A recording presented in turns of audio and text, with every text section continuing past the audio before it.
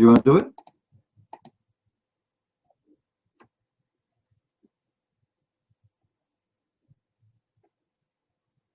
You know, actually, as an example, Allah in the Quran, He said, supposedly Allah is talking. The only one who knows what is in the womb of the women is Allah.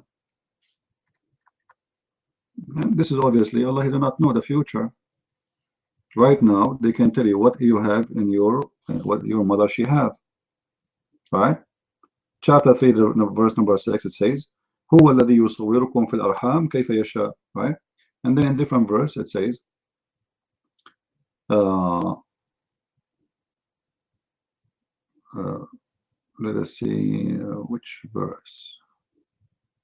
Here we go. Chapter 13, verse number 8. Allah He knows what every female have in her womb.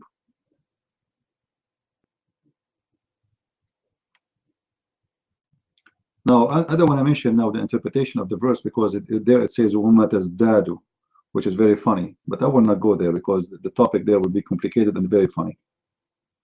So, what kind of God He claimed that He is the only one who knows what women carry in their womb?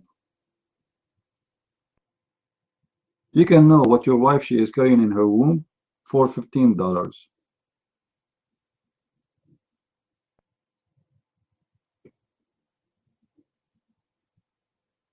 Is Allah speaking about the future? Do Allah knows that time will come and people will know what the woman she have in her womb?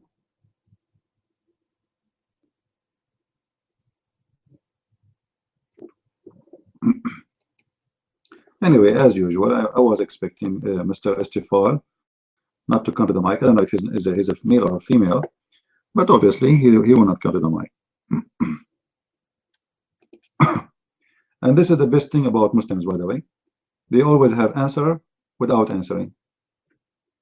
I mean, who can really beat Muslims in any debate?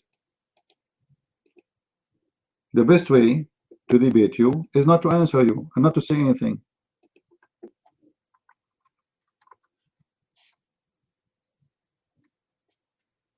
Right?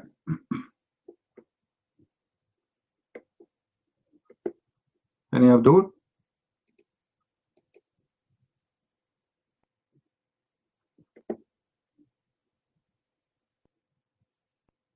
Do we have any Abdul here?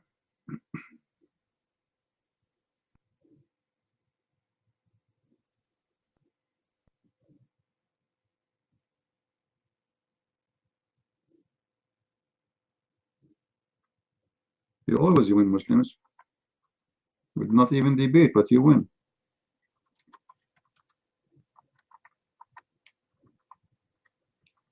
Like Shabir Ali, right?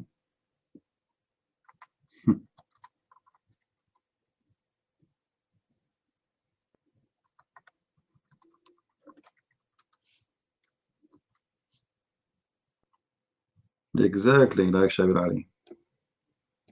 The one who debate only those who he knows that they cannot, they will not harm him in the best scenario. They will not show everybody that he know nothing about his religion.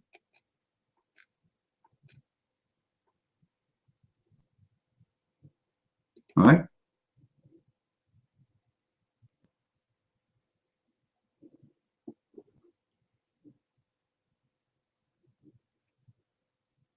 Any Muslim want to come to the mic? What is the Abdus who they said to me in YouTube they want to come and debate me?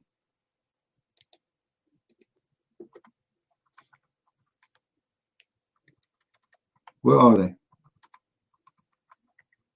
There's a kid in YouTube. His name is Akil, and this guy he is saying that you know, he exposed my lies and my mistakes and my errors, but he don't dare to show up here for a second.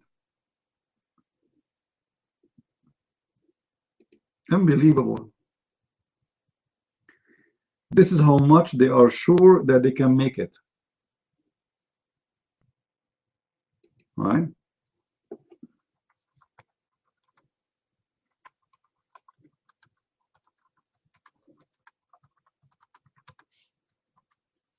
This is how sure.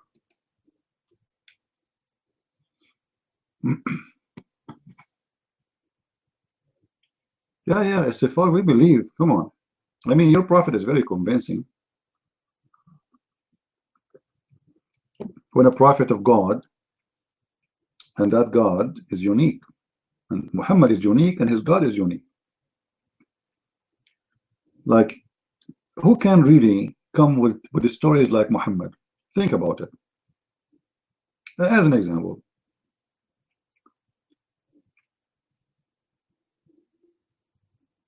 Muhammad is the only one who saw an angel in his bedroom, and then in order to discover if this is an angel or not, his wife, she had to do for him striptease. I mean, this is alone is very encouraging for a lot of men. What about we make a movie about it? The wife, she do striptease to prove to her husband that the guy who is sitting in the corner is an angel. And then the wife, she asked the husband to sit in the top of her right leg. She asked him, do you see him? I see him. The left leg, do you see him? I see him. Then she asked him to sit in the top of her in the position of 6, and she took off her clothes. And then she asked him, do you see him? He said, no. She said, the glory to Allah, this is an angel. Isn't it amazing? Like, think about it. This is alone, the story alone is enough proof, which means the only proof Muhammad. And by the way, just wait. I forgot to mention to you that the Muslims, they put this story under a chapter. It's called the examination of the inspiration. Examination what? Examination of the inspiration, which means the Muslims, they believe that this is how Muhammad was examining if this is an angel or not. How? By his wife doing striptease and having sex in the front of the angel. And the Muslim, they say to you, well, for sure he is an angel. How she know that she's an angel? They will say, well, because if he is not an angel, he will sit to watch. Ah, makes sense. He left. When they start having sex, he left. You see the logic? The proof that he's an angel, the woman is doing striptease, he is there. He have no problem.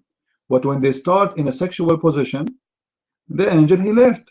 And this is a proof that he must be an angel. If he is not an angel, he will sit and watch, and maybe he will start doing things too. You never know. Angels don't like to watch porn.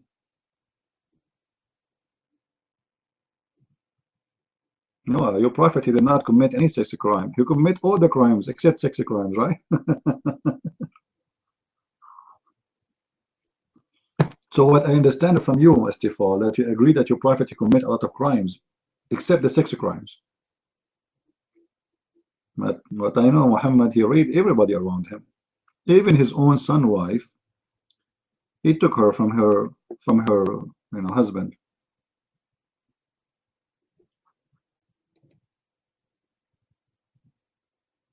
Do we have any Abdul here? Want to come to the mic?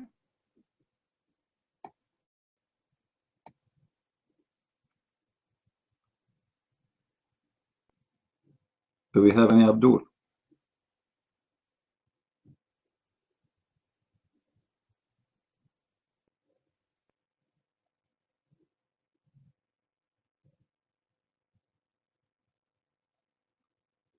Who is Abdul when I come to the mic?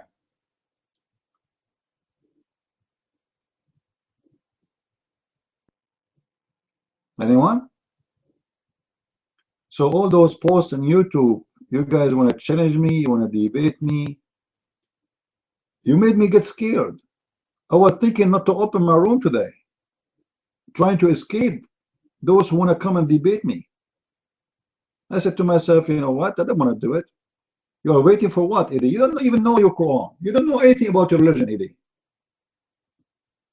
I mean, Eddie, seriously, I don't know who are you, man, but you don't know anything about your religion. Okay, let me put your hand up. I will ask you a simple question. And I will tell you right now what Eddie will say to me. You know, I'm Eddie, and I believe in Jesus, and I believe in Muhammad. And yes, the Muslims are stupid. You know, they follow stupid things, and there's stupid things everywhere. You know, they say stupid things, and I don't know for hadith, fabricated hadith. You know, But he would never answer me about anything. But you have, Eddie, I want to show them that who you are. You never answer anything.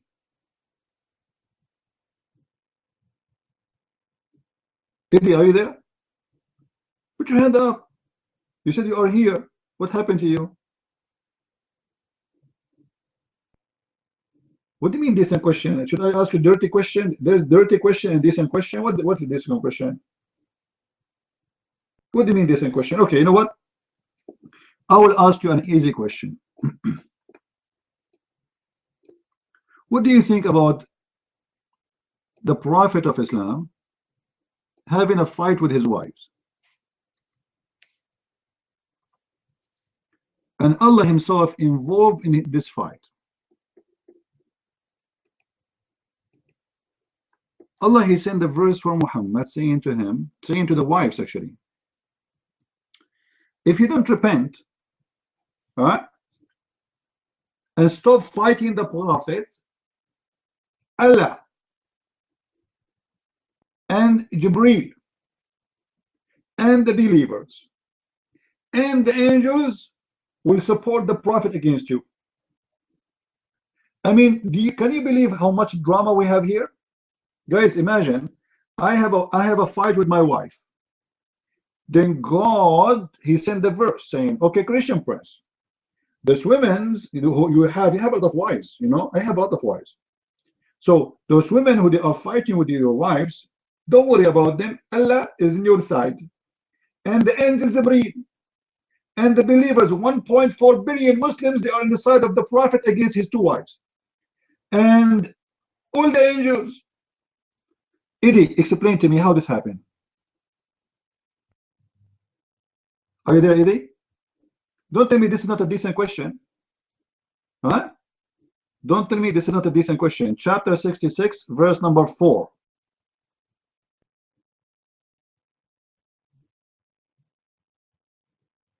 Take the mic. Take the mic, Eddie. Go ahead.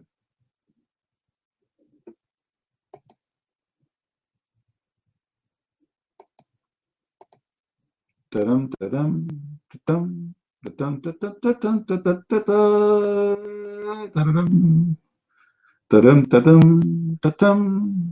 asking for time. What I can do? We have to play Pink Panther. He's investigating now. He's trying to find an answer. I mean, isn't it obvious that this guy is a scumbag? A man, he's fighting with his wives because he's a scumbag, obviously. He have a lot of wives. And by the way, it's not two wives only. They have two parties.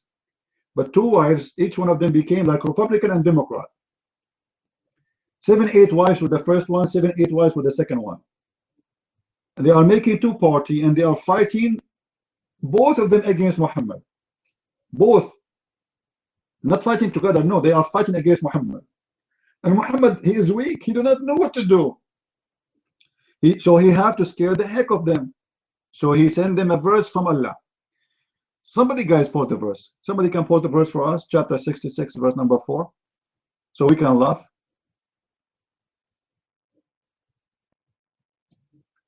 Do you believe it?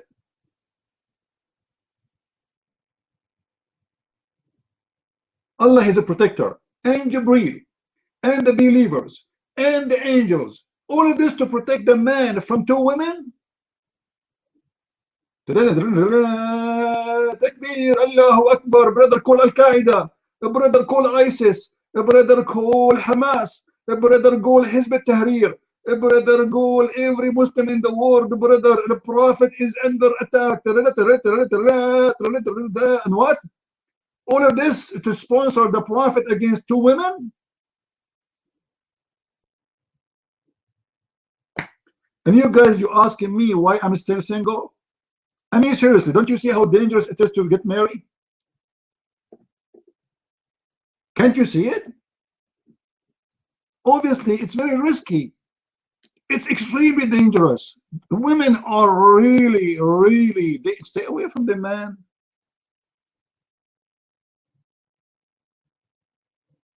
Let's see what Eddie want to answer. See, Eddie, he asked for time, and now he got the answer. The mic is yours, Eddie. Go ahead.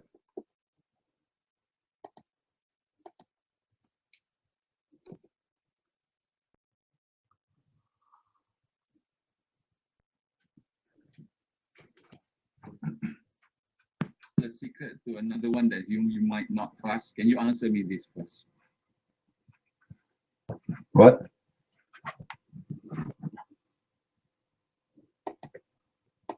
Eddie, I did not hear you. My speakers was off. Say again what he said. He's asking me the question. I thought you would answer me.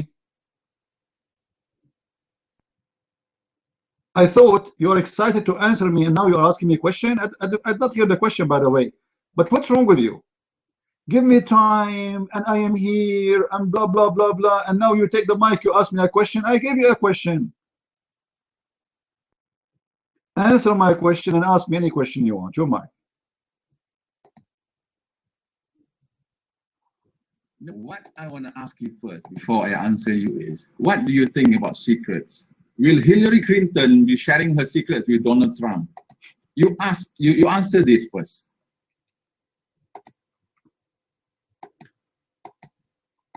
You know, guys, when I say Muslims, they have a special intelligence, and you don't believe me, I think you are wrong. I think he just proved it.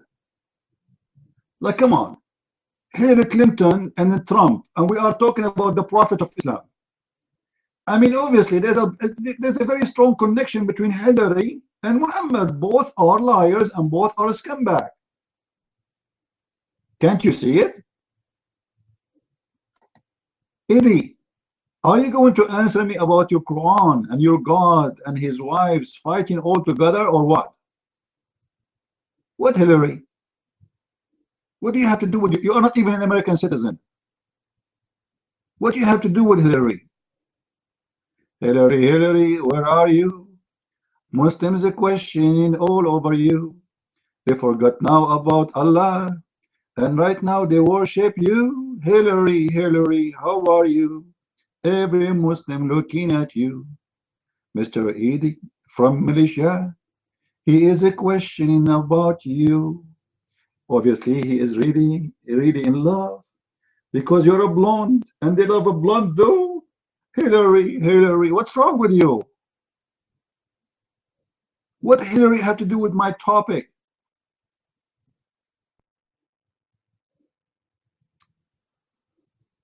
Oh boy. There's a Abdul in YouTube speaking about Christians are corrupt.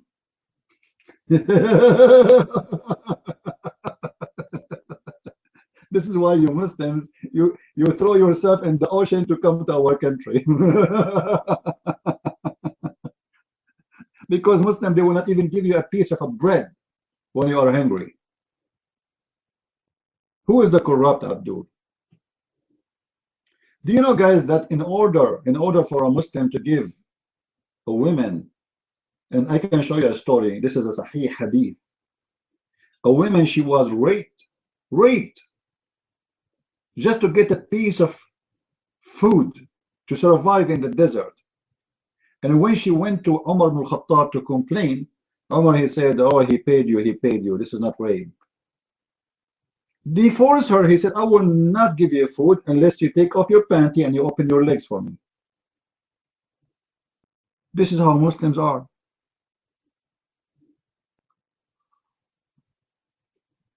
Now, do we have any brave Abdul when I come to the mic?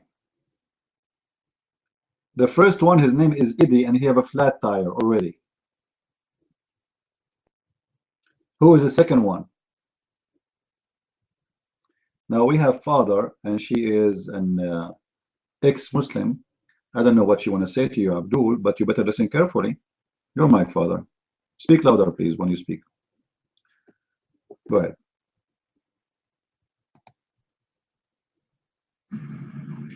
Hey, thanks, CP. And hey, guys, how are you? God bless you all. No, Estefal, you're not even... you're not helping any of your Syrian brothers and sisters. Don't even lie. Okay. أنا كويتية أول شيء. ثاني شيء. I wish the Arab countries would actually take in the Syrian refugees and the Egyptian refugees. But they're not. They're sending them to the UK. They're sending them to the US because, oh, it's their responsibility because they made the war. You know how pathetic that is? That's not helping anyone. And that's making you guys look like hypocrites. My media? Ana Koitia. Are you stupid, Istifal? Are you stupid? Okay, you said yes. Thank you very much for agreeing with me. You know, it's very sad. It's very sad. Because you're letting your own people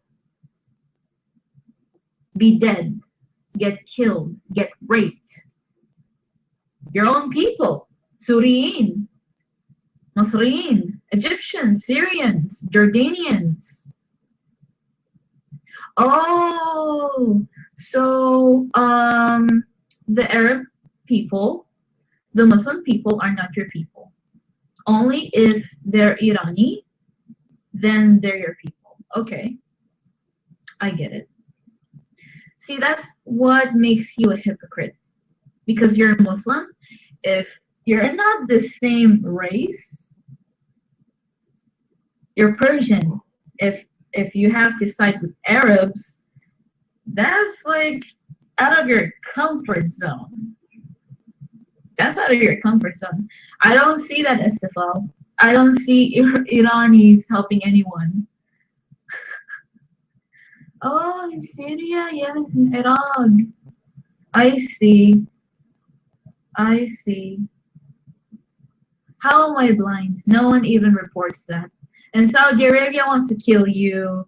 And Iraq wants to kill you. Iraq wants to kill Kurdish. They want to kill Iranis. Iraq wanted to kill Kuwait. I have opened my eyes. I left Islam. That's how I opened my eyes. Jesus Christ came to me for a reason. To open my eyes. I was asking God to open my eyes.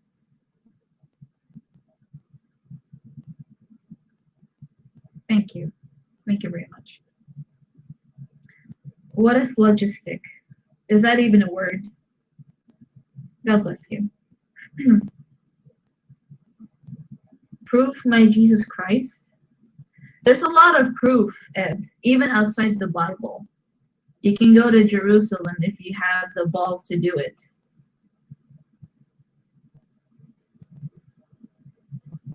But you have none.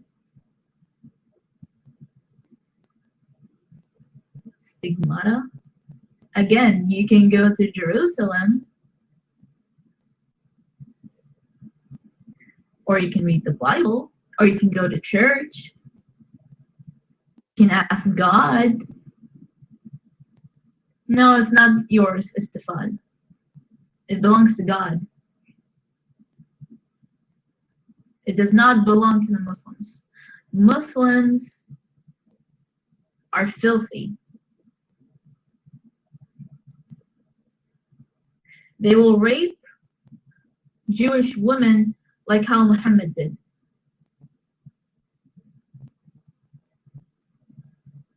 Yes.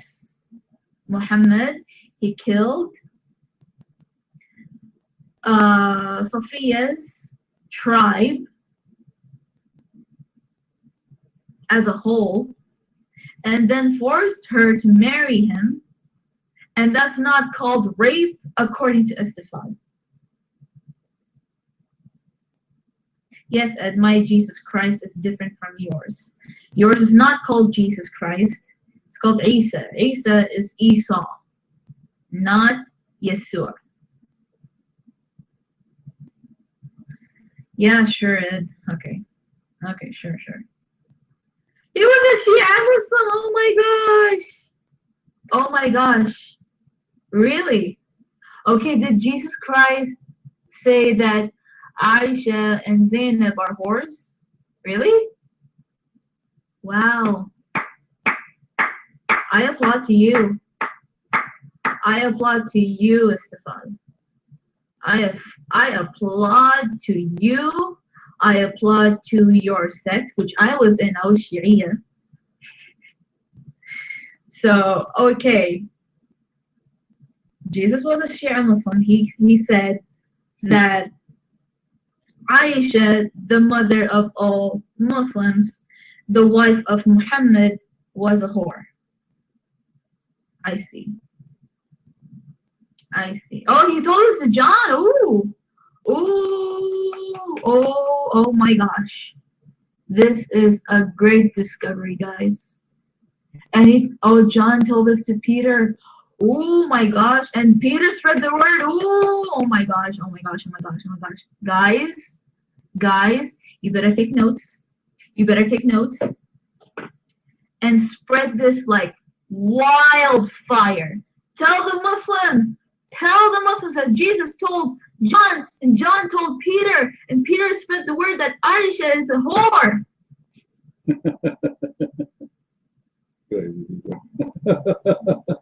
Spread it like wildfire, and see how the Sunni Muslims will just kill the Shia, and then the Shia will rage and want to kill everyone. Thank you, and sign. God bless you. I am so surprised today. This is an amazing discovery. This is an amazing discovery. Estefan, you're being contradicting. You're contradicting yourself. You're contradicting even your religion. Expand my horizon. Only God can expand the horizon. And I already have expanded my brain because I left Islam.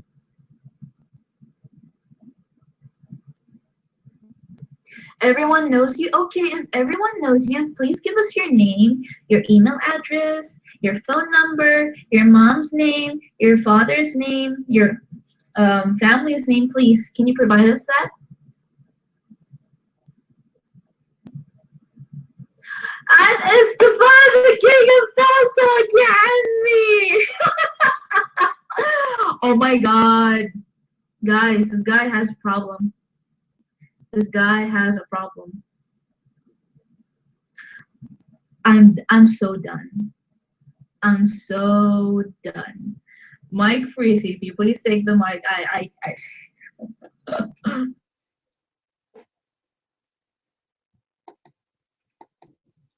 Well, you know, you have to understand that when the Shia, they say that Aisha, she was a whore, somehow they are right. In the Muslim Sunni books, they have a hadith where it says that Aisha, she used to dress girls, slave girls, and put makeup on them and perfume, and she sent them in the streets to hunt for young ones, for young men. This is in the Muslim Sunni books, not in the Shia books. So when the Shia, they say Aisha, she was a whore, they are not fabricating stories. But if you think about it, do you blame Aisha for doing what she's doing? This girl, they took her from her childhood, they dumped her in the lap of an old man. She did not enjoy her childhood. He raped her. And then imagine when Muhammad he died, she was 18. And you know, 18, when a woman she is 18, this is just she started her life, correct? A woman she is 18. What do you expect her to do? And not only this, the Quran forbid her from marrying a new husband, which is not fair.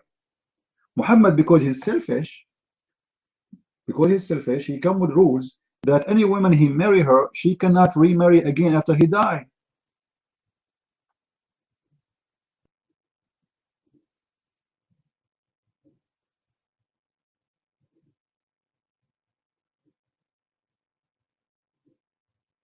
So when Muhammad he died, she was at the age of 18, 17, going in her 18. You know, this is the perfect age for her to meet a new guys and to date, to be loved, to love somebody. And this is why actually during the life of Muhammad, Aisha, she was accused that she was sleeping with the guy, his name is Safwan. And I challenge any Muslim to say this is not true. This is why the Quran have a verse about Aisha being accused of having sex with Safwan. I cannot handle a conversation, Scary. Why? Okay, Scary. I want to give you the mic. Chapter 66, verse number 4. Muhammad and his wives, they have a fight. Allah saying to Muhammad, your wives became kuffar. Your wives became kuffar. صغت أيمانهم, صغت قلوبهم.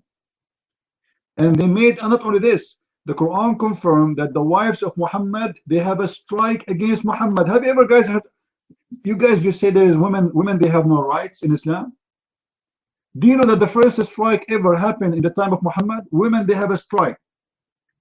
They were in the front of the house of Muhammad saying, death to Muhammad, death to the scumbag, death to the stupid, death to the liar. You are a liar, we will expose you. Muhammad dead, Muhammad down. Muhammad dead, Muhammad, not my husband.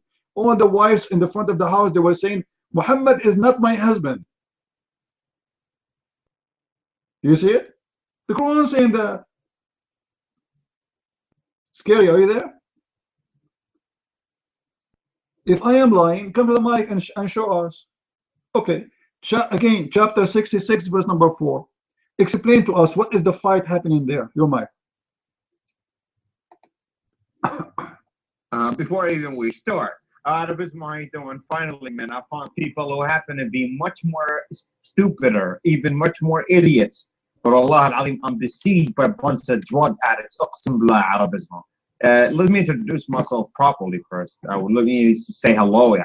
Peace, salam, peace, salam alaikum, salam. The class. Let me. I will introduce you. Mr. Scary, he's a doctor, all right? He got a degree in medicine from Hamas University, and he was the first in the classroom because he was the only student, and he cursed a lot and he said a lot of filthy words. So you better be careful. The mic is yours, Mr. Scary. I don't know if you think that is funny or you're being jaw killer, but this is not funny. You're so stupid, CP. Give me enough time to speak up. You're afraid because you lied twice yesterday, and I'm not going to let your fucking piece of crap of an ass to get on a microphone, interrupt me just because you. I told you, he's a filthy mouth person. Very filthy. Clean your mouth, Scary. And unless you are asking me to dot you and silence you. Come on. You do not need to use that bad language. Remember, you are presenting Islam here.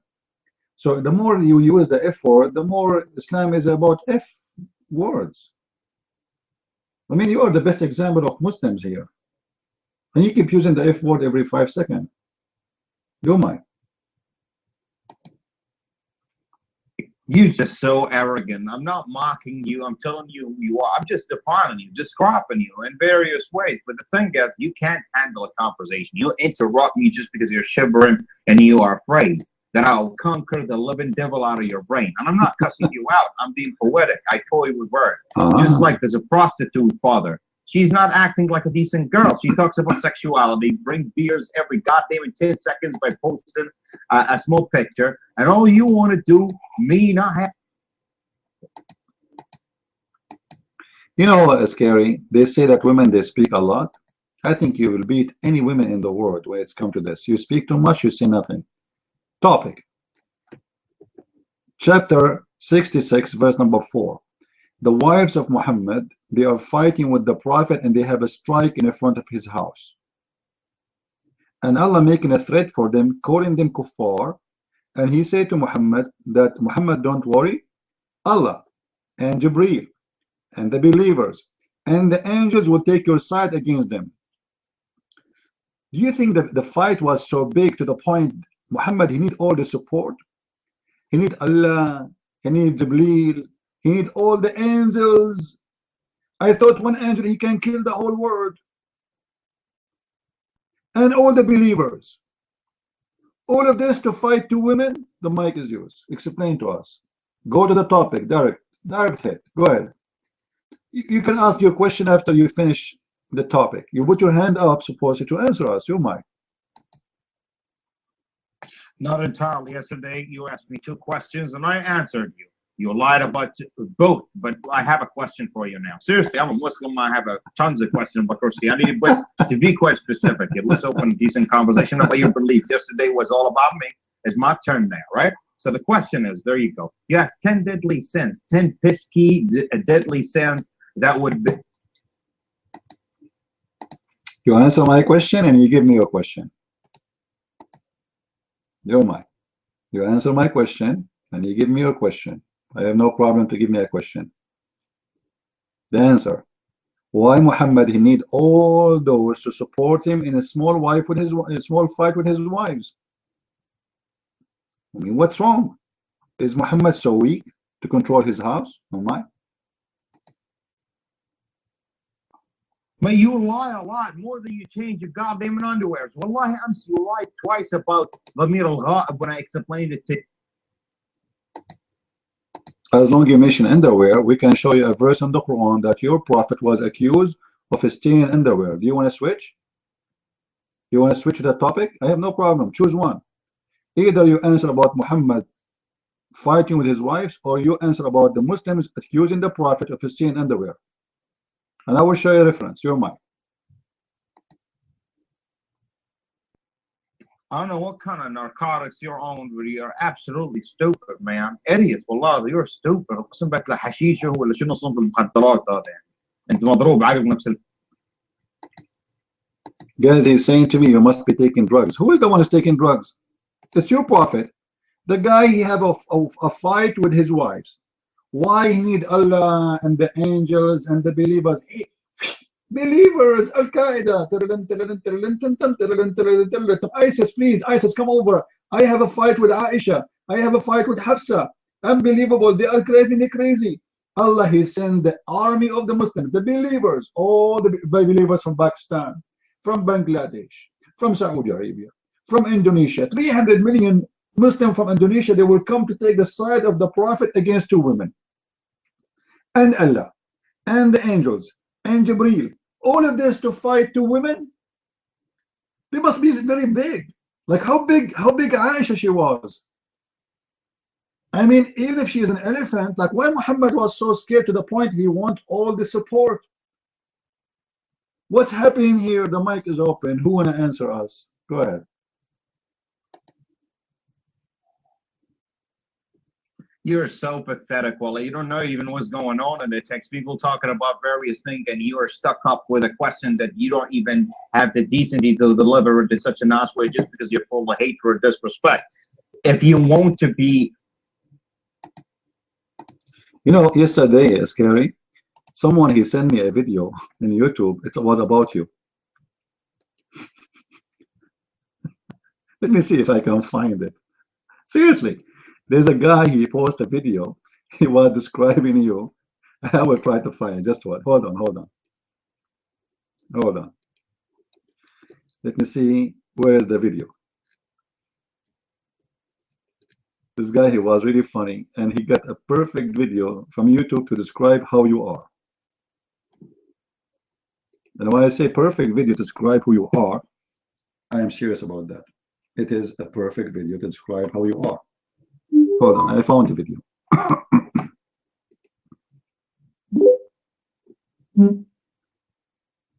I will switch the speakers because my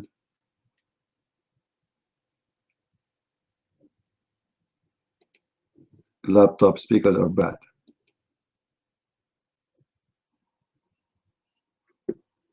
Hey, Teach, get the molasses out of your ass and bring me that juice, will ya? You 1 mile an hour walking, no running ass feet, dragging turtle son of a bitch. Now, Rudy, you can't go your entire life insulting people like that. The hell I can't, you bitch-ass toupee wearing fish-eyed 2-year college degree earning no wife for kids having mustard stain on his shirt, kindergarten teaching ass, diploma handing dress wearing funny hat ass, first generation in your family to graduate college ass, love at first sight ass, 3 sugars, 2 creams and a coffee, first date having romantically compatible ass, independent woman, big titty, make me the happiest man in the world ass, love of my life ass, till death do us part, I do bowing, ring wearing, tiny embryonic ass, no fingerprints having 3rd trimester, son of a beautiful ass, umbilical cord. That's exactly who you are, man. What's wrong with you? You cannot take the mic for a second without saying bunch of words. They are nothing but an insult. Seriously, you are possessed, man. You are possessed by the devil. Do you listen to yourself when you talk?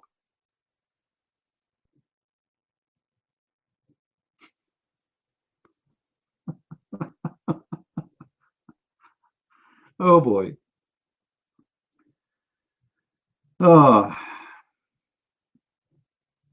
This video is called Rudy is a BS Life. It's seen by 6,890,000. We should make a video about you, Scary. Collect all the words you say to us and make them one video. Each time you take the mic, you are like a gun machines with the insult. I'm not going to give you the mic. You're a kid. You are not even an adult. Sit, behave. Shame on you. You are not an adult. You know what? I will give you a chance for the last time. If you insult one more time again, I will silence you.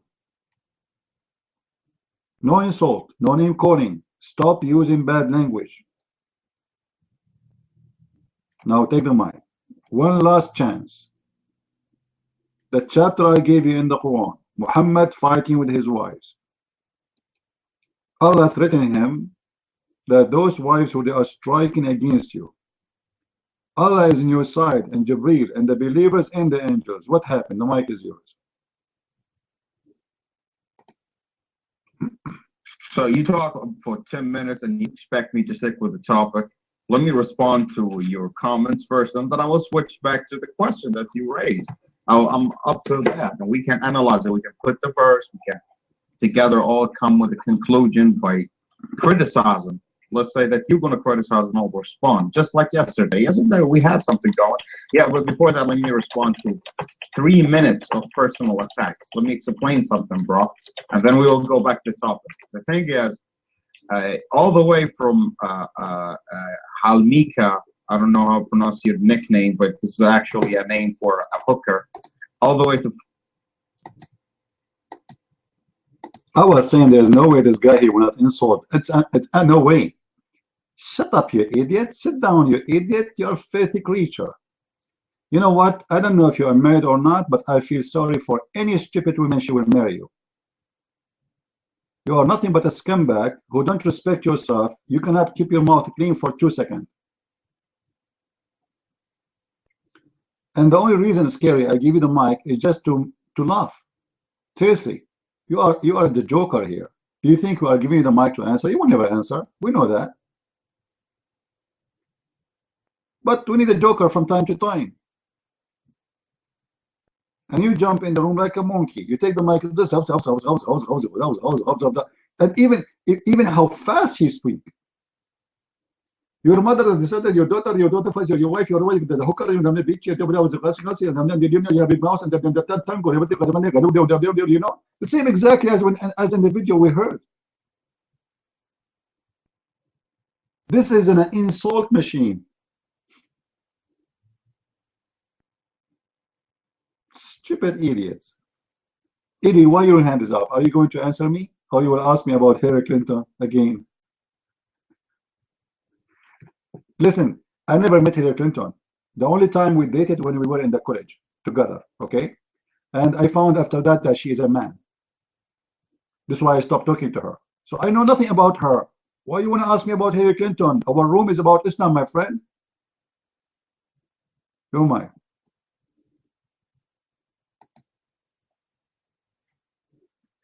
Okay, first of all, you are wrong. I know you will block me after this. The verse is stating about secrets. Secrets. The prophet is telling one of her wives a secret, and then his wives told another wife a secret, but do not told her the secrets in full. So these two wives are fighting each other because of these secrets. So the prophet, his duty is to pass it. Eddie, where you get this story from that they are fighting about a secret?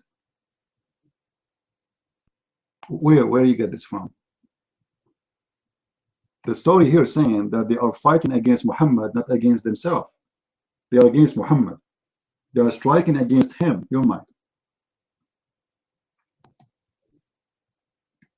No, you are wrong, man. You are wrong.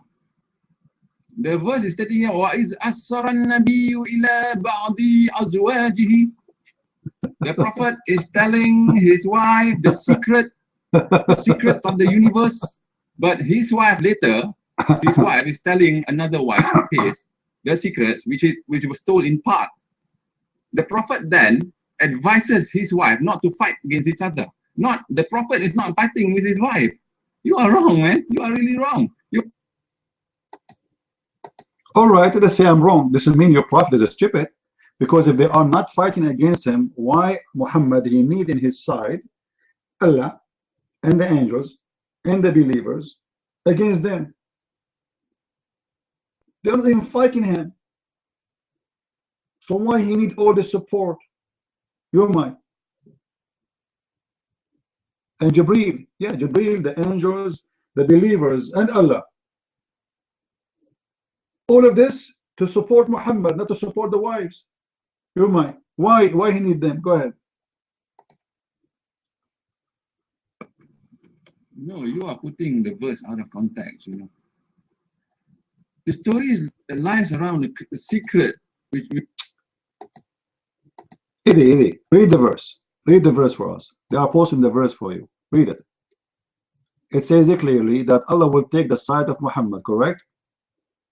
Allah and Jibreel and the believers and the angels. They will be what? They will be the backup of Muhammad, not the backup of the wives. Explain to me why. Why he need a backup, such a backup, huge backup? Why? Your mind. No, the main point now is Muhammad is telling a secret to one of his wives. And then what the wife said she was told the secret. Abdul, we got it. Muhammad, he told the secret to one wife.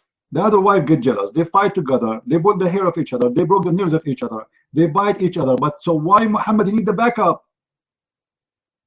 If the two women are fighting against each other, why he need the backup? They were biting him, fighting him, or they are fighting each other?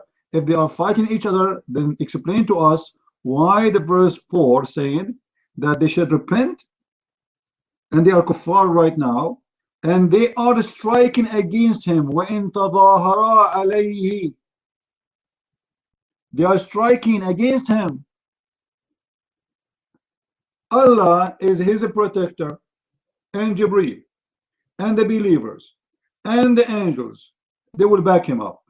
Explain to us why he need all this backup. Your mind.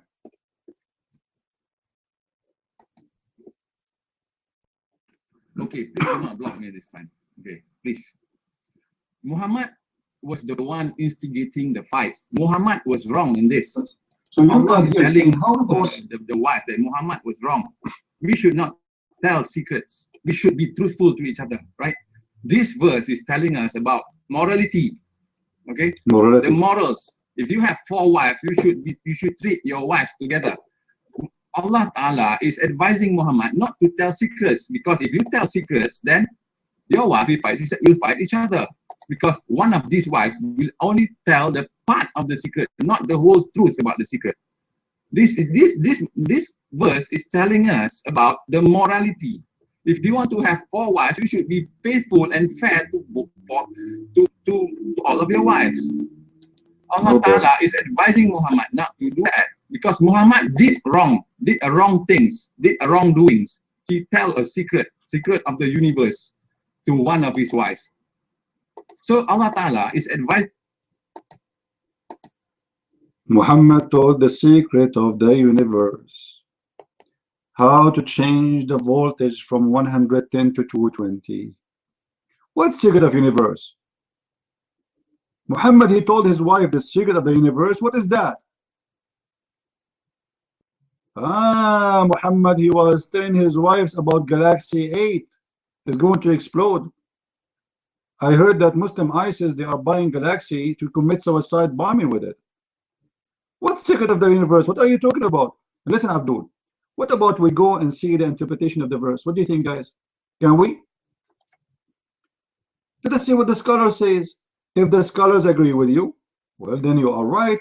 If the scholars don't agree, it means you are false. So what do you say? Let us see what the scholar says. All right.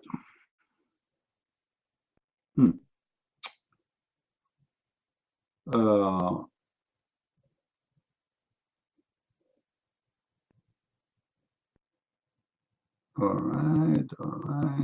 right.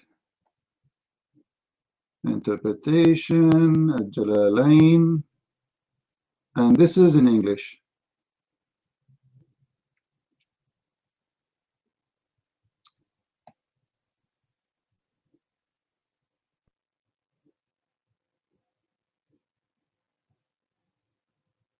Open the link here.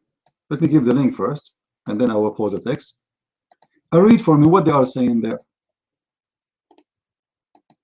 Eddie, open the link. It's not about believing me. Here we go to scholars. Whatever the scholars they say, we have to face it. Obviously, there's something wrong here. The Quran is accusing the wives of Muhammad to be kuffar. Same time, both of them, their heart became the heart of kuffar, and they are striking against the Prophet, and Muhammad is seeking Allah for help. Your Prophet is collapsing.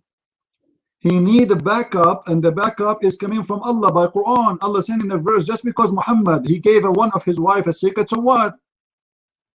Okay, my wife, I will tell you a secret. I am not I am, and me is not me.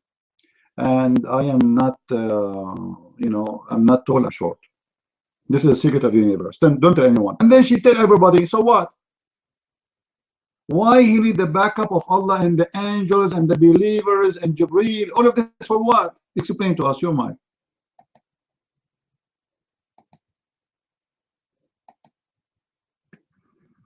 Christian Prince, you have to read the whole verse.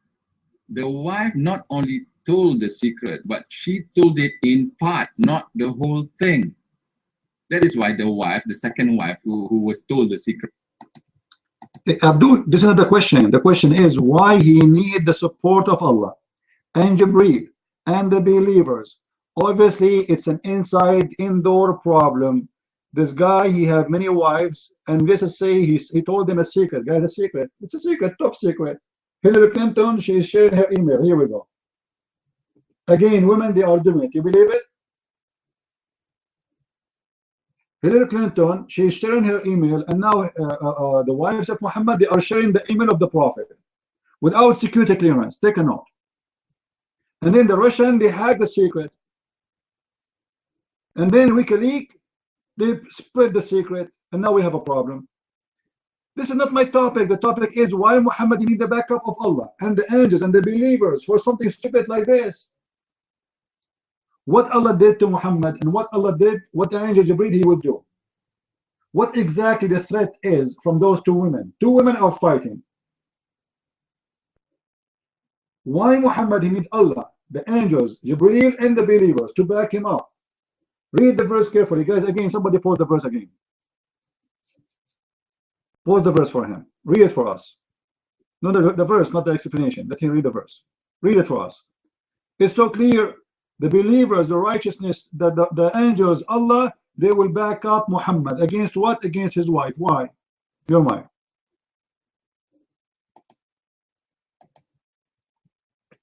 You don't have the art of reading the Quran, so I'm not going to blame you on this. Okay. But if the wives rebel against Muhammad, that means Allah will favor Muhammad more than the wives. Guys, did he say that the wives became rebels against the Prophet? Did he say that? Did he say that? Did you hear it? So they are against the Prophet. The problem is not about against each other. They are rebels against the Prophet. The two wives are throwing rocks at the house of Muhammad. I will hit you. I will get you. And Muhammad is hiding like, stop, Allah, please. Allah, 2 wives is coming to me and they are bringing all wives and they're throwing rocks and onion and shish kebab at my house and my windows. Obviously, so what you are saying is not against Muhammad. You just said they are rebelling against their husband. So Muhammad is the one who is suffering from this. They are rebelling against him, and Muhammad is asking Allah for support. What Allah did exactly to sponsor Muhammad in this fight with his wives? Your mind.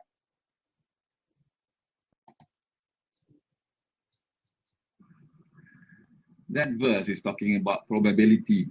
If the 2 wives is plotting against Muhammad, Allah will save Muhammad. Allah is admitting that Muhammad had tell bad things, tell secrets. One should. They are plotting against Muhammad. Oh boy, they are the enemy of the Prophet. What do you mean what they are doing? What do you mean they are doing? Like what, they are trying to kill him? Are you saying they are trying to kill him? Maybe put poison in his food? What exactly they are doing? Your mind. Allah will, guys, did he say Allah will save him from them? Did he say that? Did we hear him saying Allah will save Muhammad from them? Explain to us how he will save them. He will save him. Like what? Sound like very dangerous, man. What those women they are trying to do? Are you saying? Are you accusing Aisha and another wife they are trying to kill Muhammad? Is that an open accusation for the wives of Muhammad? You mind? Did I say that? I never say that. Muhammad is doing a wrong thing. He told a secret to his wife, and then his wife told another wife of his the secret, but in part, not the whole truth, not the whole secrets of the universe. Now, Allah is stating that if you feel bad about the secrets, then you are plotting. If you are plotting against Muhammad, Allah will save him, even though he did wrong. So because he had the privilege, he's a prophet of God. He did make mistakes. He's not Jesus Christ. Muhammad did a lot of mistakes in his life, but God is saving him from his mistakes. God is back. Okay, if God he saved him, why he need the righteousness, the angels, Jibreel, all this army? Why he need them all? Allah, guys, did he say Allah will save him? That's it. But obviously Allah he cannot do it alone, so he need the believers. He need Jibreel. Jibreel. Who is this? I am Allah. What happened to your voice? I was in a Christian praise room. I lost my voice. Oh yeah. I need your help. Come on, bring the believer with you and put them in the trucks, okay? And bring all the angels, because the prophet he is suffering with his wives and they are trying to do harm for him. I thought Allah is God. If Allah will protect Muhammad, why he need the angels and the believers and Jibreel? Jibreel alone is a big ass. Do you know what Jibreel can do? Jibreel alone, according to Muhammad, he kills 10,000 people by one fart. 10,000 people, they are dead. So why he need all of this? Allah, Jibreel, the angels and the believers. Imagine we bring all the believers from Indonesia. Almost 200 million Muslims. Come over. The prophet, he need you. He have a fight with 2 wives, man. Yes. So it doesn't make sense. What kind of God this God is, saying to Muhammad that I will protect you and Jibreel and the believers. Explain to me what the believers would do. A guy, he have a fight with his 2 wives at home. What the believers will do to protect him? Explain to us. Correct, guys? Is that a good question? What is the duty of the believers to protect Muhammad from his 2 wives? How they can do that? Your mind.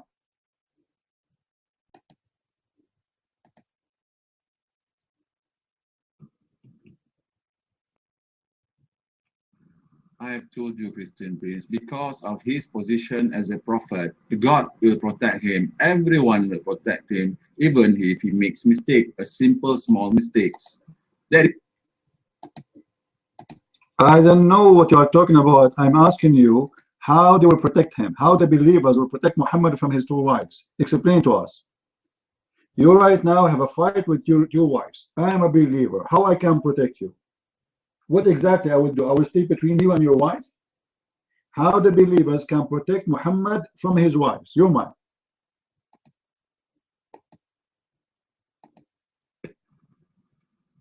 No, you have to read the thing thoroughly. You know, Muhammad never did have a fight with his wives. His wives are fighting. If he never have a fight with his wife, so how you say to me that you just said they are plotting against him? You just said they are trying to hurt him, and Allah will save him. You are crazy, man. You are the one who said that, not me. Are they trying to hurt him? Yes or no? You might.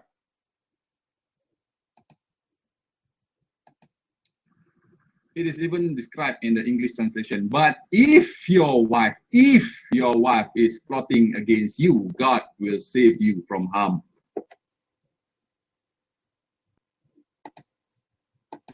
If so, Allah predicting, but it does not happen. That's a disaster, man. Allah, He predict that they will strike against him, but it did not happen. Actually, there is something here very important. Look what guys, pause the verse again. Somebody pause the verse. If you two turn repentance to him, if your heart are indeed inclined, but if you back, I mean seriously, this is God talking. What kind of God? He do not know if they will do that or not. You know, if I am God, I will not say if. I know what they will do. What if? Do you know how many if there? If two of you turn to be rebellion against the Prophet and became kuffar, and if you, both of you, make a strike against him. In this case, Allah is his supporter, and Jibreel, and the believers, and the angels. Question: are you saying they never did that, but Allah is saying to them that if you strike against him, we will do that? Are you agreeing with this, your mind?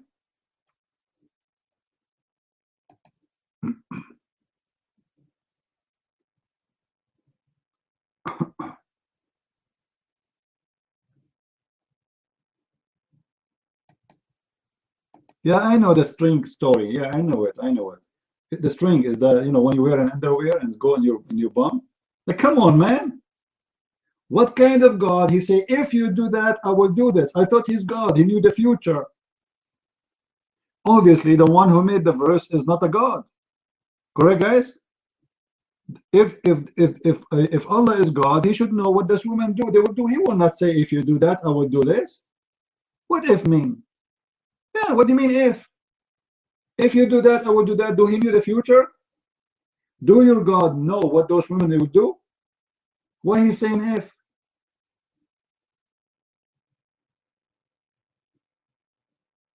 How is going to be if you strike against him if he is not sure that they will do it or not? Your mic. Since you know a lot about string theory, can you explain to me what string theory is all about? It's about Muhammad. He used to have a leak, and he used to put a piece of clothes in his ass to stop the leak because he was a gay. We can talk about it after we finish this if you want. But this is not our topic. But we can change it if you want. Why Allah saying to them, if you do that, I will do that? Allah predicting, but he is not prophesying. Is it true they will do or they will not? If Allah he knew that they will not do it anyway, it's mean the whole story is a fabrication because Allah do not need to support Muhammad anyway. Correct, guys? If they will not do it, if Allah is God and he knew they will not do it anyway, then why you are saying I'm going to support him if you do it? They did not do it anyway. And if they do it, it's a problem too, because why you are saying to them if you know they will do it? Obviously, the one who is making the verse, he do not know what will happen next. You're my kitty.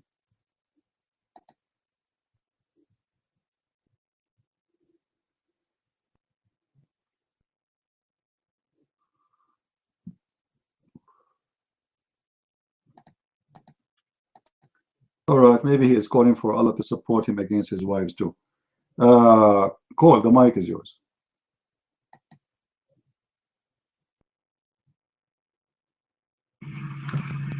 Can I be heard? Can I be heard? CP, man, I don't know how you do it. I don't know how you do it. So many hours for so long. I was in a debate with some Muslims not too long ago, and it's just bad. They say the same thing, and they use double standards. yes, Jim. They use double standards. And it's the same old tired arguments, which are weak.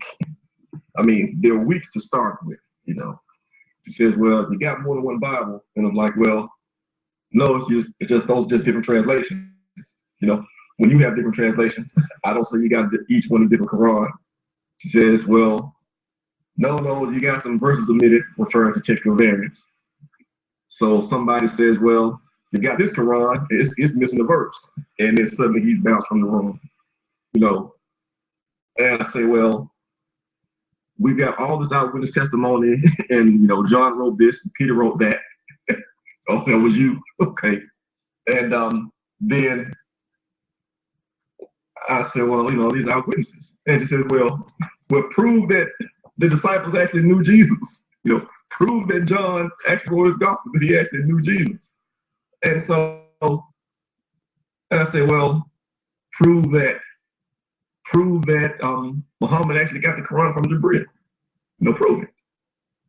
And then I get the I forget the verse. It's the one whether if you have doubts, bring a surah like this, which is ridiculous and subjective as can be.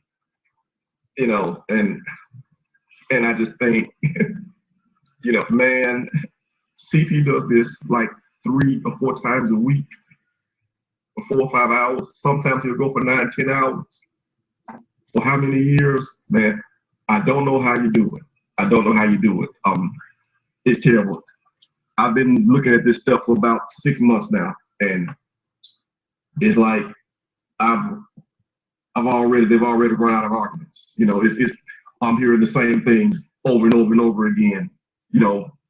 5 or 6 months in, and you do this crap all the time for years. I'm amazed. I don't know how you do. Like this guy Ed. Clearly Muhammad is making the verse up. Clearly he's making it up as he goes along. He got into it with his wives because he was messing around with a slave girl. Wives don't like that. Whether the scripture affords their husbands that luxury or not, they don't like it. They probably got on his butt. And then when they were on his butt, he had to bail himself out. And lo and behold, here comes a verse written specifically for him. Supposedly back in eternity past, since the Quran is eternal, Muhammad made a verse just for when Muhammad got to arguing with his wives, of which he already had more than he was supposed to get according to the Quran. I wish God would do that for me. But clearly Muhammad's making it up. And rather than just say, man, he got to argue with his wives and, God loves him that much, they just, he tries to dance around. It's so straightforward and it's so obvious. But you just can't get them to state the obvious. You have to trick them and dance around and push them in the corners and things like that. it is frankly impressive the degree of mental gymnastics they'll go to. Actually, it's not even mental gymnastics. It's actually worse than it. It's denial. That's the thing. It's denial. You know, you mentioned the reference to the Bible. You know, and you have to prove. You know that you have to prove. They want you to prove that James actually knew Jesus. Now that's his brother. They want you to prove that his brother actually knew him. You know, but Muhammad just out of clear blue says, "I got this verses from this angel." You know that they didn't see, and they just take it. You know, moreover, if all these convenient verses in the Quran specifically, no, obviously specifically intended for details in his individual life, and it's just straight denial. It's straight denial. You know, I am. It is. I'm gobsmacked. I'm gobsmacked to see it to this degree. Frankly, I feel sorry for them, you know, because they have to do this. They have to go to engage in these kind of denials, you know. You know, that you can't just look at the facts of history. Hold on. I will take the side of the Muslim now against you, Cole. Eddie, he said that he shared the secret of the universe with his wives. Did you hear him? He shared the secret of the universe with his wife. What shared his secret? What happened? This guy, he slept with his slave in the bed of the wives, and they are striking against him because of that. And suddenly, because of a secret of universe, Muhammad having sex around, and suddenly for Muslims this became the secret of the universe. What is your comment about that, Cole? You might. Have you ever shared a secret of the universe with somebody? Cole, be honest with me. Come on, tell me the truth. I'm your cousin. You might.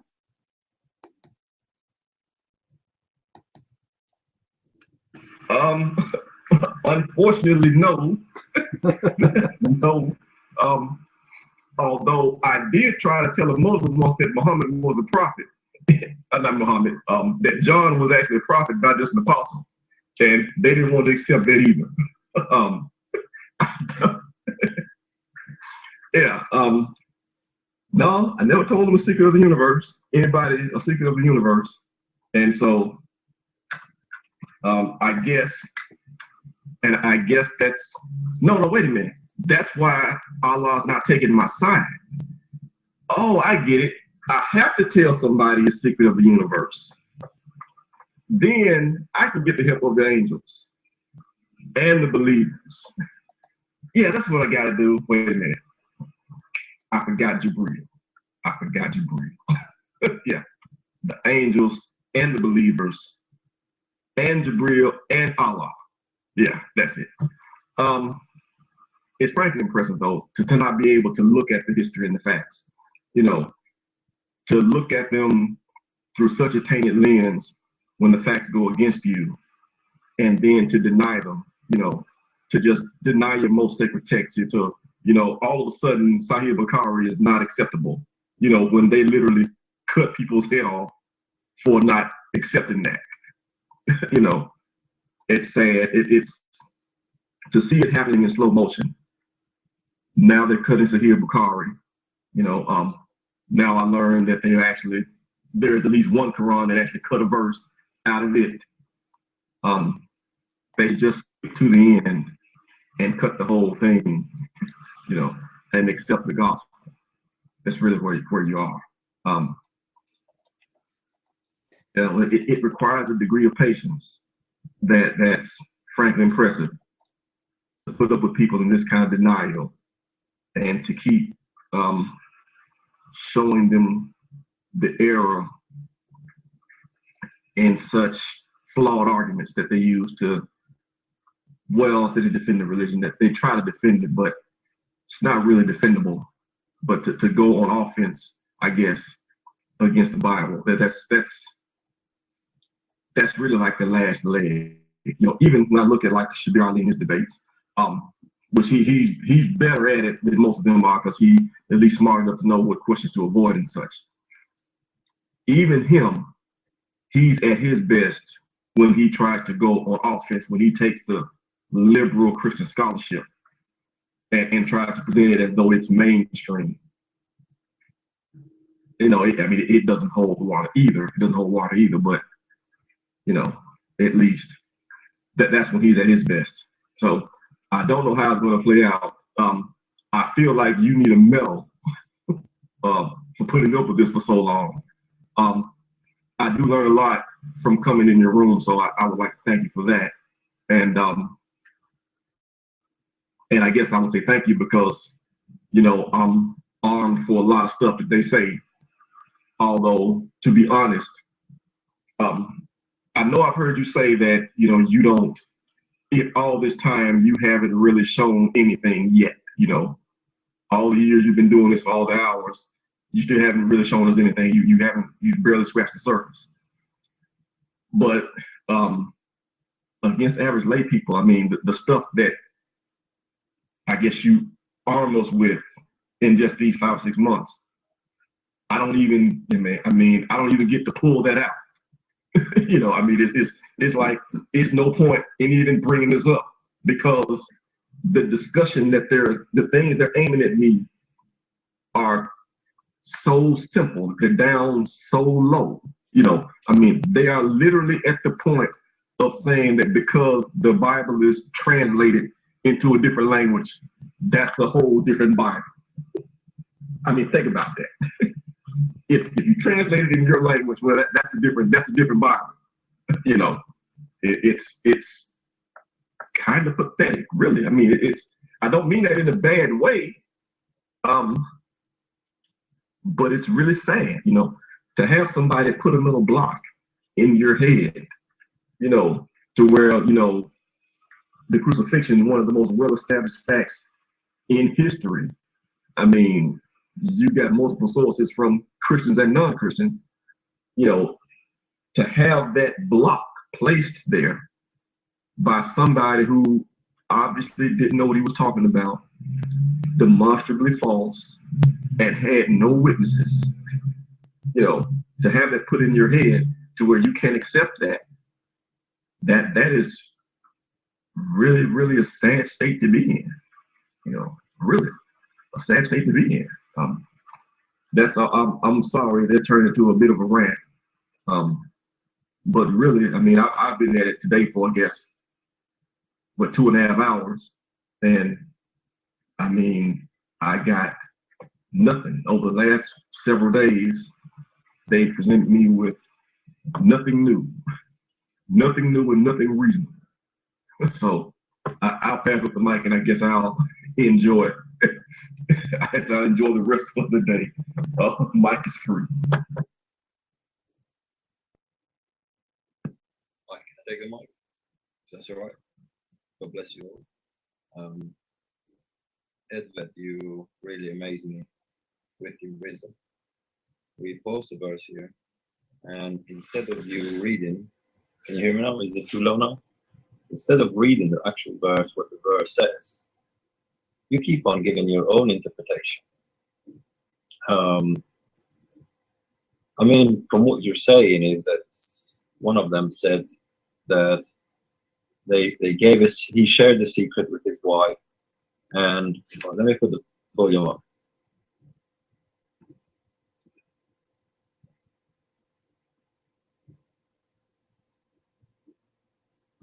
He shared the secret with his wife, and can you hear me now?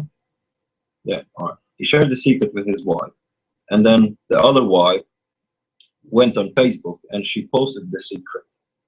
And Allah, being Mr. Obama here, he got angry, so he sent the FBI, the CIA, and LAPD, the angels, and Mark Zuckerberg, being the Jibril here, he went and closed the Facebook and banned him from using the Facebook. You know, it don't make sense everything you say. There is no word secret in here.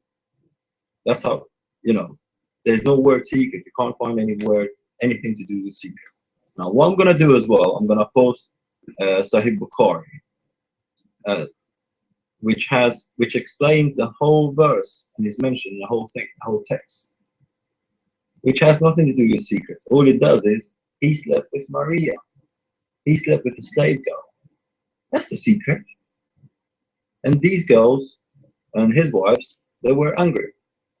If somebody posts you your text, your book, the least you can do is just read. You keep saying it's a secret. I will become a Muslim right here if you find me a word where it says secret on that verse. I don't think there is a secret, anything to do with secret there. So don't make things up as you go along and give us your own interpretation, because you're not going to be the next Ibn Kathir and so forth.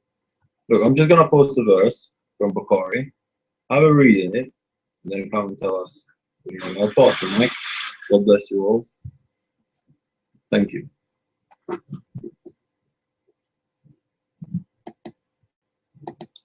All right, Carter, please no camera here. Close your camera, please. You know, always there's a question we need to ask when anything is coming from a book. It's claimed to be holy. What we learn from this story? Anyone can tell me? What we learn? Nothing. What the point of this story? A man is fighting with his two wives, and Allah asked him to repent, otherwise he will take the side of the husband. And the Muslims, they are in confusion about what the fight is about. So what's the point? There's no point. Stupid story. Muhammad, he put his personal life and make it as part of the plan of God. When the whole story is about him, he being horny, and he cannot keep his willy in his panty, and he sleep around with women, and the women are so upset from him because he sleep with them in their bedrooms. This is the whole story. But you need to remember something. When you debate Muslims, this is my advice for Christians.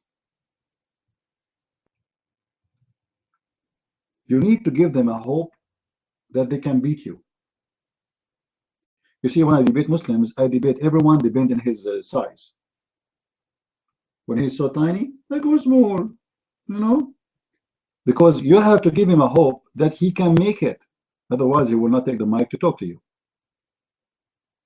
And it's better even to make mistakes in purpose, so he can correct you, and that will make him feel better. I'm just sharing my secret with you. You know, he feel better. He feel, oh boy, this guy is making a mistake. Let me correct him. He get excited, and then you got him busted.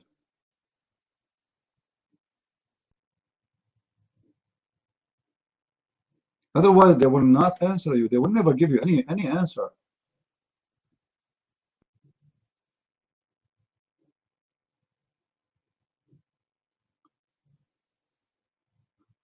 Do we have any Muslim when I come to the mic?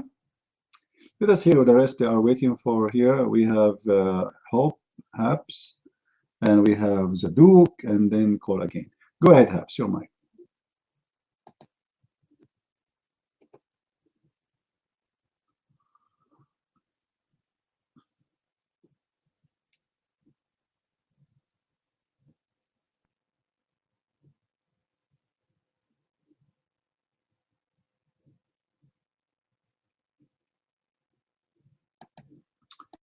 All right, maybe Habs is away. Are you there, Habs?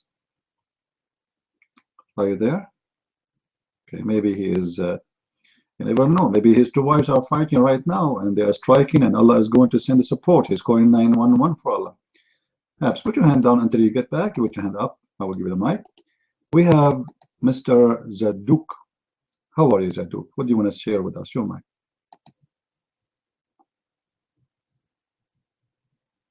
Yeah, thank you very much.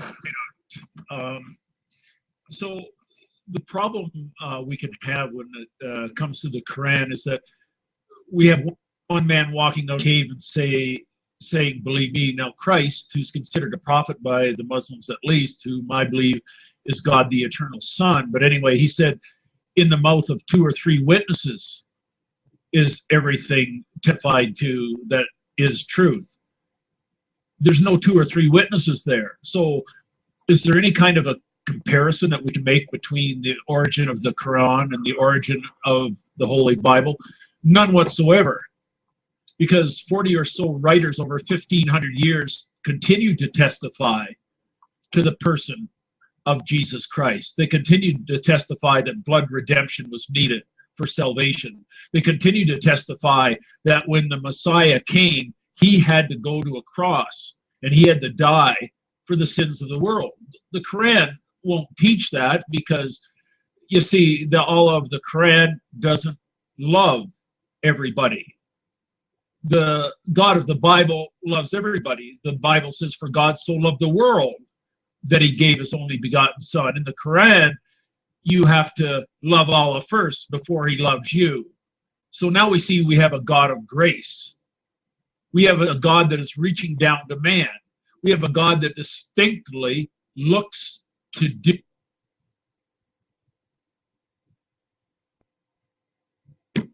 The Allah of the Quran is totally opposite. He's looking for man to do something for him. He's looking for man to perform things for him and to work for him and to merit salvation. Whereas the God of the Bible saying, you have no merit before a holy and righteous God. All have sinned and come short of the glory of God. What a difference. So what is the Quran? It's a book with stories that have no beginning and no end. It's a book that has been over and over and over again proven to be plagiarized from many previous writings by Arabic poets, even from the Buddhist books, the Buddhist writings, even from the Christian Bible, even from pseudo-canonical gospels, in other words, heretical gospels that were not accepted by the Christians. All of these being the sources for the Quran. What's the source for the Bible? The Bible says, holy men of God spoke as they were moved by the Spirit of God. And that's why they all testify the same truth. And that all Scripture is given by inspiration of God, is profitable for doctrine, for reproof, and correction. What a difference. What a contrast. No mention in the Bible of Muhammad coming after. No mention of any other. But the Bible says, in the last days, God spoke to us by his Son. Why not believe the Bible? Why not believe a multitude of writers and eyewitnesses rather than one man who can only testify to what he said, he thought, he heard? Your mic.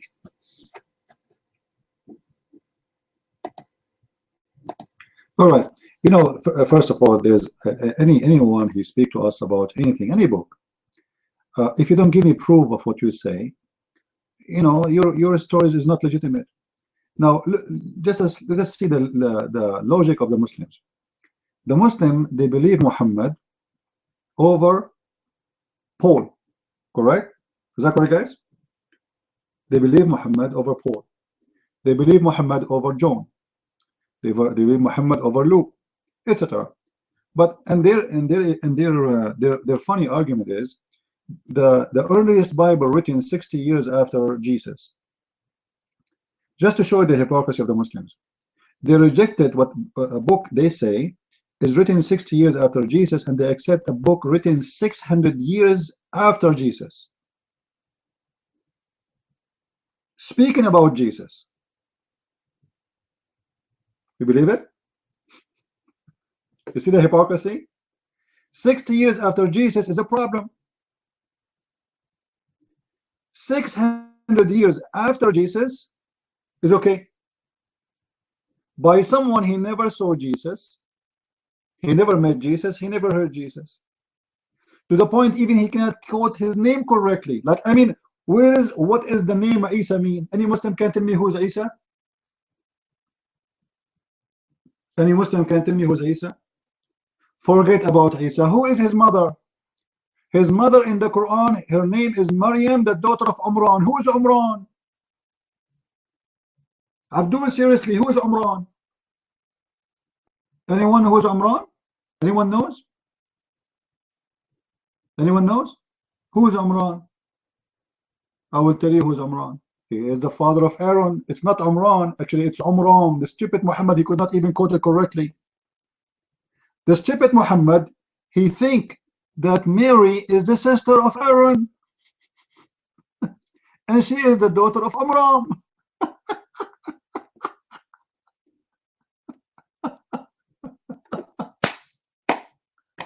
Oh boy.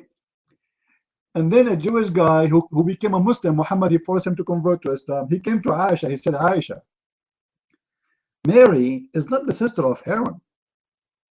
She said to him, you are a liar. And the prophet told the truth. The guy, he got terrified. Oh boy. She got angry. She will tell her husband, he will chop my head. So, and he said, well, if the prophet says so, he know better. However, as I know, there's a couple of hundred of years between Mary and Amram and Aaron. But let me tell you why Muhammad, the stupid, he got the name wrong. Aaron, he have a sister. Her name is Maryam, correct? Is that correct? He have already a sister. Her name is Maryam. And this is how Muhammad get confused. He thought that Maryam, the sister of Aaron, is the same Maryam, the mother of Jesus. That alone is a proof that there is no Allah and there is no prophet, and the whole thing is a scumbag. I mean, what kind of a stupid God, he do not know that Mary, the sister of Aaron, have nothing to do with Mary, the mother of Jesus. Very stupid. Anyway, if you want to, guys, if you want to get reference in your hand, handy reference, don't forget to read my books. Go to Amazon.com and you can search for Christian Prince and you will find my books. And you know, the funny, Muslims are so good as long as you know nothing. You know what I mean? The second they notice that you know, they play dumb. This is why I'm here to trying to train you actually how to corner Muslims. I'm not debating Muslims. I don't debate Muslims. If I want to debate really a Muslim, I would torture him. I don't debate them. I play.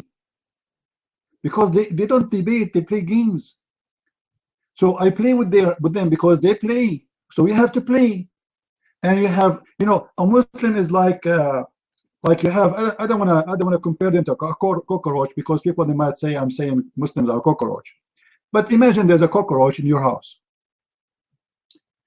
and it's very hard to catch him. I mean, seriously, he's a cockroach. So you have to understand how the cockroach, where he hide, where he go, what he would do if you try to chase him. Debating a Muslim is not a debate. It's a chase. Chase of someone is very corrupt, someone he will never answer a question, and you have to make him answer. So how you make him to answer the question, this is the key of the debate. You might spend 10 hours with one person trying to make him answer one question, and he will not answer. Go and watch all the debate of Shabir Ali. Go, Shabir Ali, who ran away from debating me. Not even once he answered any question. They don't answer, because the second they give an answer, they are going to be in trouble. So the best way to win a debate is not to answer the question.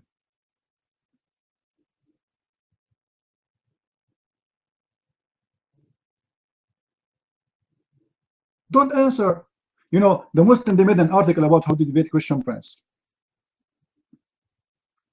It was one of the most funny articles I read about myself. If you go to Christian Prince and he asks you a question, don't say yes, don't say no, even if it sounds so good. Even if he said the prophet was a good man, don't say yes, he was. He would trick you, and there's a trap behind it. Look what? If you want to debate Christian Prince, never say yes, never say no. So what we would do now? Never say yes, never say no. Because if you say yes, you're in trouble. If you say no, you are in trouble. So you better don't say yes or no.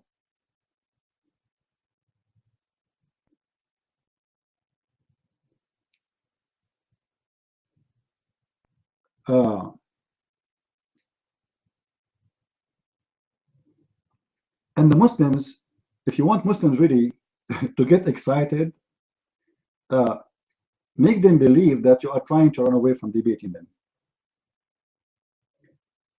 Then they will relax, and then they will get themselves into trouble. If you remember, there is I told you a story about two Egyptian guys. One of them is an older, and one is younger. The younger, he started asking me, he know that I am, a Christian, and he's so upset because Arab and he is a Christian. That's upsetting for them. And then he said to me, how Jesus is the Son of God? I said, why not? The older guy, he said, don't go there. Don't go there. Because the older, he spoke to me before about it, and he noticed that he is no match. Now, they do not know who I am. Like, they don't know that this is a Christian prince. They think that this is a guy, he's just a Christian. So he said, well, if Jesus is Son of God, don't you think that his father should save him? I said, yeah, that's a good point. Are you sure this is what you believe? He said, yeah.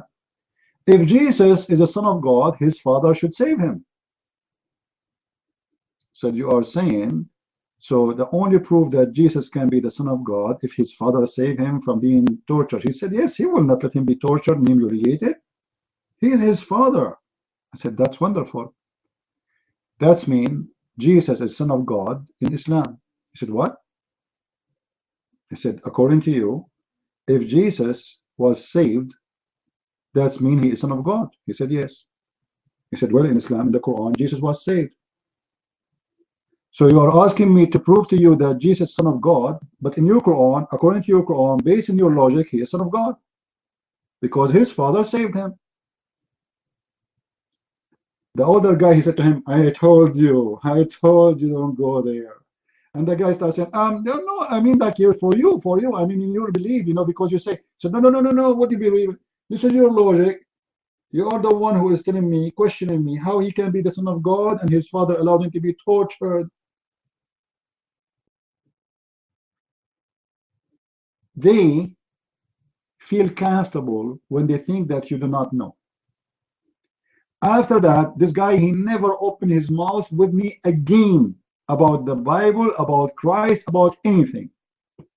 Never, ever.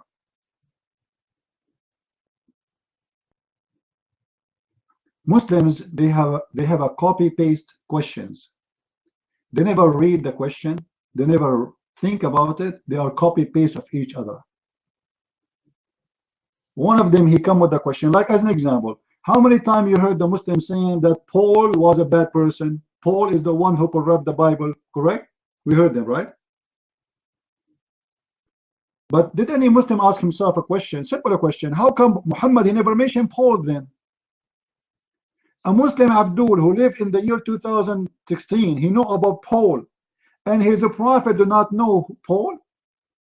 Why his prophet never mentioned Paul? The fact the Quran confirmed that Jesus, he have 3 messengers, and those 3 messengers, they are messengers of the Messiah. And then if you go and read the interpretation of Ibn Kathir, you will see that one of them is Paul, which means according to Islamic high scholars, Paul is a great messenger of God in their books, in their own books.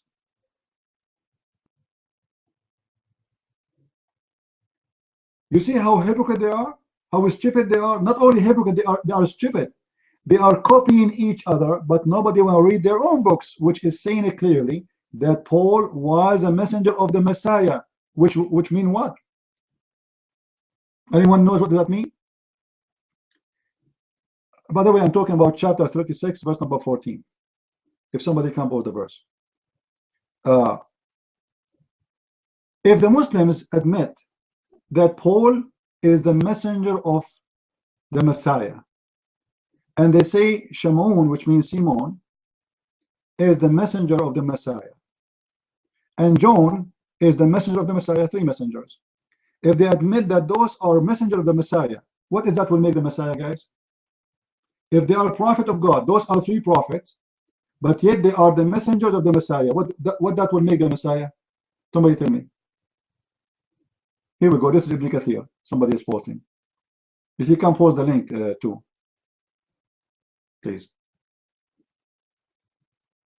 Guys, if the Messiah is if the Messiah have a great prophets, he made them prophets. That means he's God.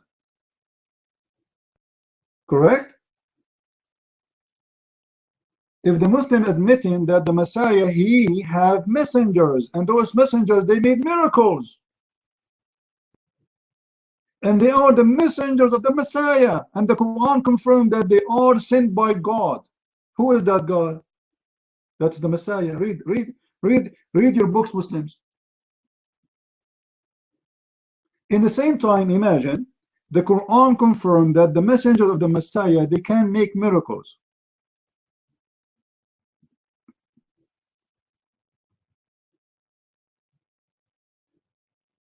How come Muhammad cannot make miracles?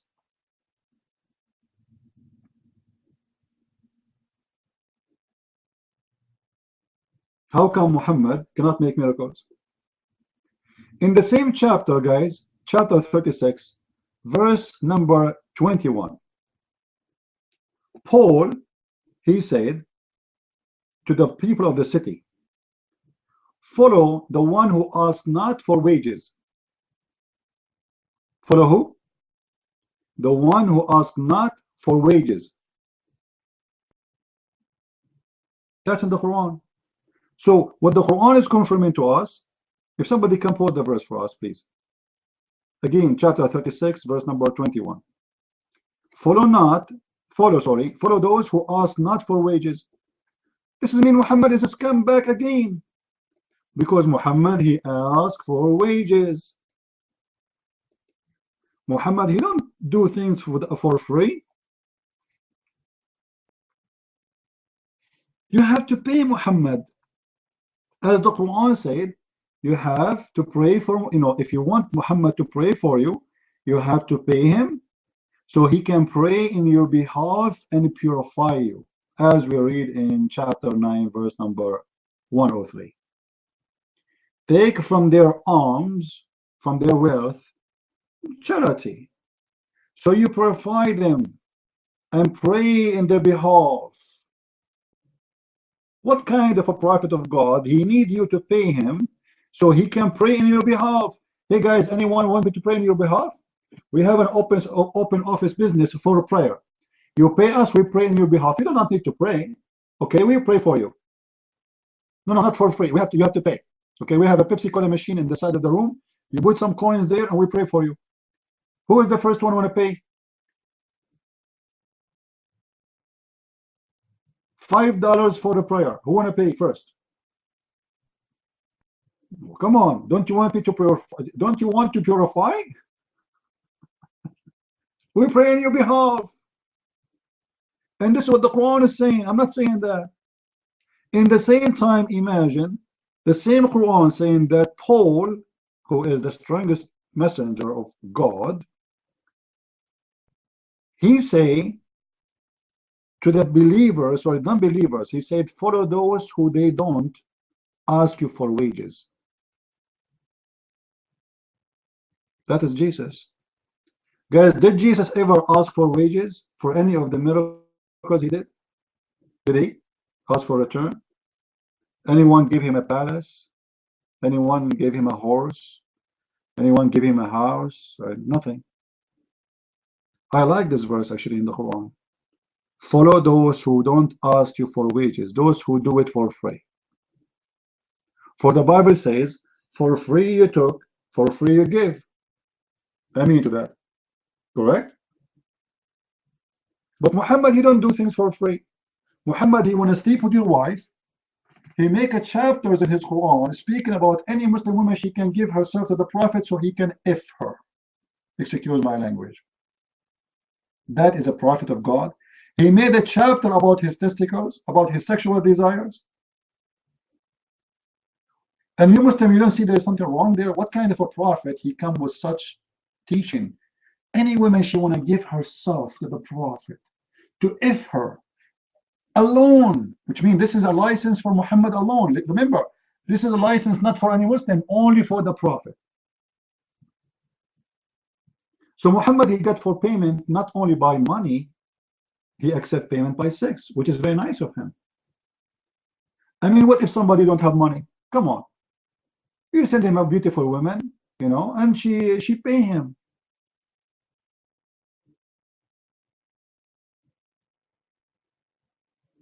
Hey, Robbie, don't use bad language and don't talk about facts.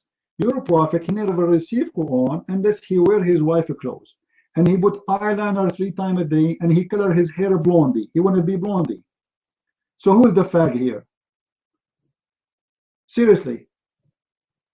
Have you ever heard about a prophet?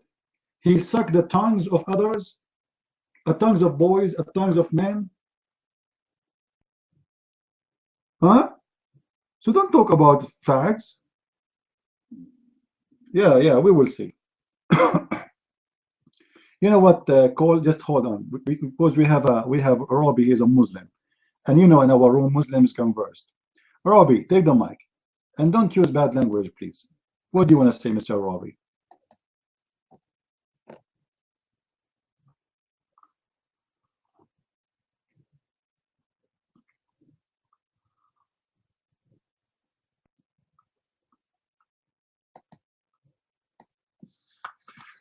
You know, I feel like C probably is someone with low intellect. I want to explain something to you, CP. Even if what you said about the prophet is true, that does not make you not a fag. Do you not get that? Like, yeah, even if that's true about the prophet. Let us assume for the sake of argument you are right, but you like still talking to me. That's make you a fag too. Because what are you doing here if this is a room of fags, unless you are a fag? Huh? You remind me of a hadith about your prophet. The Muslims, they came to Muhammad, complained that every house in Mecca have a fag. Do you know what your prophet said? He said, what I should do? What do you want me to do? He said, order everybody to kick them out.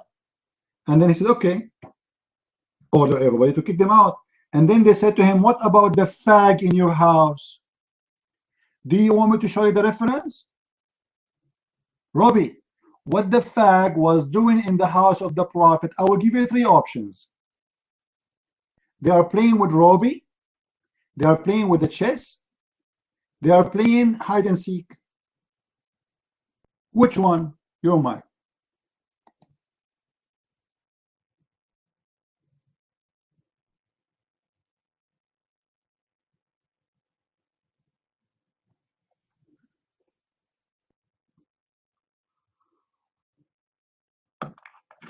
I mean, let me tell you something, CP. First of all, don't get all sensitive, okay?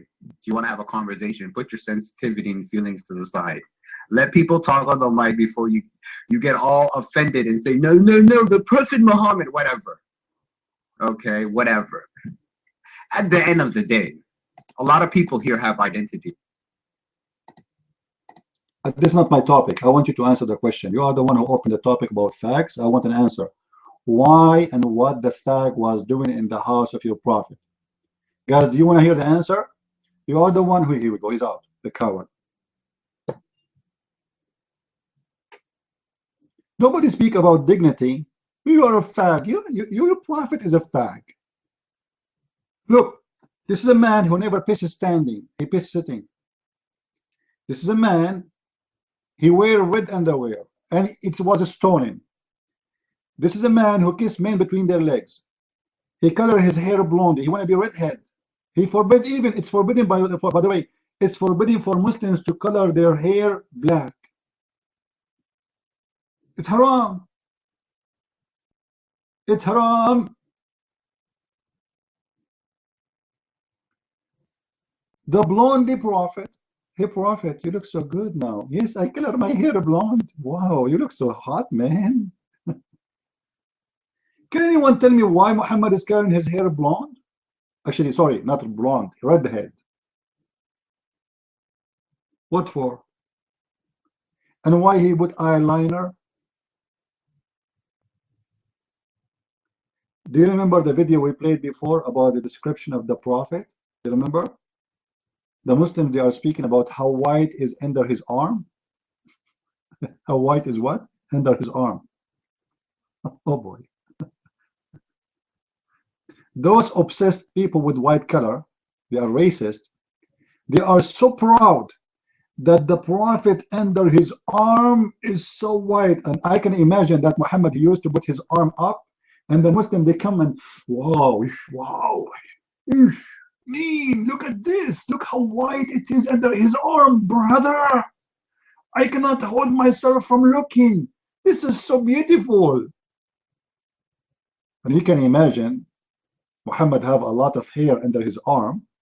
Still it's white, and the Muslims are going so crazy to the point they describe it.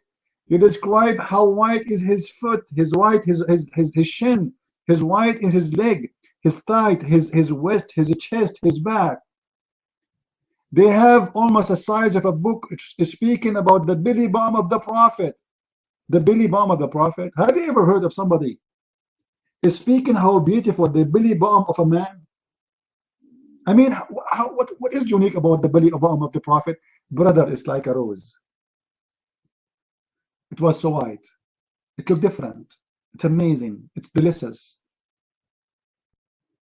What is that? They are obsessed.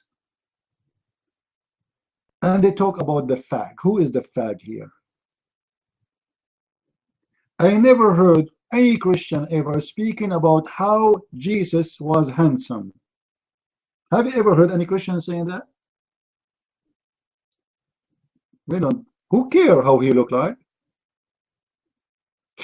We don't follow Jesus because he looked good or he looked. Who care for this? This is stupid. Imagine we make a speech about the white Jesus. The funny, the Muslim, they come to you, they come to the black African American, they say to them, you see, you're following the white God, you know? What? You're the one who followed the white man, not us. We don't care if Jesus was a black, he was Asian, he was Middle Eastern. That is not our problem. Who care for that? You Muslims is the one who speak about colors.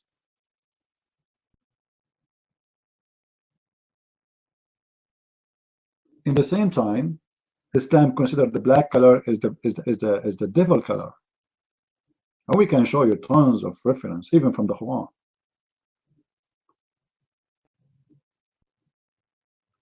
Your mic call.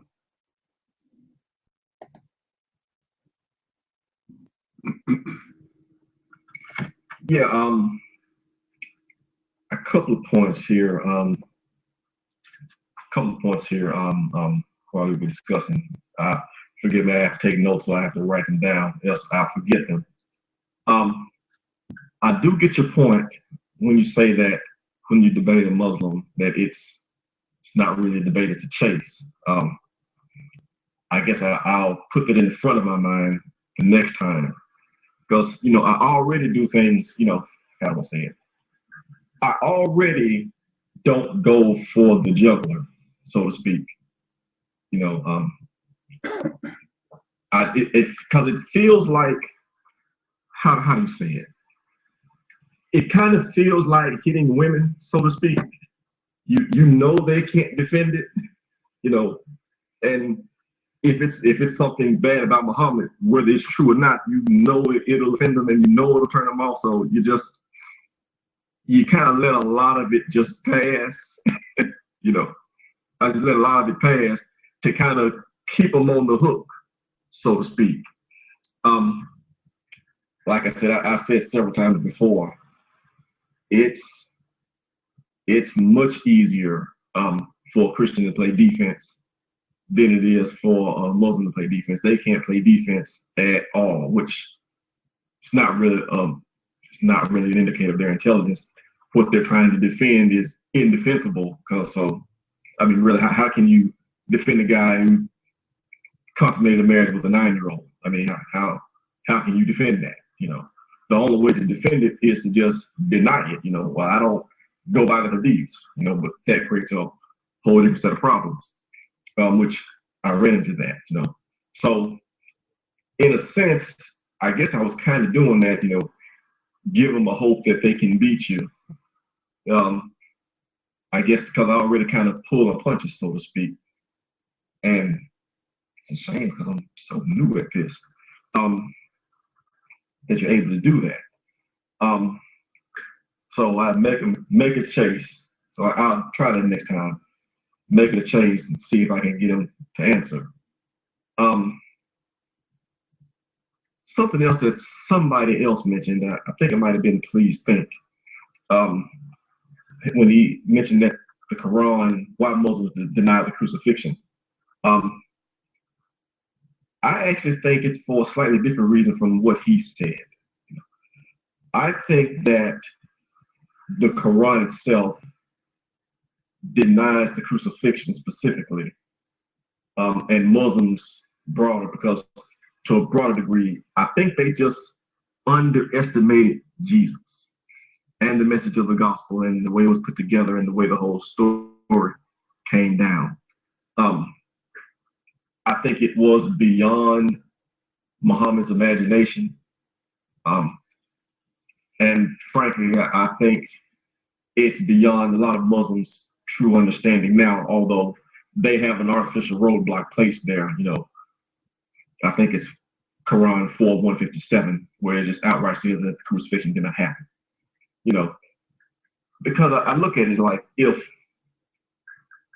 they end in a place where they're trying to believe that Muhammad is a prophet, but at the same time they've been directed that the gospel, that the Bible is true, that's going to be enough, I think. That'll be enough to where you can go to the Bible as a reference. That's going to cut off a lot of the Islam's mojo, so to speak. It just is. If you can refer to somebody that you have to respect as a prophet, and you know that he loved you enough to die for you, he didn't commit any sins. Why should we follow you instead of follow this guy? We should follow the ones who didn't commit any sins. So you have to undercut that. You have to follow the one that loves you enough to sacrifice himself for you. Not the one who you have to watch. You have to watch your wife when he comes around. It's too stark of a contrast. And even after Muhammad is dead, after he's dead, when you actually look at it from a theological perspective, I think you have to undercut that. I think you have to undercut the gospel, looking at it from the point of view of a Muslim trying to defend or keep Islam intact. You want to keep the Muslims in the fold of Islam as opposed to allowing them to come out. Something else. CP mentioned the guy who said, how, if Jesus is God, why didn't his father protect him? And the guy beside him, don't go there, because he knew what it was. By the way, you're rather famous on Pal Talk.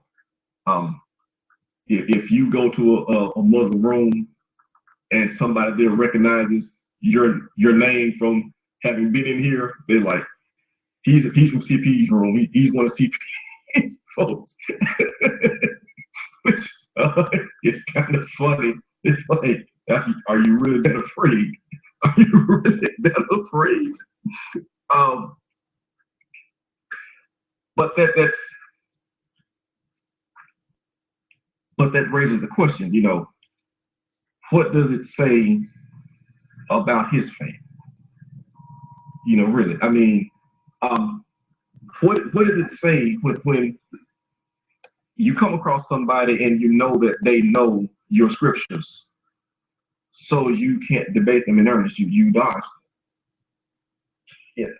What does it say? Don't you have more confidence in that? I mean, I've been a Christian for years, although I've just recently approached it from an apologetic point of view to deliberately defend it, to literally defend it against an attack.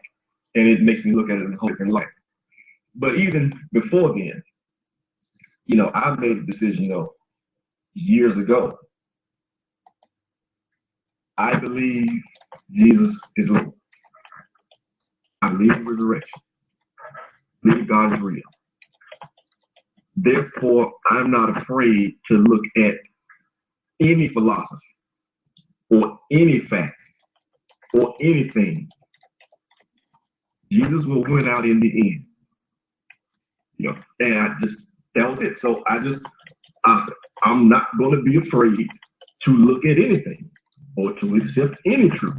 You know, I understand that we don't have all the answers and nobody has all the answers, but still, you know, we do the best we can, and in the end, Jesus will win out. So therefore, I'm going to be on his side, period. That's it. You know, but if you get somebody, you get Muslims in a debate, and it's like, well, they're not anything. Well, I don't really go by the hadiths, but really, you don't go by the hadiths. Well, I'm a Quran only. Well, what about this verse where it said that crucifixion didn't happen? How you feel about that? No answer. Well, what about this verse where it tells us to go along with the gospel? Yeah, well, the gospel is corrupted. Putting that aside, even if the gospel was corrupted, which I do not concede, but for the sake of argument, I can go along with it. We know when Allah confirmed it. We know when Muhammad lived. We know when he was born. We know when he died. We got whole Bibles from the day that Allah, quote unquote, Jibreel gave this verse to Muhammad. We got whole Bibles from that time. So we know what it says when he confirmed it. Whether it was corrupted or not, if it was corrupted on that day, then Allah confirmed the corrupted gospel because we know what it looked like on that day. But then crickets, and then if you ask them anything, they like I said, people ask me, who is John? Oh yeah, I'll come back in a second. You say, who is John? How do we know he knew Jesus? Who is Peter? How do we know he knew Jesus? They want to look at that with a fine-tooth comb. But when you ask him about his own belief, they're afraid to get off to stand by their own scriptures. They become ashamed. I mean, that's just really no other way to say it. I mean, they become ashamed. You don't go by the hadiths. Well, there's actually a verse in the Quran that says you should use Muhammad's life as an example. How can you not stand by a hadith with that line in the Quran? Yeah, well, it's not convenient. So, it's not convenient. So I'm ashamed of that. Yeah, but I've clandestine. I've come across that before in that room. I mean, it was another example. It's the most recent example, so to speak. But I've seen it before. One other thing. I was talking to a guy in a Muslim debate earlier this week. Well, actually, the two things, it happened twice, so I actually want to bring it up here. I actually made a note to bring it up the next time I was talking to CP when it happened. I was talking to Muslim in a debate room, and I kept mentioning John, and he kept responding, he couldn't quite grasp who it was. And then after a while, it became clear that he thought I was talking about John the Baptist when I was talking about the Apostle John, and and then when he realized that, he promptly got off the, he got off the mic, and I said, well, okay, fine. I figured you get a guy, he's just ignorant, he doesn't know. So I get later on in another room, another day, talking to some guys, and a guy says, he asked the question, do we have a better understanding of God than Moses had? Obviously, he was, I think that guy was trying to attack the Trinity, I believe, use the Old Testament against the Trinity, which doesn't work either, but that's what he's trying. So I understand that it's most everybody finds it harder to attack the New Testament than the Old Testament because we've got so much evidence from the New Testament that it's basically impossible to attack, but they tried. So in any event, I responded to the guy saying, well, okay, yeah, Moses would have a better understanding of God than I would, you know, than you and I, because we're just ordinary people. You know, we're just ordinary people. We're studying, trying to do the best we can, and we study, we pray and such. Moses actually talked to God, so yeah. But at the same time, Moses wouldn't necessarily have a better understanding of God than the apostles would, you know, than Peter or John or any other of the apostles. They actually knew Jesus. They talked to God too. And they thought that that was just an outrageous statement, you know. They thought it was just outrageous. And I thought that odd. And what I wanted to ask is, well, if you can answer it, does anybody have an idea of what type of understanding Muslims actually have concerning the apostles? You know, do they have a concept of who they were? You know, was that ever discussed in Islamic circles before they came into contact with the West in the Google age and everybody had all the Islamic sources at their fingertips? That's the question. I hope it's clear enough. Let's see. I believe that's all I've got. The chase, now the crucifixion. You have to make them chase. Yeah, and what's up with their beliefs? Are they ashamed? That's all I've got for right now. Again, I'm seem to be long-winded today. I apologize, but mic is free. No, it's okay. Guys, don't complain about someone speaking in the mic. Show respect those who speak better than those who don't. And I appreciate them because they give me a break too. So don't complain about them. They are helping me. I open my room for 9 hours, 10 hours, and they are a help for me. I can go do something, come back. You know, it's not easy to stay behind the computer for 10 hours. So I appreciate them. They are better than those who don't or never talk. Now, what he said, this is true. The Muslims, they say to you, who is John? Who is Luke? What about, you know, Cole? What about you ask them the same questions? Like those three messengers who they are, the Quran is speaking about, who are they in chapter 36, verse number 14? If we cannot accept anyone unless we know their last name and the father and the grandfather and the grandfather, then tell us who are they, those three messengers. Those are three messengers, not just three guys. They are three messengers. And Allah reporting a story about two messengers, and he said the third, and he sent the third, which is the strong one. Well, shouldn't we know who they are? We do not find that in the Quran. We find Ibn Kathir that this is Paul and John and Simon. In Arabic, we say Sham'un. Who is the Prophet Salih? Who is Salih? Actually, who is Abraham? Any Muslim can tell me who is Abraham?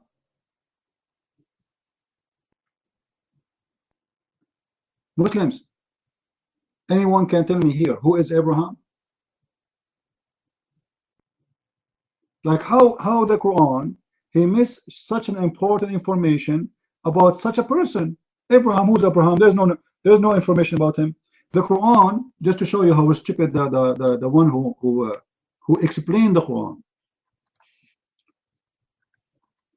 The Quran mentioned that Abraham, he said to his father Azar. If you read any translation, they will see the Muslim, they never translate that word Azar because they think that the word Azar is the name of Abraham's father. And this can be found in chapter 6, verse number 74. But Azar is not the name of the Prophet Abraham's father. It's an Aramaic word meaning stupid. Abraham saying to his father, stupid, are you going to worship idols? Foolish. So the stupid Abdus, because they did not know Aramaic, they thought that this is a word this is the name of his father, which will make the Quran have an additional mistake. But the fact the Quran, either you have to take it this way or this way. Either you have to take it that this is an Aramaic word as an Aramaic, which means foolish, which makes sense, or you have to accept that the Quran came in with a false name for the father of Abraham. So who is the father of Abraham? Any Muslim can tell us? Actually, who is the father of Muhammad? According to all Islamic books, Muhammad was born 4 years after his father's death.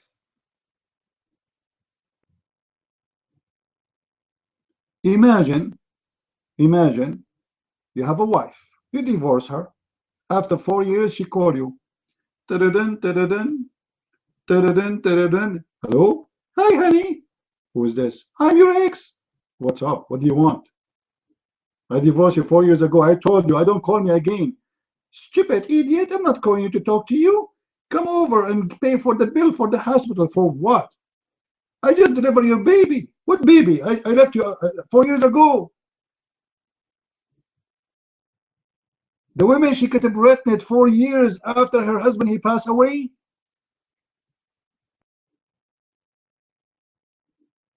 So who is the father of Muhammad?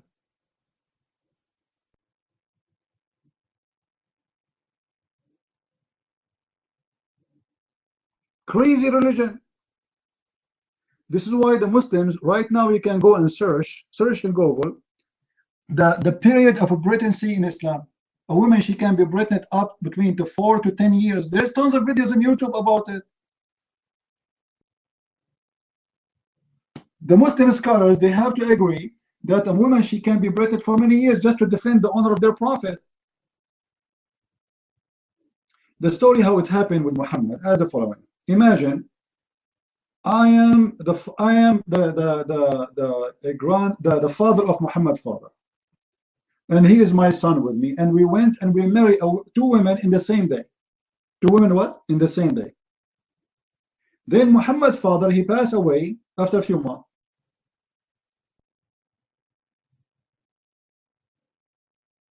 And I made my wife pregnant. And that will make my son 4 years older than Muhammad. But we married in the same day. We both married in the same day, the same night, the same occasion. And then Muhammad, he was born 4 years after my son is born. But we married the 2 women in the same day. And the wife of Muhammad's mother, or the husband of Muhammad's mother, he died a few months after, so it's impossible. So who is the father of Muhammad? This is why you see Muslim scholars, they say that a Muslim woman, she can be pregnant for up to 4 years or even 10, which will make it even elephants, they don't have that, man. 10 years. Actually, there's a hadith about Muhammad speaking about a guy, his name Ibn Ajlan. Let me find the hadith, but in Arabic. Ibn Ajlan, prophet, and he complained that his wife, she is pregnant for 4 years. Guys, 4 years, the wife, she is having a balloon. 4 years. And then he came to the prophet, complained to him to find a solution. And Allah, he made a miracle. Before the guy, he left the house of the prophet, a guy, he come to the house of the prophet, telling the guy that your wife, she did just deliver a boy, and the boy was running, and he came to the father, and he have a long hair and long teeth. Is it amazing? The woman, she gave birth to a boy, he is 4 years old. I mean, this is amazing. Yeah. Okay. Hold on. You claim that you learn Arabic, right, Mr. Eddie? I will make you laugh at your prophets. Big deal.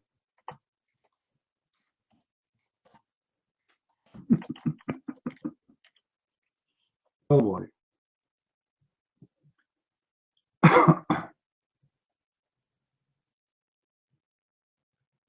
Oh boy. Oh boy. Actually, there's a video.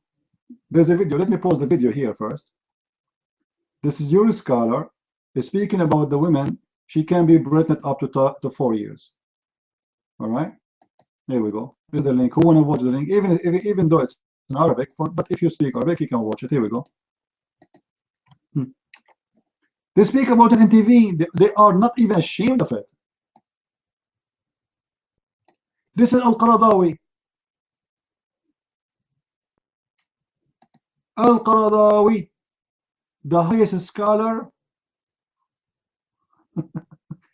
Salih, you know, they are Muslim. They are Muslim. They're fighting about.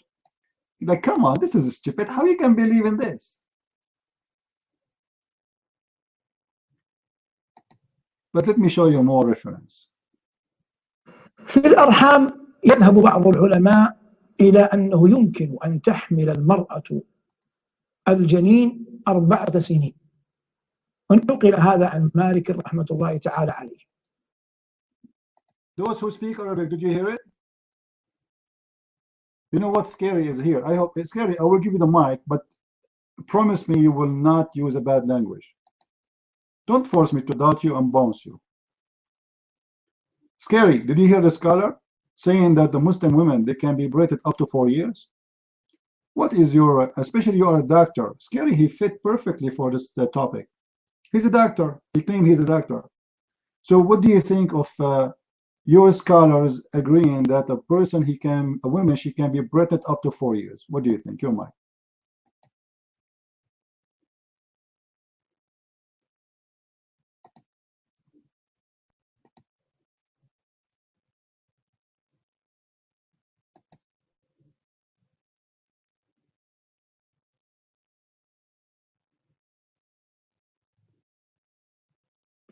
You believe this Dawi? I don't believe in him. He's a stupid liar. Who is a stupid liar, Muhammad? Because the one who said that women, she can be pregnant like that is Muhammad. What do you mean?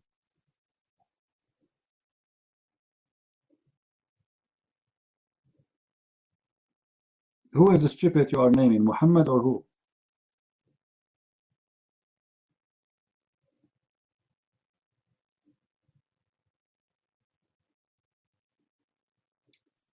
Scary, are you there?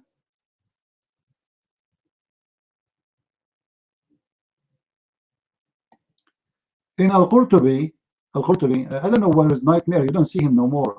Nightmare, he like Al-Qurtubi a lot. According to Al-Qurtubi, the Muslim women, she can be pregnant for 10 years. By the way, this is proven by science. Okay. Actually, me myself here, and you know, I was really like almost 5 foot tall already. Unbelievable story, true story. 10 years,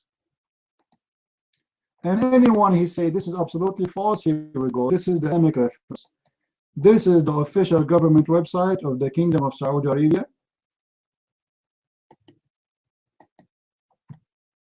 Open it, Edie.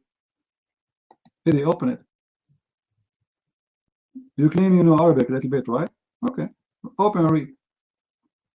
Huh?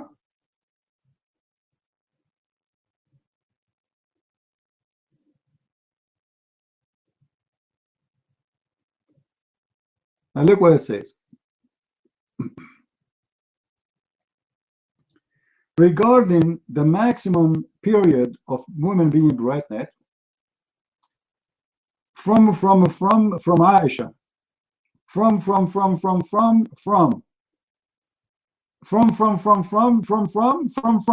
from Aisha, from Ash-Shafi'i, from Malik, from etc., that it can be 2 years, it can be 3 years, it can be 4 years, it can be 5 years, and it can be 10 years.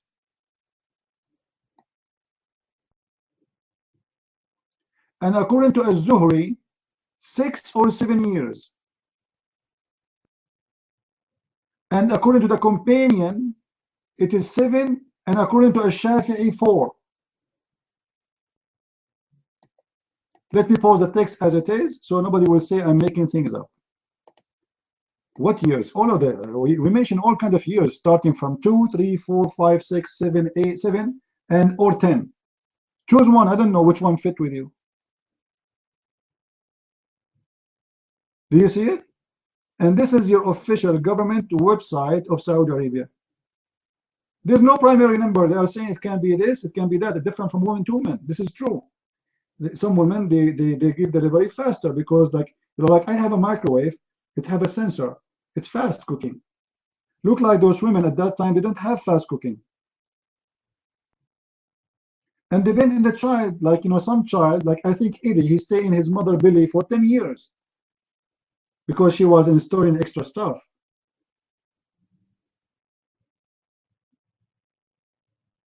Maybe in 11, you never know. Depending on the person. What you are asking me, Eddie, I'm giving you the reference. Did I give the reference, guys? Did I give the reference? Yeah, this is explanation for the verse, Abdul. What's wrong with you? This is the interpretation of the Quran, the chapter of Ar-Ra'd, verse number 8 and verse number 7. Allah saying that only Allah, He knows what is in the womb of every female and how long she will be pregnant. And they are quoting stories about your prophet witnessing that some men, their wives, they deliver after 4 years.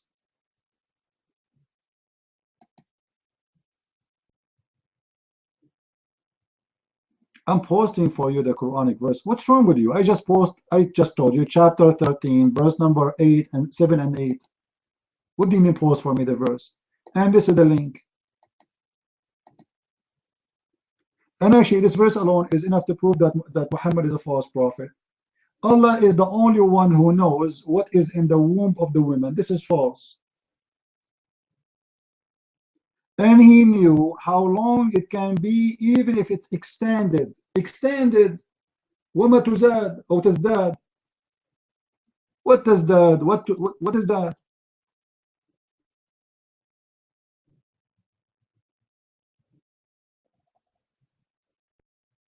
Allah saying that she can be pregnant and go longer in her pregnancy. How long?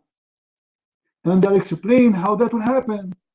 So they are saying it can be 2 years, it can be 3 years, it can be 5 years, it can be 6, it can be 7, it can be 10. Guys, take the text I'm posting for you. You can search for the text I will post for you in Arabic. All right, here we go. Let me do it again. And you can take it to Google Translation. Is that fair? Is that fair? All of this is reported from Aisha.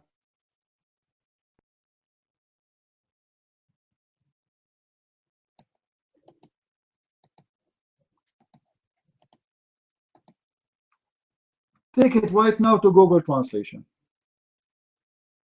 And here, Eddie, what is your Islamic sect? What is your sect? You are a Sunni, right? If you are a Shafi'i, the Shafi'i in front of you, it says 4 years. Huh? Do you see the Shafi'i? Are you Shafi'i? So what are you? What are you? Maliki? 4 years too. And maximum 5 years according to Al-Maliki. What is your sect? Tell me. All your Islamic sect agree that it is at least 2 years and more. So what is your sect? All of this is just to defend the stupidity of the Quran. Your mic, Eddie. Go ahead.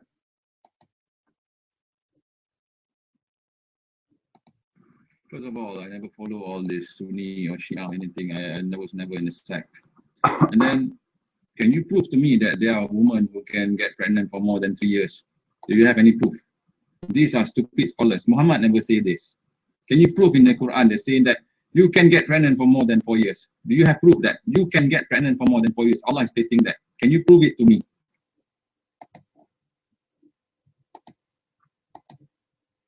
You know, Eddie, I don't know who is stupid here. You are asking me to prove it. I don't believe in it to prove it. Are you stupid? And now, you know what? Forget about the scars. Explain to me, Allah saying that Allah, He knows what the woman she bear in her womb or more. What more? Explain to us. Guys, here we go. This is the Quran. Allah knows what every female bears, of male or female. One or more. What more? What one or more? What one or more?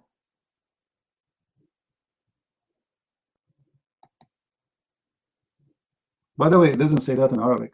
It says, and what is more? What is more?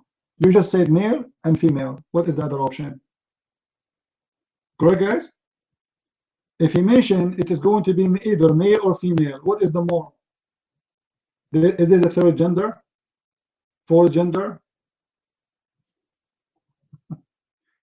And it's speaking about how long is going to stay. So what is more is about the timing. And what is more, how long is going to extend being pregnant. And this is why in the interpretation they are speaking about how and how the limit is going to exceed.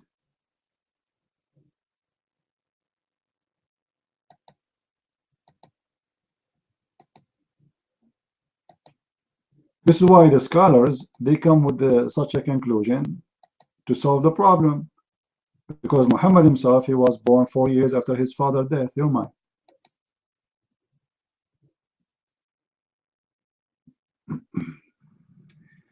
Did you ever watch Discovery Channel? There's a lot of things to learn in Discovery Channel. Thank you. Brother Fitter, the brother here, I can quote him. Why you Islam brother? They say the with the woman, he can be pregnant for 10 years. My answer for you, I advise you, my friend, to watch the Discovery Channel. If you open the Discovery Channel, and I remember, if you are watching from Bangladesh or from India, however, I'm watching from my basement. If you watch him from your basement, you go to a link, channel 11. If you are watching from the second floor, watch channel number 13. Go to the Discovery Channel, and you will see that some women in some places, especially if they are really big, like my mother, so she will give you birth in 10 years, brother. Thank you very much. Like, come on, what Sahih Discovery Channel? What does this have to do with this? I'm showing you Muslims, what you teach your children, just to cover the shame. Your prophet, he was born 4 years after his father's death. And to cover the shame of Muhammad, you exceed the years of, women being pregnant. I'm not the one who believe in this. I'm showing you what your scholars and what your religion is teaching. Those are the highest scholars of Islam. It's not my problem.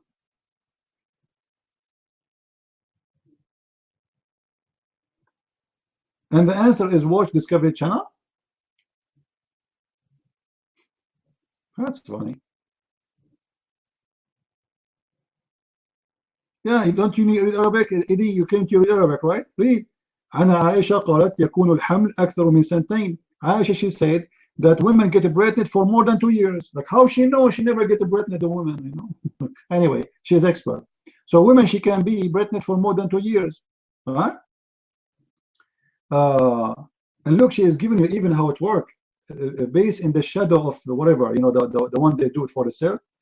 And Imam al-Darqani, الدرقطني قال قالت جميلة بنت سعد from in the maximum of 3 years. And Shafi'i, he said it's 4 years. And from Malik, he said same for in his, and mostly he said 5 years. And then it says, and the maximum it can be 10 years. Lily, yeah, Lily. Don't you see it? It's in front of you. Lily. It is very Lily. 6 or 7 or 10 years. What do you want more? I'm surprised that they stopped with the number 10 years. I mean, seriously, I was expecting them to go like for 20 years when she can be pregnant, 60 years, or maybe even 200 years. I will not be surprised with Islam, my friend, to find the woman she gave birth even after she died, maybe 20 years after her death.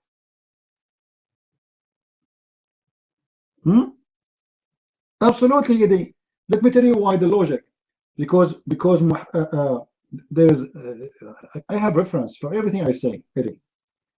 There is a woman in I think it was in Nigeria, in the Muslim territory. She was accused of adultery.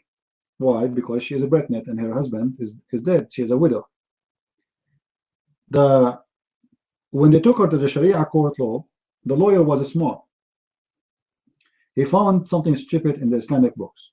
So he told them, her husband, he died less than 2 years ago, and according to the most accurate scholars, a woman, she can be pregnant between 4 to 10 years after even her husband's death. So she got away with it. He was able to save her because the Sharia court, they could not confirm that she is doing adultery or not, because here we go, according to Islamic scholars, Muslim women, she can be pregnant for many years after her husband's death. Yeah, he says, "Woman is dead. Woman is dead." You know what is dead? Exceeding the limit. The limit is exceed. What limit exceed? Exceed. He's talking about the timing. Same time, to understand what your Quran is saying, you have to understand what your prophet is saying, correct? So we can show you your prophet saying that this is a scenario. The scenario is that Muhammad telling a story about a woman, she was pregnant for 4 years, and Muhammad, he witnessed for that.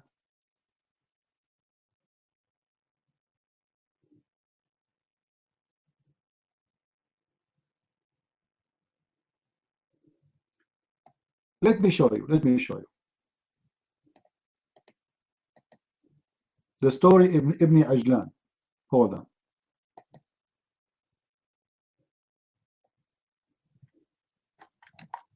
Let's see if I can find the hadith in English, so we can love together better.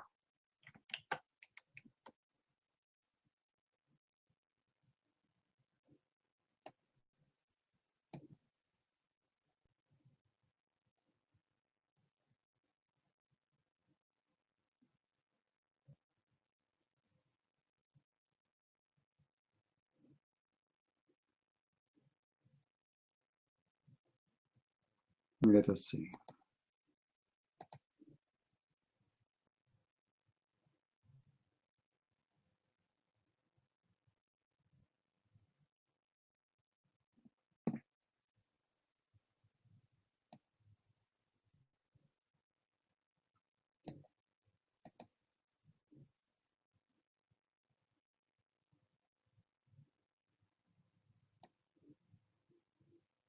I'm trying to find the hadith in English. I have it in front of me in Arabic, but I'm trying to find it in English, so you guys, you can read and laugh with me.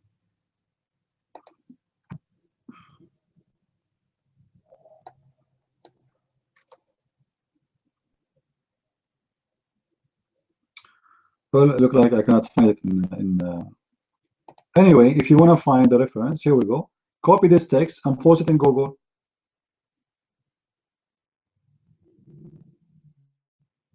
Anyone want to do it? Just copy this text and you will find the official Islamic website of the Kingdom of Saudi Arabia. Copy the text as it is and post it in Google. And the one is talking there is Aisha.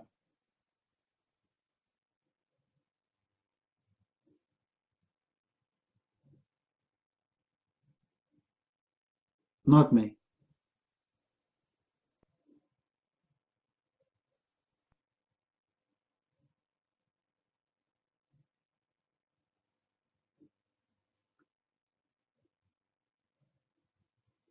So, you know, actually, the reason I opened this topic, because Muslims, they ask, who is Paul, who is John, who is etc., who is Muhammad? Nobody knows who is Muhammad. Even his name is not Muhammad.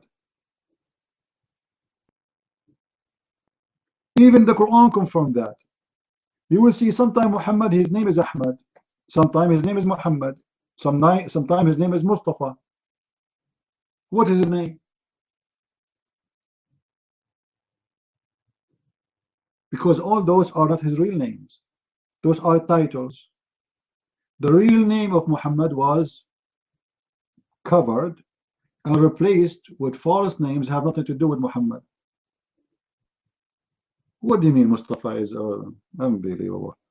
You know, Eddie, before you open your mouth, go and search. What are you talking about? I cannot really find a Muslim he have any idea what he's talking about. It's impossible.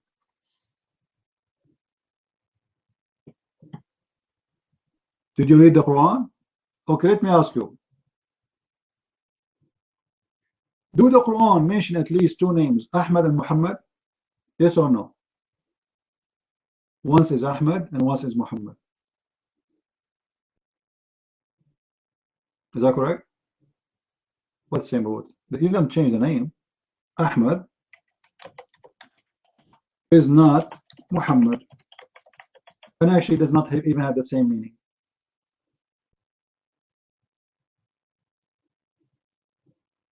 What is Ahmad mean? What Ahmad mean? Ahmad mean the praised one? No, Muhammad mean the praised one. What Ahmad mean?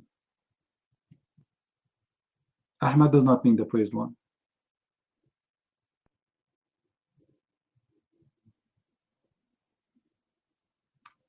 The first name of Allah. Are you saying Muhammad, his name is the first name of Allah? Unbelievable.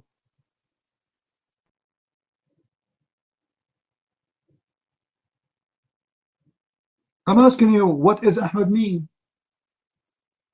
Go right now and search in the dictionary, and you will find a surprise. And you will see Muhammad have two different names.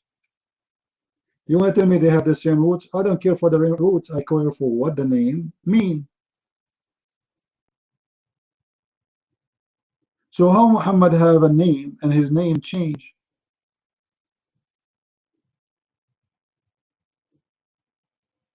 Simply because this is not his name. You know, the most funny Muslim they come with, just to show you how stupid the Muslims are. Have you any one of you saw the video of Ahmad Didat? Anyone of you saw it? Saying that they found the name of Muhammad in the Old Testament, Muhammadim. Okay. You know, Didat, he was lucky. He did not debate me. He died before we can get him. According to the Quran, chapter 61, verse number 6. According to this verse, Isa, which is supposedly Jesus, he said to the Jews, there is a messenger will come after me. His name is Ahmad. But the Muslim, they found Muhammad in the Bible, not Ahmad. And not only that, he found it in the Old Testament, not in the New Testament. But the Quran confirmed it should be in the New Testament, not in the Old Testament. You see how stupid this religion is? If the name of Muhammad found in the Old Testament, it means the Quran is a stupid book, it's corrupt. Because the Quran confirmed that only one person he mentioned Muhammad, and that is as Ahmad, and that is Isa. Not David, not Abraham, not Solomon. It is Jesus, supposedly. This is how stupid the Muslims are. The question why his name is Ahmad in that verse, when nobody called him Ahmad, actually all the Muslims call him Muhammad.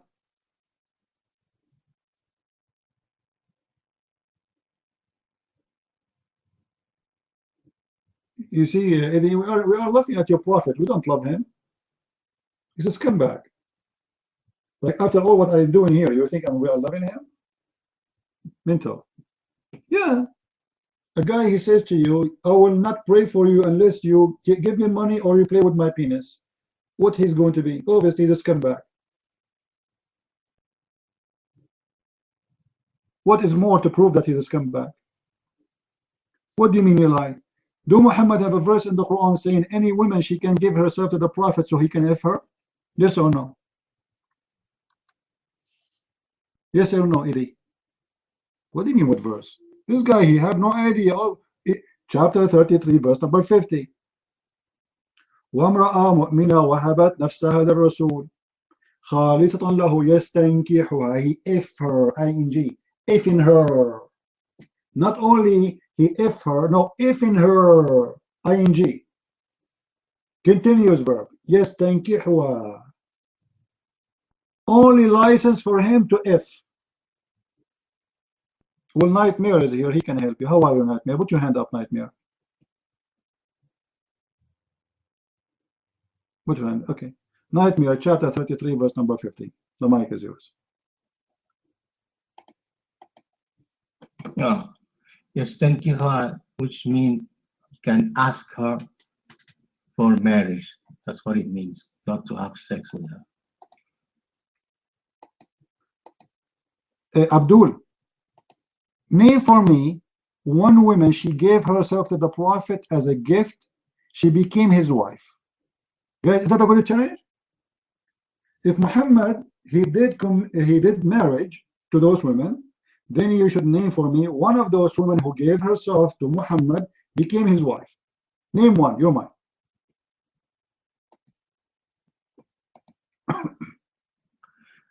Yeah, but they said it never happened, and he never got married with a woman like that. Oh, wrong, my friend. I can show you many women they gave themselves to the Prophet. Don't lie. Don't lie. He made a verse about it, and no women she gave herself. Do you want me to show you that the hadith where Aisha she get jealous because the women she gave herself to Muhammad?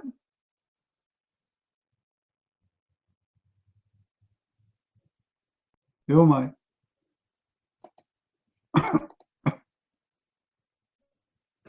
Okay, go on, show me the hadith.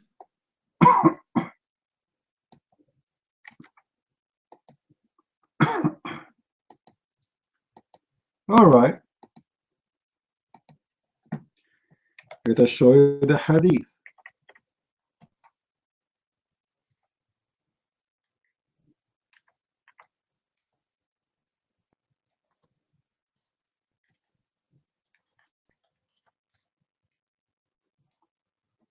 Let us show you the hadith.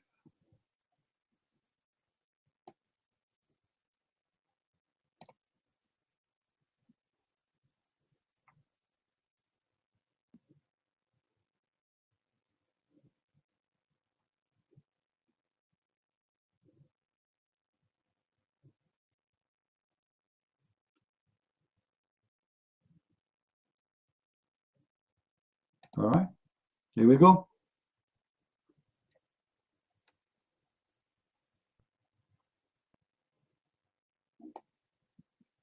Take the mic and read for us.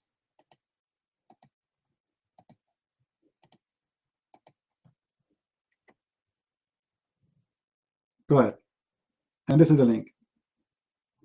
And by the way, I can give it to you from many reference, and this is Sahih. Guys, if you open the link, it says there what? Sahih. She felt jealous from the women, many women, they offered themselves to the Prophet to sleep with him. Name one. You might.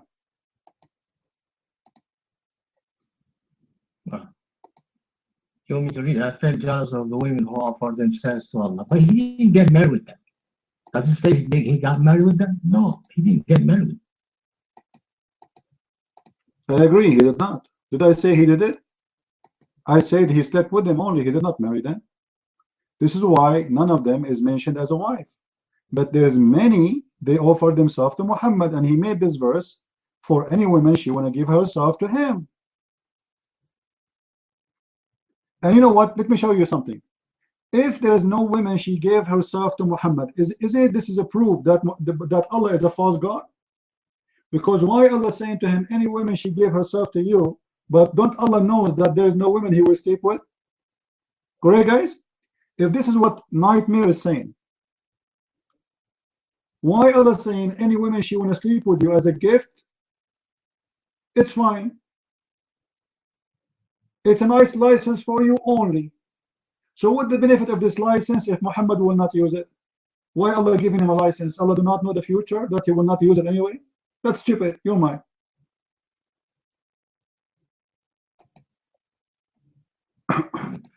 It just God he can't allow us to do something. This something that God allowed me to do, but I don't do it. You know what I mean? It's not necessary you have to do it. What do you mean he allowed you to do it, but you will not do it? He told him, this is a license only for you, Muhammad. This is something special. It is about what? It's about satisfying the needs of the sexual of the Prophet.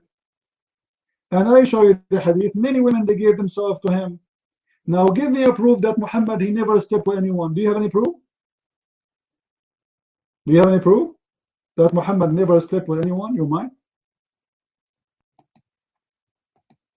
Burden is on you. You're the one who claimed that he slept with him. You have to prove to me that Well, if Muhammad never slept with any, why Aisha she getting jealous? Guys, does the hadith say she is getting jealous? Does it say that she got jealous? Jealous from what? If the husband he never sleep with any of them, why she will be jealous? And if the Prophet he don't do it, she is jealous from what? From who? For doing what? Nothing? What jealous? And look, guys, at the end of the hadith, what Aisha she's saying. Aisha is so angry. Look what she said to him.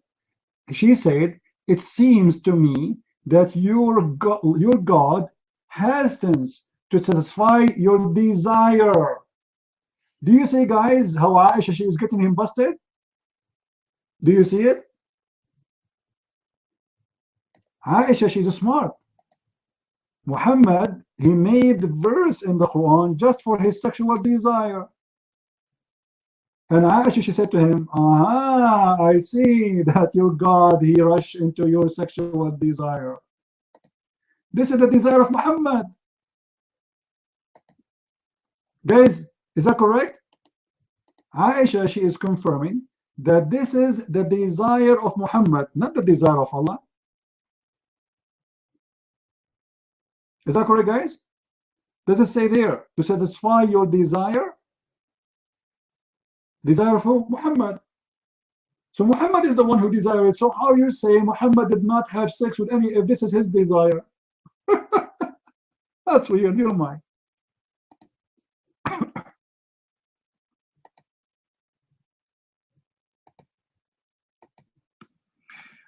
he neither had sex with them nor he got married with them. He didn't touch them at all.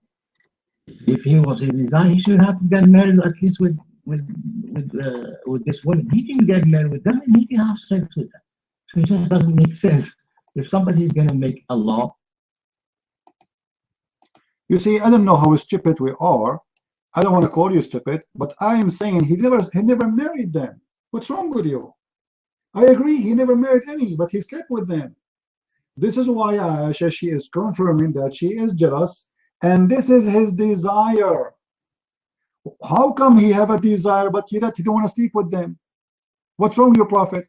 It is his desire, and she is accusing him that this is the desire of him, and his Lord is hastens to his desire to be satisfied.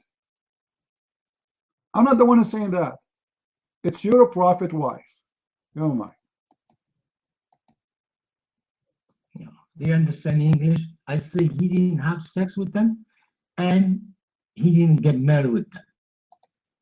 The verse doesn't, the word تنكحوا, it means to her married. You don't know Arabic because the verb is not istankaha. Istankaha is different than nakaha. Istankaha is to ask. for something. I don't know who is stupid here. If the woman she is giving herself, he will ask her for what, you idiot? Correct, guys? She is the one is offering herself. He will ask her for what? The woman already taken off her panty. She is saying to him, take me. Is not Muhammad saying, take me?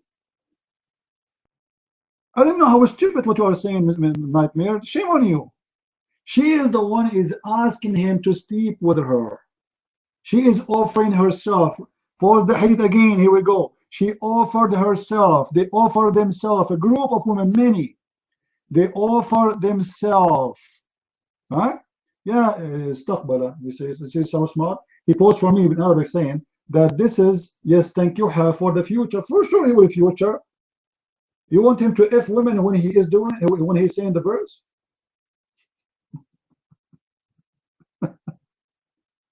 So Muhammad, he never asked a woman in this case, in the case of offering himself. They are offering themselves.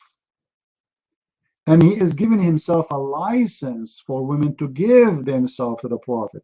Remember, the Prophet already had many wives. Right?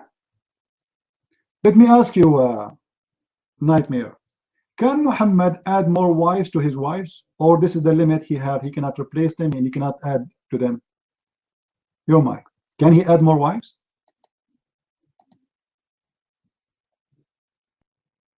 No, there's a, I don't know when, because there's a verse which told him you can't have more wife anymore. There's a verse. Guys, did you hear it? Did you hear it? Did you hear it? There's a verse, it says to Muhammad, you cannot have more wives. So he come with a solution. He cannot marry more wives because now he feels sorry. He made that verse to just make his wife calm down. And now he have to come with a solution so he can sleep with women who they are not slaves, he owned them. So he come with a solution. Okay, any woman she want to give herself to sleep with her. It's not going to be my wife. This is why none of them became his wives and he slept with them. Because he cannot have more wives.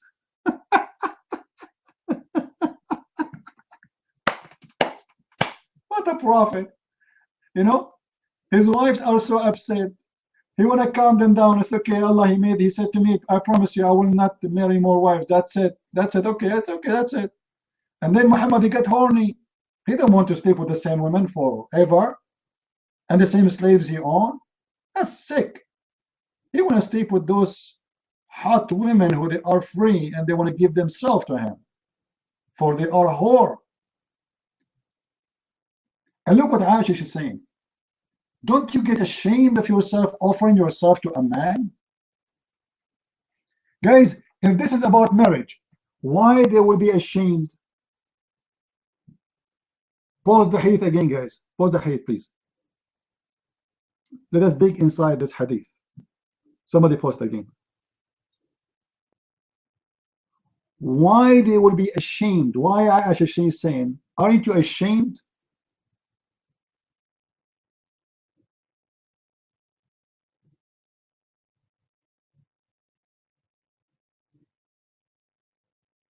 Let me show you the other hadith.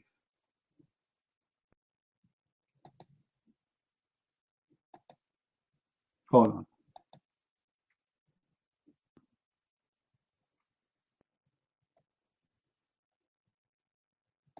Look at this one.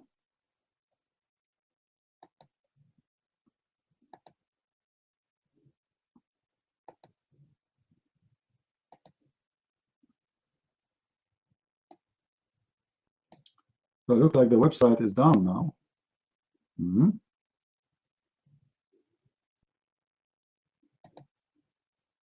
Guys, is the website down for you?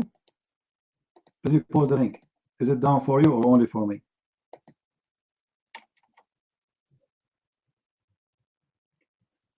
Is it down?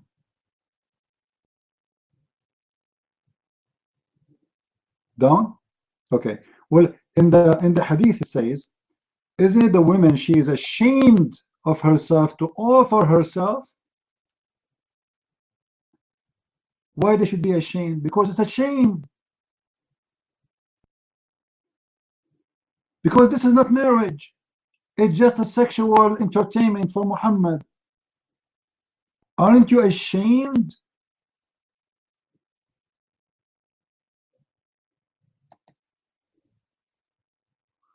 Anyway, we have many hands is up. Scary, are you there? Scary, are you there? Okay, put your hand down, please. Cole, the mic is yours.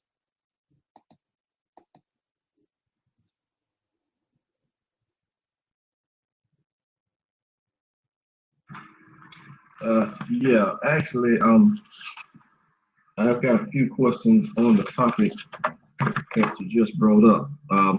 And I guess I can ask CP and Nightmare because he's a native Arabic speaker as well, I think. In that verse that was posted, 3350, the phrase, if the prophet wishes to marry them, wishes to marry her, is that there in the Arabic? And if it is, what is the word for marry? Is it marry? Is it wed? Or does it have some other connotation? I also would go down. I also asked the question, you know, in the same context, it says that he can do that and it's not a sin. So why would God make a sin lawful for him? You know, that seems counterintuitive. If you're dealing with somebody who's a prophet, but according to Muslims, the strongest of the prophets, it would seem like he would need, you know, he should be beyond such temptation, so to speak. You know, he would need to have a sin made lawful for him. And if also Nightmare made a reference to there being a verse where it said that he couldn't have any more wives. I seem to remember reading that before. I think that's somewhere around the verses that we're talking about now, aren't they? And if so, shouldn't they be read in the context of, you know, it's Muhammad has been told, okay, all the women that offer themselves to you, it is like one, all the women that offer themselves to you are lawful except for these, which is basically aunts and cousins and, well, actually not aunts, but cousins are legal, but aunts and these aunts and things like that. And then you follow that up a verse or two later with, but you can't marry anymore. You know, and if those verses are far apart, then okay, maybe you get different place and time, you know, different phase of life. Either way, it's still a special license for Muhammad, no matter what it is, but it's still their part. But if these verses are like right together, it's like these women are lawful for you. Any woman that offers herself is lawful for you, except for these, which is close aunts and daughters, and you know, but these women are lawful, which is cousins, and wives and slaves. And then the next verse, but you don't have to marry them, you know, which that casts it in a completely different light. So that's the question. I also would call attention to something else. It came up earlier and I meant to bring it up, you know, but CP earlier mentioned that when we look at an Islamic story, or actually any religious story, we should ask ourselves, what's the point? You know, what's the point? What lesson is the story teaching us? What lesson is the verse trying to teach us? You know, what can we take from it? But it seems like when I talk to Muslims, like we never get that far. You know, we never get into the theological discussions. You know, of the rights and the wrongs and how we can apply that to day-to-day life. What can we take from the story, the deeper lesson? You know, it's never that deep into it. You know, it always seems to be over the facts, you know, the facts of it.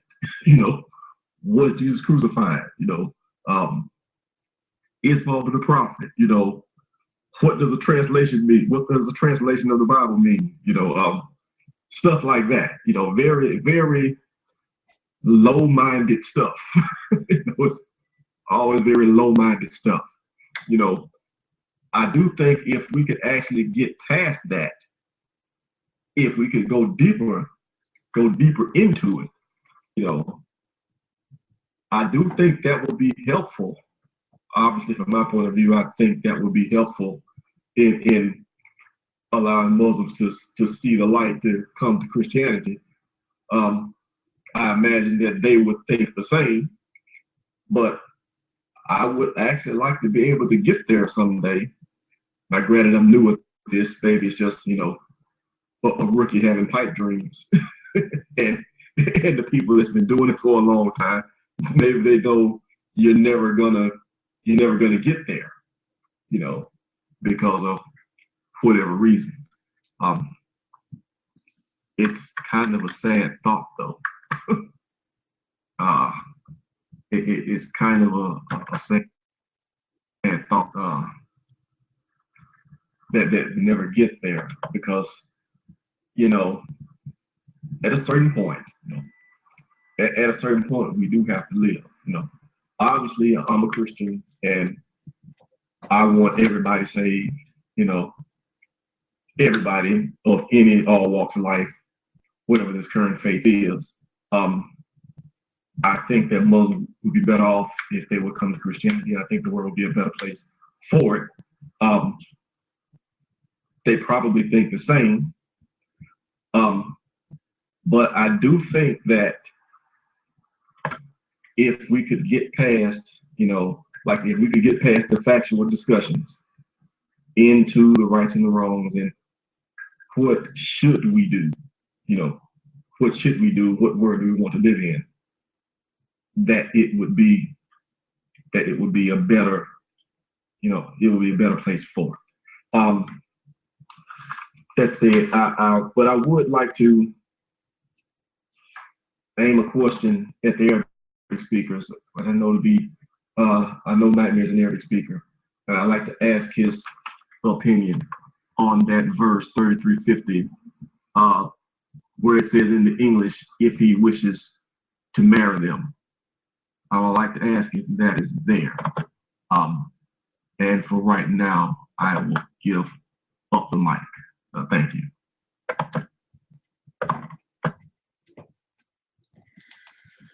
All right.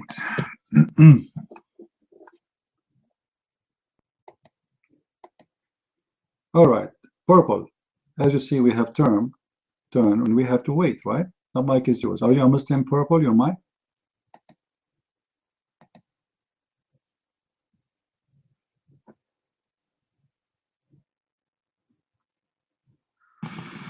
Is the mic mine?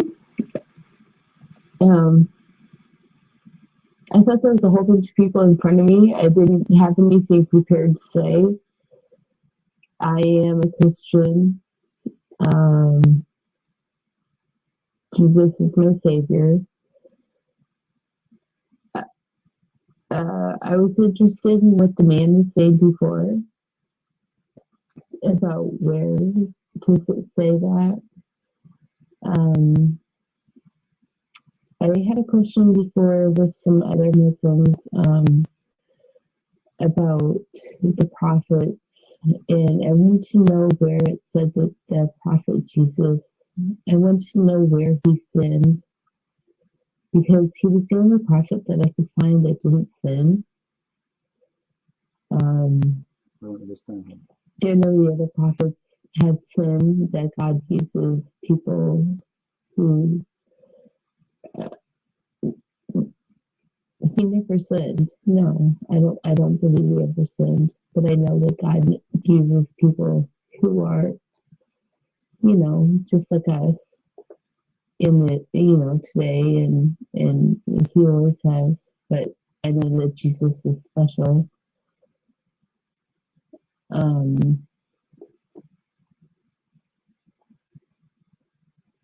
Wow, I did not expect to have a mic. I was gonna like chicken out and not have a mic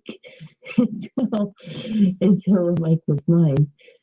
But you know, so many questions I had to say that I just never. I know this is Christian Prince's room, and I've got to say something about that. I was never a pal talker until about 6, 7, I don't know, it was years ago. And I came to get cleaned up. I was an alcoholic. I came to get cleaned up at my parents' house, and I went to this room, and I did this every night, and it was Christian Prince. And I was like, wow, this guy's really, really, really, really extreme. And I grew to love him for a while. And then I started making friends with some Muslim people. Oh, yay, friends with Bill Wilson, woohoo! Yeah. But I became, I started coming to this room, and then I stopped because of some extremeness. And but it started me on this love towards Muslims, and I love Muslims so much. I'm getting married this spring in Egypt, and to a Christian, but he has the same feeling about Muslims that I do, and I met him all because of this Christian Prince's room that I first started coming to. But I don't agree, Christian Prince, with all the things you say. I think you're very extreme. I think that you say some things that are just really hurtful, and I'm not a hurtful person. But thank you for turning me on to this, because this is a big deal. It's a big deal. Christians and Muslims, it's a big, big, big, big deal. It is. Thank you.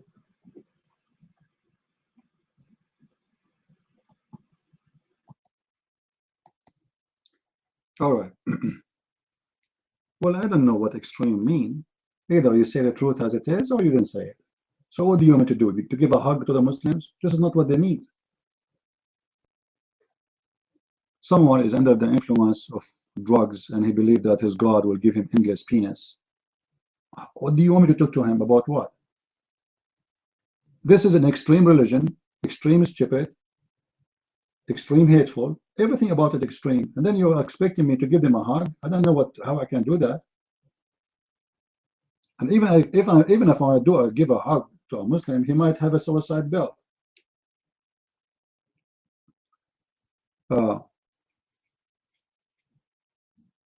You know, some people don't understand what we do here. You know, they think we are here just to have a conversation and chat. We are not chatting here. This is not a chat. This is a place of war. War between the truth and the false. This is bigger than me and you. This has nothing to do with the Christian Prince. Either you take the side of the truth, or you are no one. You know, the Bible is so clear, but obviously probably maybe you don't know much about it. Guys, do Jesus accept us to be gray, or either black or white? Jesus, he said, either you are hot or cold, so I can swallow you. You cannot say, you cannot be warm. Warm is disgusting. Water, if it's warm, is disgusting. Anyone drink warm water? Anyone like to drink warm water? We don't. So you have to come with something real. And in order to save those Muslims, you have to show them how ugly, how stupid their religion is. We are not fighting with those Muslims. You know, I don't know who is Nightmare. I don't hate him. We are discussing the topic, not me and him. I'm sure he hates me because he's a Muslim. His God, he taught him to hate anyone. He is not a Muslim. But from my side, we as a Christian, we have to be truthful. And if you say we love the Muslims, well, then your duty is to save them, not to let them go to hellfire. And how you do that? How you save the Muslims without saying to them that you are going to hellfire, without showing them how stupid this religion is? Let us go back to our topic. Nightmare. You said that it is in the Quran, a verse in the Quran where it says that Allah told Muhammad he cannot add more wives. Do you know where in the Quran? Nightmare. Do you have any idea where that is in the Quran located?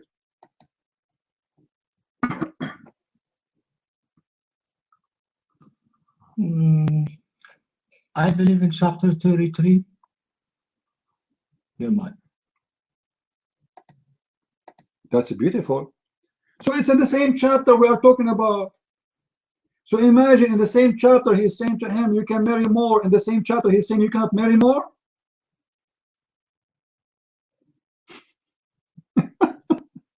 This is madness. You are saying that women give herself to the Prophet is marrying. But you are saying the same time, the same chapter saying you cannot add more wives. Someone here is crazy. You're mine. That chapter said, you know, this guy maybe he do not know where in his Quran, but in verse number 53, it says clearly that the Prophet, he will not marry more women, and actually, sorry, his wives, they will never marry again. All right, his wives, they will never marry again, and about him, he will not marry more. In verse number 52. So Muhammad is very jealous. Obviously, the whole chapter is about his sexual desire. He don't want anyone to sleep with his wife after he died. He's a very jealous man. He's very selfish. Guys, if we ask Nightmare, do you agree that women she should marry after her husband died? I'm sure he will say yes. Is that correct, Nightmare? Nightmare, do you agree? If the husband he died, the women she have the right to remarry again? Say yes or no, please. Nightmare, answer. If the husband he died, do you think it's for the benefit for the women to remarry again? Yes or no? You don't want to answer in text? Okay, take the mic. Let us see. Not if she is the wife of the Prophet. They are not allowed. They are special women. Why? Why? They are not a human no more? Why? Guys, if she is the wife of the Prophet Muhammad, no. No. Why? Obviously, your Prophet, he is making his own verses because he is a selfish man. Aisha, when Muhammad he died, she was 18 years old. Anyone knows that a woman at that age is going to be very hard for her to stay for the rest of her life alone. She just started her life. So under what justification? You see, this is not about divorce. The man is dead. She should die too? The man is dead. The woman, she should die with him. But because this man is a very selfish, he owned them, guys. He owned them. Those women are his chickens. He want to guarantee that after he died, nobody can touch his chickens. Are you getting the point?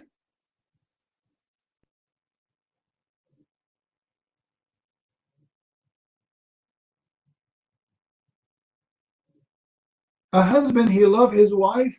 You see, if I am married and I die, I will say to my wife, you know what, go and get married. Because you love her, correct, guys?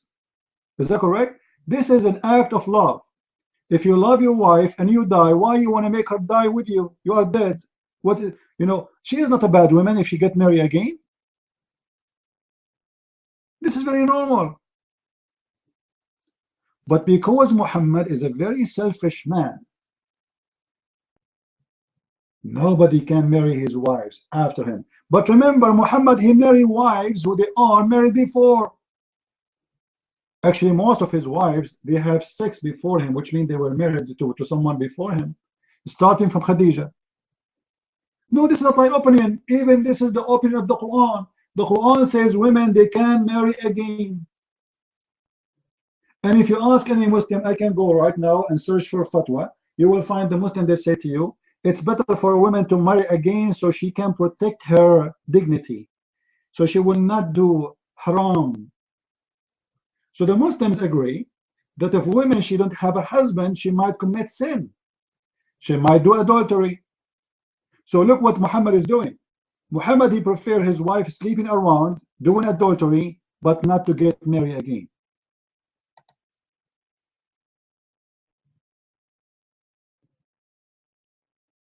A young woman in the age of Aisha, what she will do now? Nightmare, do you know the hadith of Al-Jirar al-Khudr? Do you know it? Do you know it? No? This is a hadith in Muslim Sunni books. And Shia approve it. So it doesn't matter you are Shia or Sunni, it worked for both. According to the hadith, Aisha, after the death of Muhammad, he used to decorate slave girls and send them in the streets of Mecca.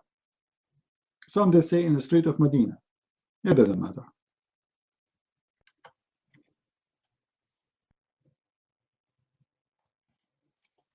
So she can hunt young men and sleep with them.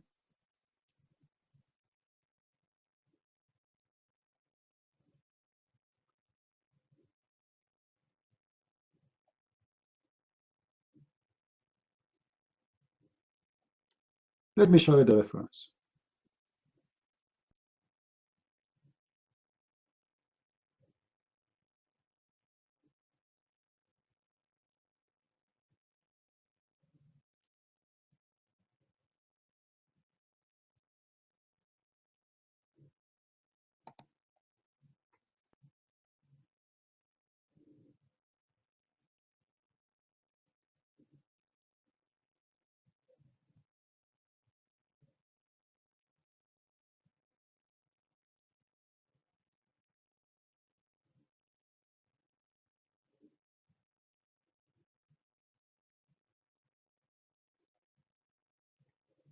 Let us see.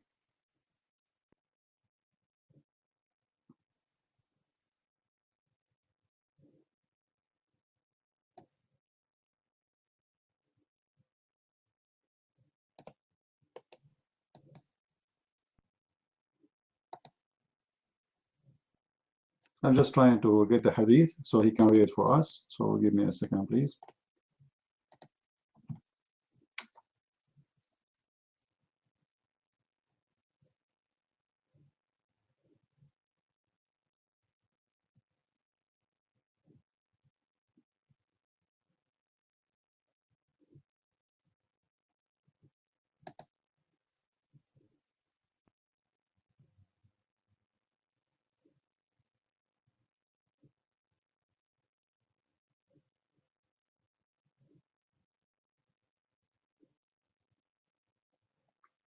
Open this link for me, please. Nightmare. Open the link. And I want you to read and translate to the room. The first line in the hadith there. Your mic.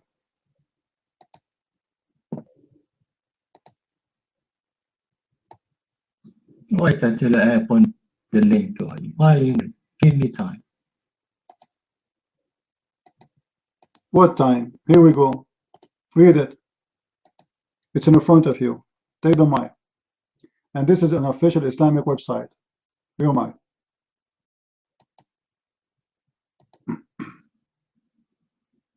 Want to read it in Arabic? Well, obviously the text is in Arabic, but you translate for us. You have to read it in Arabic because the text is in Arabic, but translate for us, and we accept your translation. Go ahead, your mic. I don't take private messages, Purple. Sorry. All right. I have hundreds of people in my list. If everybody wants to send you a private message, I will. It's endless. All right. Your mic, Nightmare. Read and translate, please.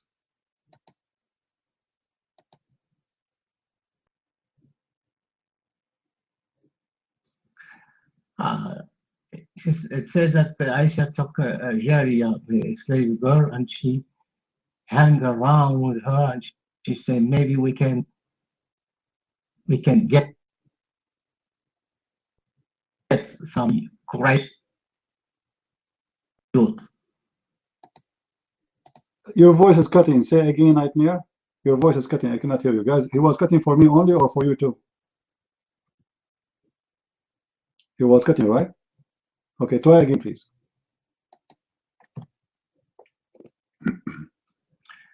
It says she took a Jari and she hung around with her, and she said, maybe we can get some Quraysh youth. Let me make the translation better. Guys, did you hear what he said? Aisha, she took one of her slaves, she's beautiful, and she worked with her around. And she said, maybe we can hunt some young men from Quraysh. You believe it?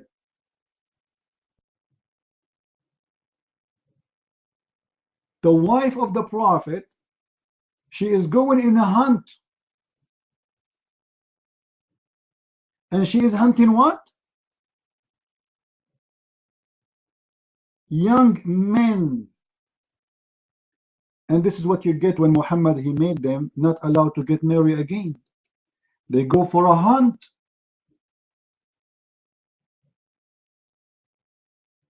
And you believe it, this is written in their Islamic Sunni books. You know the funny, by the way, the Muslim Sunni, they get so upset from the Shia when they say Aisha is a whore. But the Shia, they are using the proofs written in their Islamic books.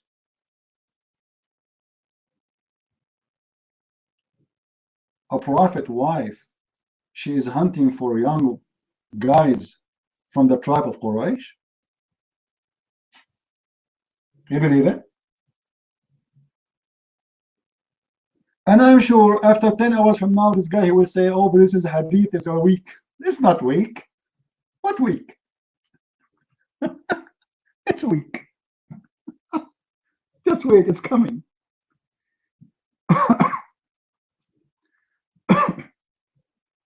When Muhammad, he come with such a rule, he forced his wife to sleep around. The guy now is dead. And this young girl, she is 18 years old. Aisha, she was 17, going in 18 when Muhammad died. And Muhammad, he died. And now for her, it's time to have fun, what she would do. And who dare to arrest the Prophet wife? Who dare? Anyone there?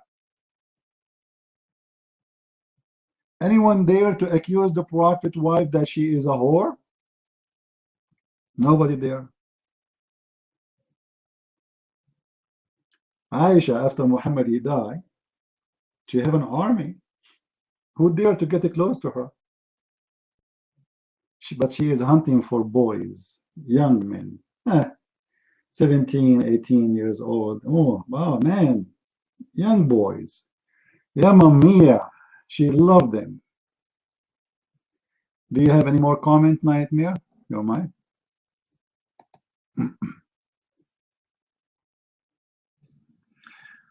Okay, but you don't give me time to speak. You know, people speak for 15 minutes, 10 minutes. I don't have even 1 minute to speak. So give me time to speak. Okay? You say that the verse is about, you know, the prophet has the right to have a sex with women, but the verse doesn't say that. It says to get married. We show you definition of the verb istankaha, using the. You see, Nightmare, you complain I cut you off. How he can get married again if the same chapter saying you cannot get married again? Solve this issue for us, Yomar. In the same page, it says you cannot have more wives. So how you say to me the verse there for him saying you can have more wives, in the same time a verse right away says he cannot have more wives. So who is the stupid here? Yomar. Okay. Don't interrupt me, okay? You don't know how the Quran was revealed. If it's mentioned in the same chapter, it does not mean that it was revealed the same day. Stupid. You don't know how Quran was revealed. كيف نزل القرآن? Don't you have the verse in the last verse in the? Hold on, guys. It's not in the same day. It's not even in the same year. It's not even in the same century. What are you talking about? As long as the verse saying you cannot have more wives, it means the number of his wife is completed. Which means there's no more wives. Which means, name for me any woman she gave herself to the Prophet or not. Muhammad he did marry her. And how you can confirm which one is before which one? If you are saying to me you do not know how the Quran was revealed, how you yourself know which one was before the other one? How you know? Do you know? How you know that this one was after, not before? Or how you know that this one was before, not after? You Muslims collect the Quran and they never been in order. What you are saying to us right now, that you put it in this chapter, but the fact it's not in this chapter. Correct, guys? Because maybe the second day was a verse for the chapter of Al-Baqarah. You put it there in Al-Baqarah. So you are saying that the Quran was not given in order anyway. Even the same chapter was not given in order. Are you saying that, Nightmare? That even the same chapter were never been given in order? Which means verses, they are not connected to each other and they have nothing to do with each other? And then you Muslim, you decide to put them together because look like the topic should be here, based on a private decision, your mind? Okay, no, the Prophet told the scribe where to put the verse. He told him, for example, if he received a set of verses, then he would tell him, okay, these verses, put them in chapter so and so. Your mind. All right. You said that the letter sin is for the future. Yes, thank you, all right? So Allah saying to the future, any woman she gave herself, you marry her.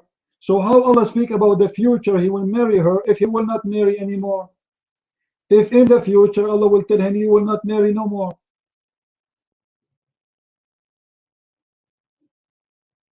Isn't he speaking about the future? Let us, for the sake of argument, the verse which is speaking about any woman she can give herself to the Prophet came before the verse which says you cannot have more wives.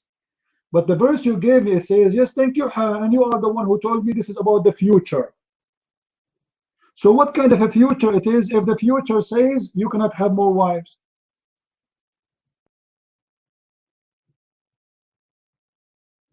And I know that you do not want to comment about your prophet wife. She is hunting for young men to sleep with them. Look like you wanna go get you wanna play dead with this topic, which is explain the Quran what happened. Muhammad he forbid them from marrying again after him, and when he died they sleep around with young boys and they hunt them. Your mind. No, because you leave many errors. and you jump to something else. I have to correct your errors before I can talk about something else. Because the word استنكح in all dictionary لسان العرب it says استنكح يعني طلب تعني طلب الزواج لسان العرب, and you telling me trap.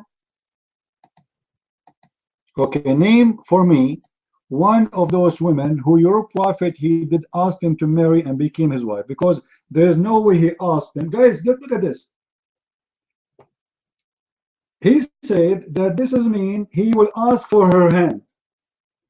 If this is the case, if you are saying your prophet he never asked for any hand, it's mean your God is a false God, because he prophesied that your prophet in the future he will ask for women hands, but he never did. This what you said. You said that. You said the prophet never did. So your God prophesying that Muhammad is going to ask for hands of women, but Muhammad he never did. Which will make your God a false prophet, your mind. No, that's you put in words in God's mouth. It says the person said if and يستنكحها, if he wants to get married with her, he can. For example, the Quran gave me the right to get married with 4 women. But not all of Muslims are getting married with 4 women. You get my point? He just said if a woman wants to give herself, she want to get married with the Prophet. Let me ask you, Nightmare, and this is will get you busted forever. In the same verse we are talking about, the same verse about your prophet giving a license to have a woman give herself to himself. All right? Was Muhammad already married to women? More than 4 or not? Was Muhammad married already for women more than 4 or not? Your mind. Yeah, I believe he was married more than 4, yes. Your mind. So why he need a license that he can marry more? Already he married more than 4. Correct? Correct, people? If he need a license to marry than more 4, then I will understand. But already he have more than 4. And the Quran saying to him in the same verse, it's lawful for you, your wives. So any women you marry. And already he have a license to marry as many he wants.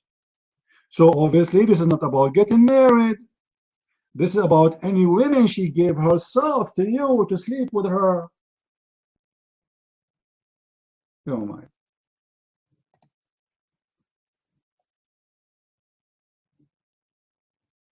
Wrong, man. Getting married, this is for, it does not apply for the prophet. You know, prophet is exempt. He can get married more than 4. It is only for the Abdul, we know that. Guys, the prophet he can marry them more because Quran is made for Muhammad, not Islam made for you know, everything in Islam is made for Muhammad. We know that for his testicles. And this is our point. But this is not the question. Muhammad already had many wives. You said that. When he received this verse, supposedly from his God, Muhammad already had many wives. So what the point of Allah saying to him, and you can marry more? Already he's marrying more than 4. If there is a limit for Muhammad how many women they can marry? No. 200, 500, 600, 1,000, 10,000. Muslims can marry up to 4. Muhammad have unlimited, and you agree that when he received this verse, he already had more. So Allah gave him license for what? If already he is married to more. This license is for what? It is for a woman who gave herself, not to marry, but to sleep with. Because it's lawful for you, your wives. The same verse saying that. And your slaves. And the women she gave herself. So those are not from the wives.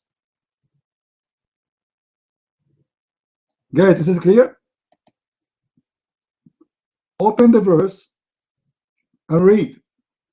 It says, and this is chapter 33, verse number 50 again. O prophet, it's lawful for you, your wives. So your wives are already lawful, and he have more already. They do not need license for more. right?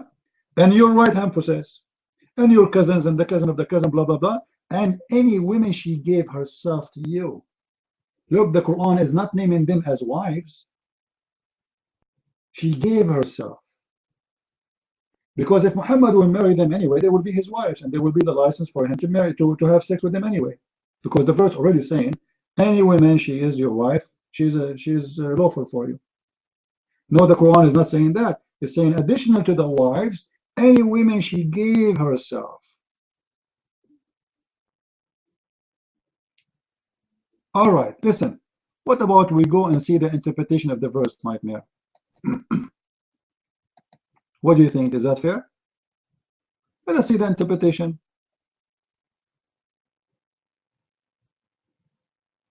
All right. Let us see the interpretation. From the interpretation, you will find out what is the problem here. Let us go. Hold on.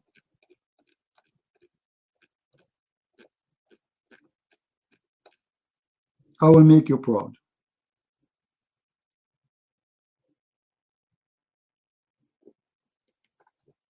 As usual. You know, by the way, always we make the Muslim proud. I mean, seriously, don't you think so? Always. No way. Like, I mean, beautiful religion, my friend. Beautiful religion.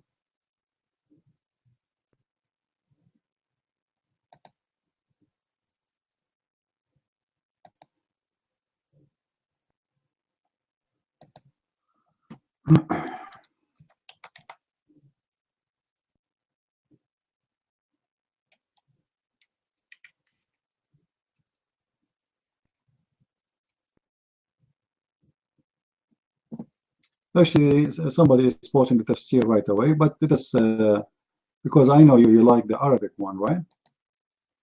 So let us go with the Arabic and he will translate. No problem.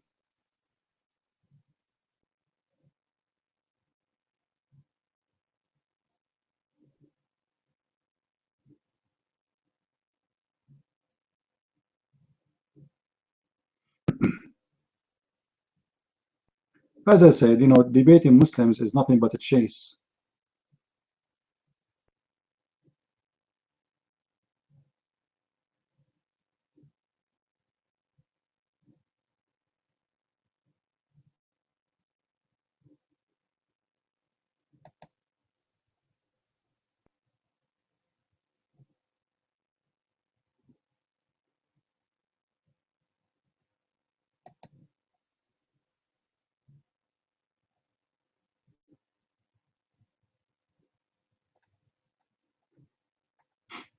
You keep repeating the same thing in another instant.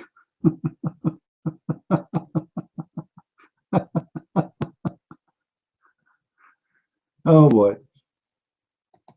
And I'm sure when I give him the what even his scholars they say about it, you know, he will say, I don't accept this, I don't accept that. And last time he brought me he brought me a Shia scholar who said that Aisha, she was a whore. Yeah, this is what he did. All right.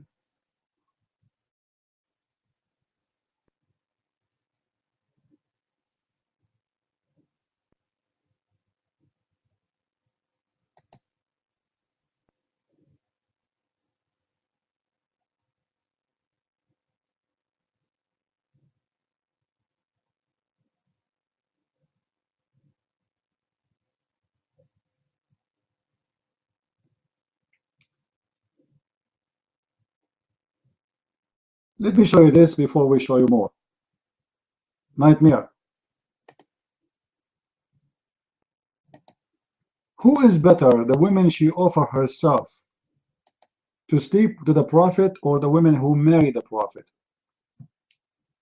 You mind? There is no such a thing, a woman offering herself to sleep with the Prophet. That's adultery, that's a zina. She's offering herself so he can get married with her. So why the Aisha, she is saying what she is saying? That you see it?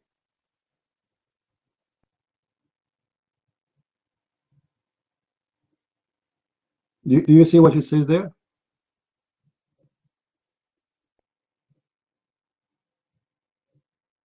Do you see what Muhammad is saying? Do you see what people they are saying? You speak Arabic, don't you? A woman, she is coming to the Prophet and she is offering herself. Why it doesn't say in Arabic? She is asking to marry him. What offering herself mean?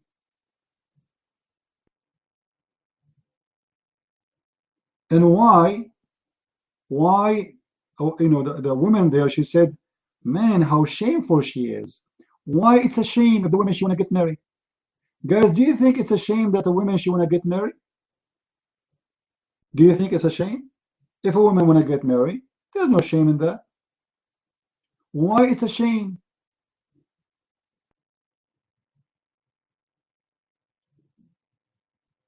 What the problem? You might.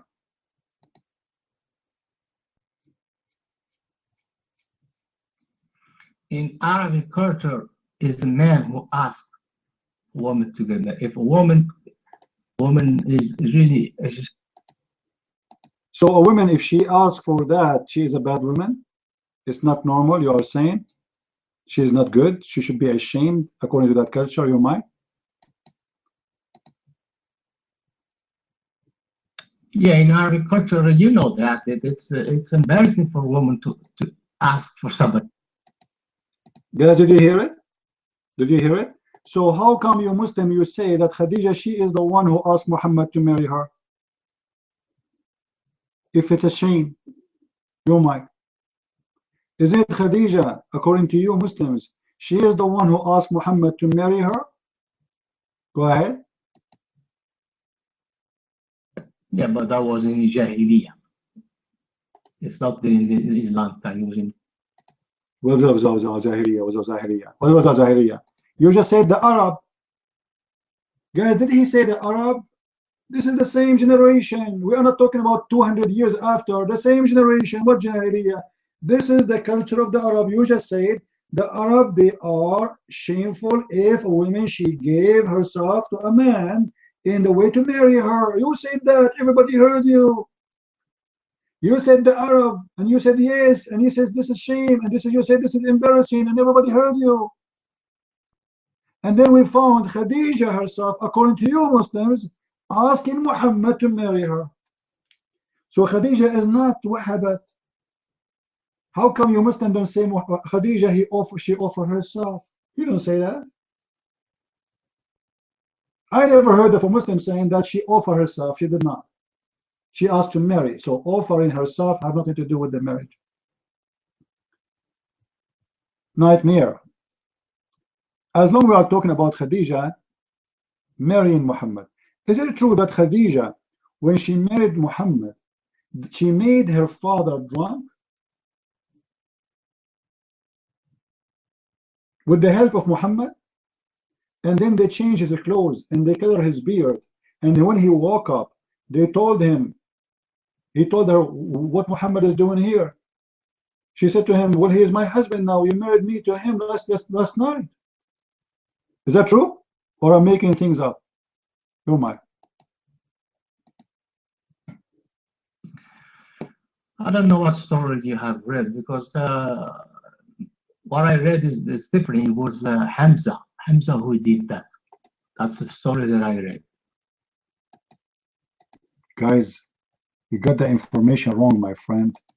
Hamza did that. Hamza and Khadija did that. Did you hear it, guys? Did you hear it?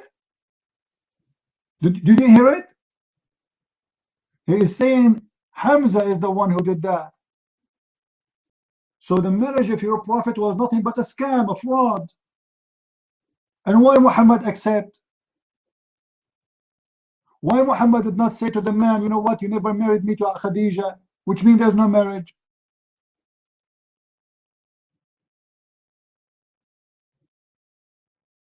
What kind of a prophet he accepts such a crime? It's a fraud. People, do you think it's right for anyone, with the help of the bride, to make the father get drunk, change his clothes, color his beard, and make him believe that he did marry them when he did not? Isn't this is a fraud? Isn't it? This is a fraud. It's a fraud. Why a rich woman, she want to marry a bad man because he is young boy. She's horny. She is rich, he is young. Why Muhammad he marry a woman, she is 25 years older than him? You tell me. Isn't it your prophet, Mr. I am me, the Ahmadiyya boy? Is it your prophet who encouraged Muslims to marry children? And he himself, he marry a child. So why he marry Khadija? Obviously, it's for her money.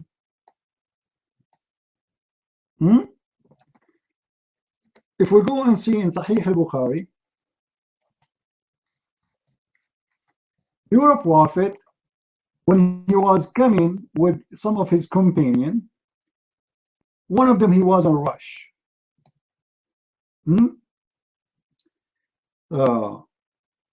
So Muhammad, he said to him, why you're in a rush? Huh? Why you're in a rush? And that story happened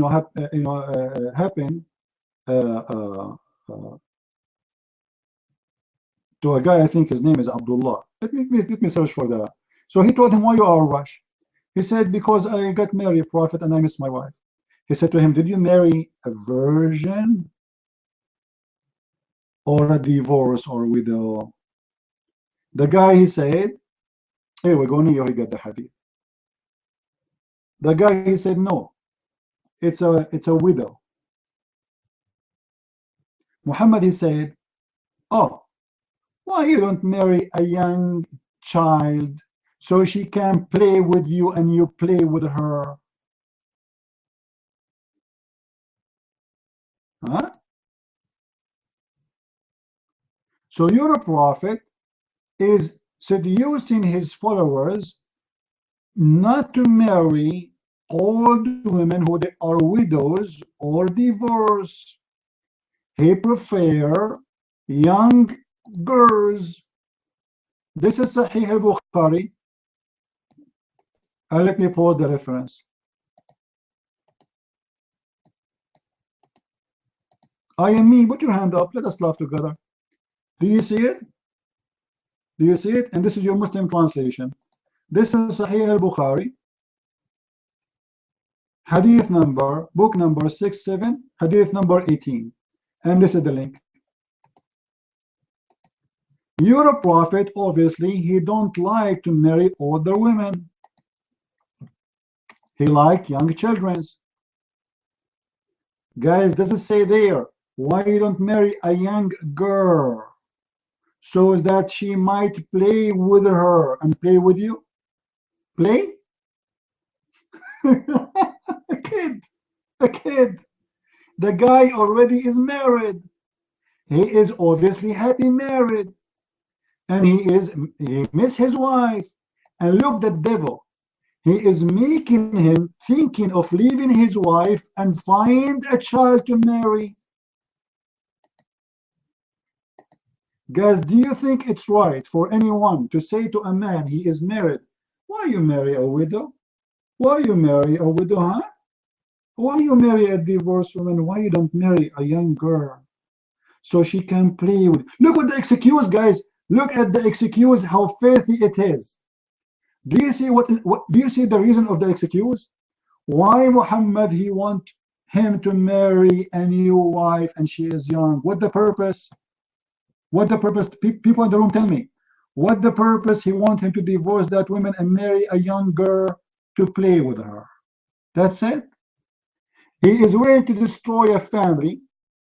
The guy is happily married. He will destroy the life of this beautiful woman who he married to, whatever she is, beautiful or ugly.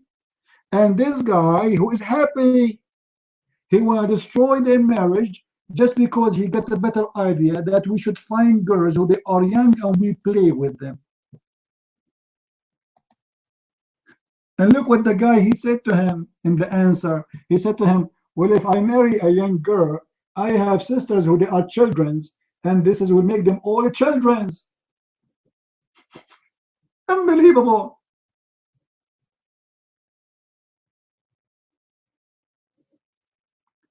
When the hadith will be cleaned up, you will know who the prophet is. Take the mic, IME. Explain to us what does that mean. You are saying to us, you Muslims, you are going to clean the dirt of your prophet and make those hadiths appear? Are you going to dump those hadith which exposing your prophet, your mind?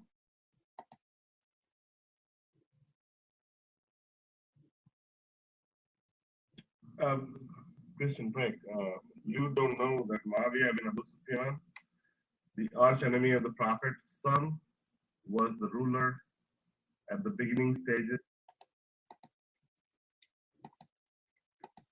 Abdul, you are Ahmadiyya, so why your Mirza Ghulam he quote Al-Bukhari?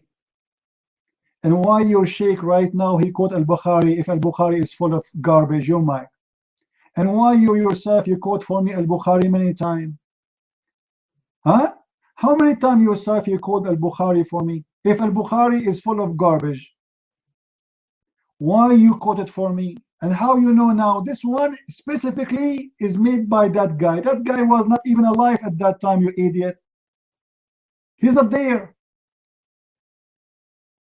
What are you talking about?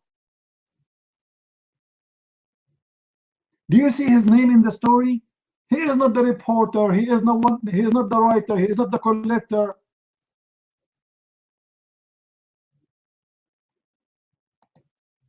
No. You see, you are an idiot. You have to prove to me that this is written by the enemy of the prophet.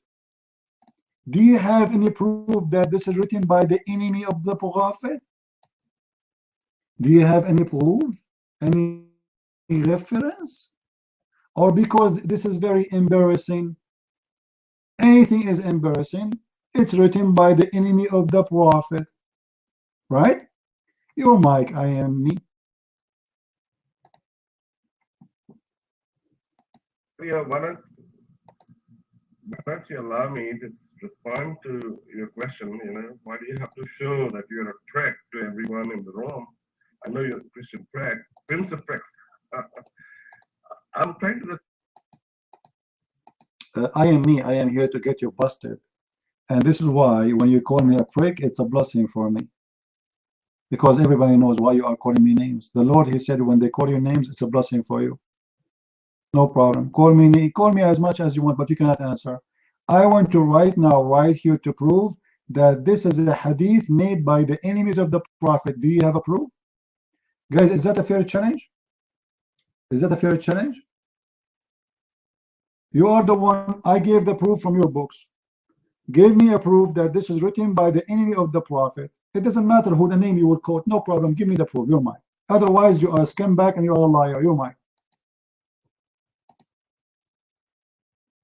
I was trying to explain to you that Muawiyah bin Abu Sufyan, the arch enemy of the Prophet's son, became the. Explain to me what? I gave you a hadith. You prove it to me. You are quoting from me a name of a person. He had nothing to do with the story. Prove to me why this story is not accepted. What does this guy have to do with this? Is he the collector? No. Is he the writer? No. Is he the reporter? No. So shut up.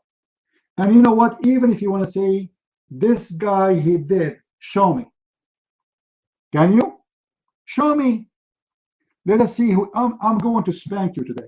I'm not going to let you leave the room until I make your bum red like a monkey. You know, your Mirza Ghulam, the one who claimed to be the false Messiah, he died because of diarrhea. I will cause you diarrhea today. You have to give me the proof about everything you say. Show me that this guy, he was the one who corrected the hadith. The mic is yours.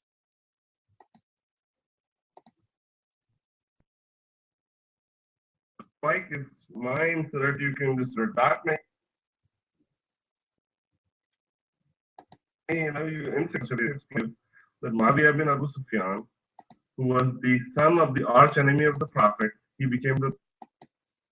Abdul, we want proof. Don't give us a speech. Guys, there's a guy, his name Muawiyah bin Sufyan. Give us a proof. I gave you a reference. Give me a reference. I'm waiting. The mic is yours. Don't tell me I'm cutting you off. We want proof. We accuse you to be a liar until you give us a proof. People in the room, don't you want to have a proof? Don't you want to see the proof? We want to learn from you. Consider that you are educating us. So there's nobody, I never heard of somebody speaking about religion or history without giving a reference. Give us the reference. The mic is yours.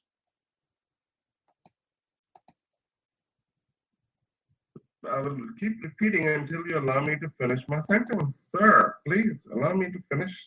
You're from a polite, princely family, right? Don't insult me. I'm not polite. And I accuse you to be a scumbag.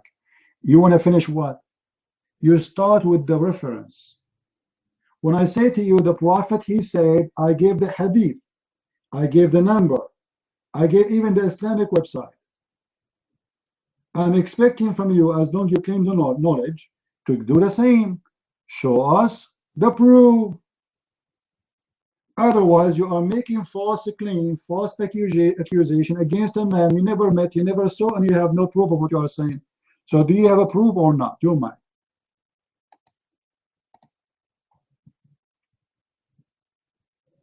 You know who Muawiyah is, sir? Can you tell me if you know? No, I do not know. I want reference. This is why I'm asking for reference. I do not know.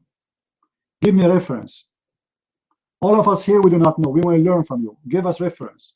What this guy did and how you can prove that this is coming from him. Your mind. We are listening.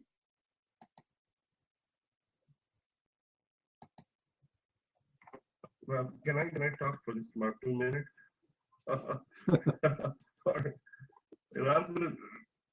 Your room needs education, right? Muawiyah bin Abu Sufyan was the arch enemy of the Prophet. Let me ask you, I am me myself. If you want to convince someone, shouldn't you ask yourself how I can convince them before you open your mouth? So you will take the mic for 20 minutes, 30 minutes, and you will tell us about Muawiyah ibn Abu Sufyan. And you want us to believe that this guy, he corrupt everything. How you can be sure that he did not corrupt the Quran too? As long as he can corrupt everything. He's a bad person. Do you have the original copy of Uthman? The Quran of Uthman? Do Muslims have it today? Do I?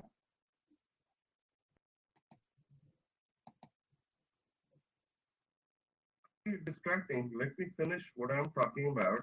Let me talk about Muawiyah bin Abu Sufyan. You know the history of Islam, right? You know the Tariq al-Tabari. You will not answer. As long as you are saying, you know Tariq al-Tabari, why you give me a reference from Tariq al-Tabari saying that this man, he corrupt all the hadith and all the hadith are wrong? Do it. Why you don't do that? Here we go. You mention al-Tabari. Show me. I like al-Tabari. I will accept al-Tabari. Show me from al-Tabari. You might. Guys, did he mention the name of al-Tabari? Did he say al-Tabari? We heard him, right? Show me what al-Tabari says. No problem. You might.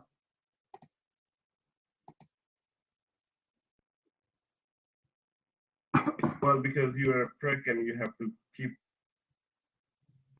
interrupting me. I'll just type it and I'll secret me. I'll answer the thing. I will not even take the mic. Okay? You continue with your babble. I will write in the text what I want to say. Because you got busted after giving you the mic for 100 times, asking you for reference. Now, okay, this means you are a flat tire. All what you have is gas. It was gas, my friend. Your belly is not big. It was gas, and we made you fart. So all the claim you came with that this is a very funny fake hadith, it was gas. Because you cannot prove anything that it is not true. So thank you for your gas. Sit down, and this is a red dot. I don't like stupid talk here. Anyone want to talk to me? He have to give a proof. Nightmare, you are better than this guy. Nightmare, listen. Is that hadith fabricated, Nightmare? Your mic?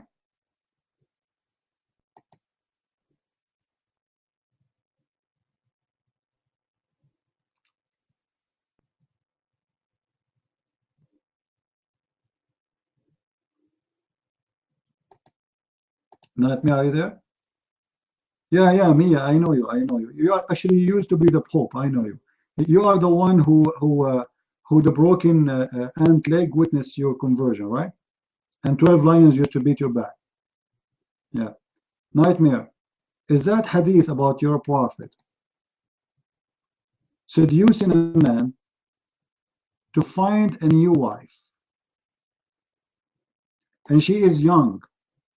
Is that a true hadith or fabricated hadith, Mr. Nightmare? You're mine. Again, that you always do that.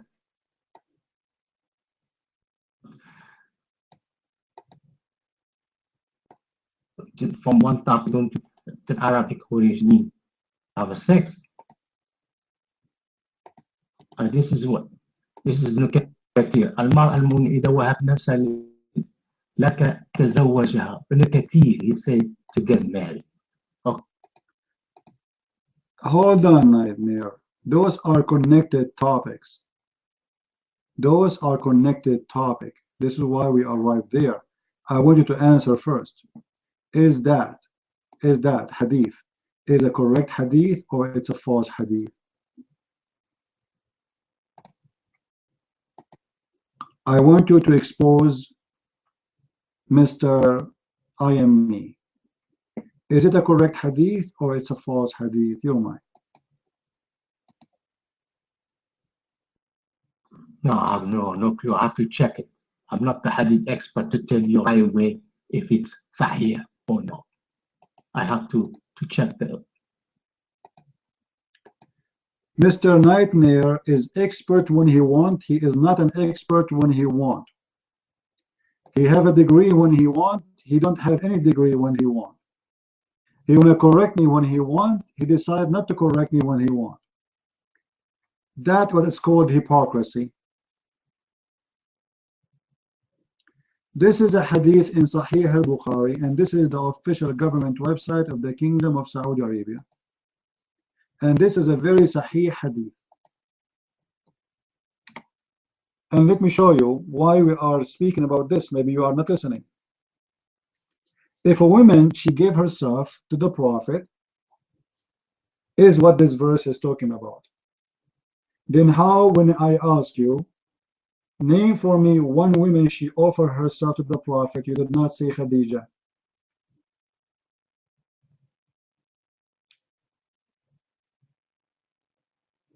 Because obviously she offered herself for marriage. Even though it was a fraud, it was a marriage. And guys, let me show you the full hadith. I want you to save this reference, please. People in the room.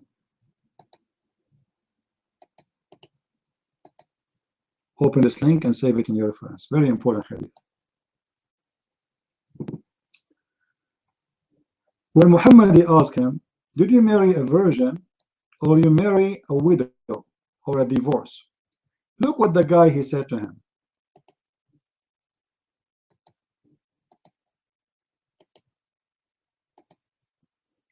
Read with me. Why don't you marry a young girl that you could sport with her? Sport with her, I like that. And she could sport with you. Man. Or you could amuse with her. And she could amuse with you. I said to him, Abdullah died, which means like a fair murder, etc. And he left 9 or 7 daughters behind him.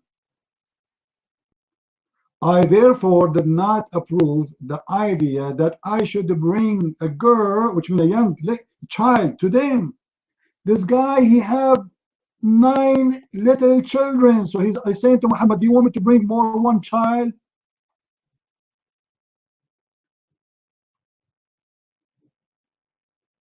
So I married a woman so she can teach them manner.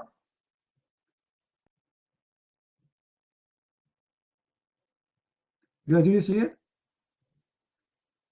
Do you see it? Yeah, this is from the book of Sakani.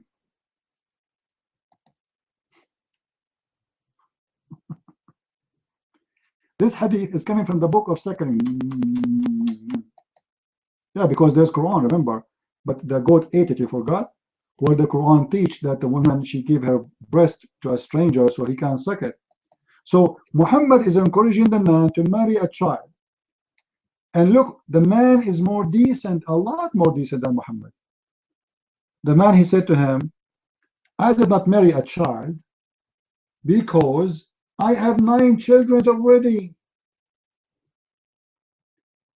And their father, the woman widow, she's a widow. He died as a martyr. Imagine the guy, he died for the sake of Allah. So instead of Muhammad encouraging the man to marry the widow so he can sponsor the little children, he is asking him to go and find a young girl, and the excuse is to sport with her.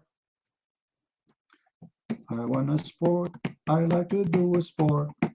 I like to sport. I want to do a sport with young girls who they are doing sport. Allahu Akbar. Allahu Akbar. Sport. Sport with her. This is a wise Muhammad. He was. If you think about it, Muhammad he was thinking so deep. Huh? You married a widow, you idiot. You idiot. Do you know what you are missing? Do you know what you are missing, my friend? Why you don't marry a young girl? She amuses you and you amuse her. She sport you and you sport her. That is a teaching of a prophet, or this is a devil talking?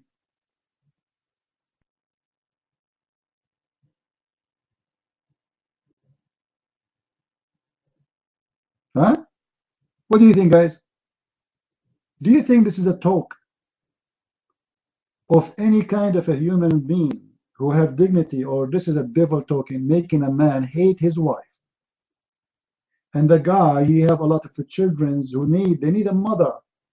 So obviously this guy, he brought a mother for his family. And Muhammad is encouraging him to leave her and find a child to marry. And the whole wisdom or purpose of this wisdom is to sport with her. I mean, seriously, this is a very strong logic. Like, guys, don't you like sport? Didn't you hear Dr. Phil? He speak about sporting. It's very important to do sport.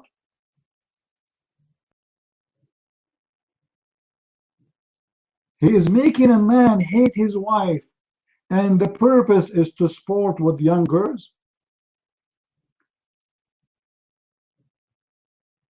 Oh boy. Prophet refused to get to marry from the women who offered themselves to the prophet. You know, even if this is true, it's mean your God, Allah, is stupid.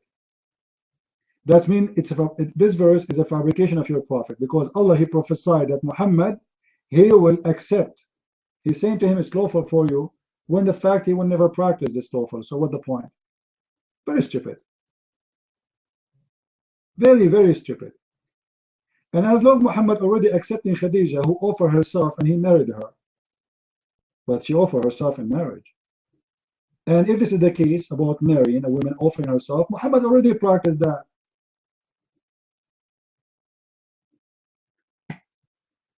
Let us hear those guys are waiting for long. Call, the mic is yours, and right after, take the mic SR. And please, guys, try to keep it no longer than 3 minutes, as long as we have many hands waiting. The mic is yours, Mr. Cole.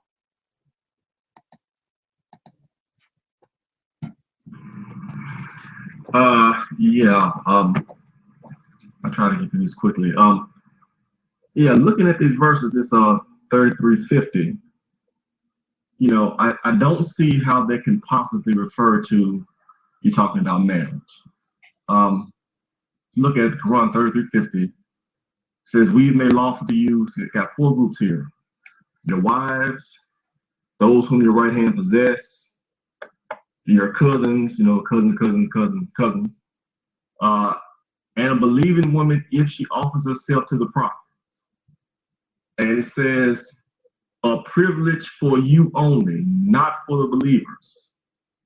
So if that is talking about marriage, then so the believers can't marry, the other people can't marry a believing woman if they offer themselves.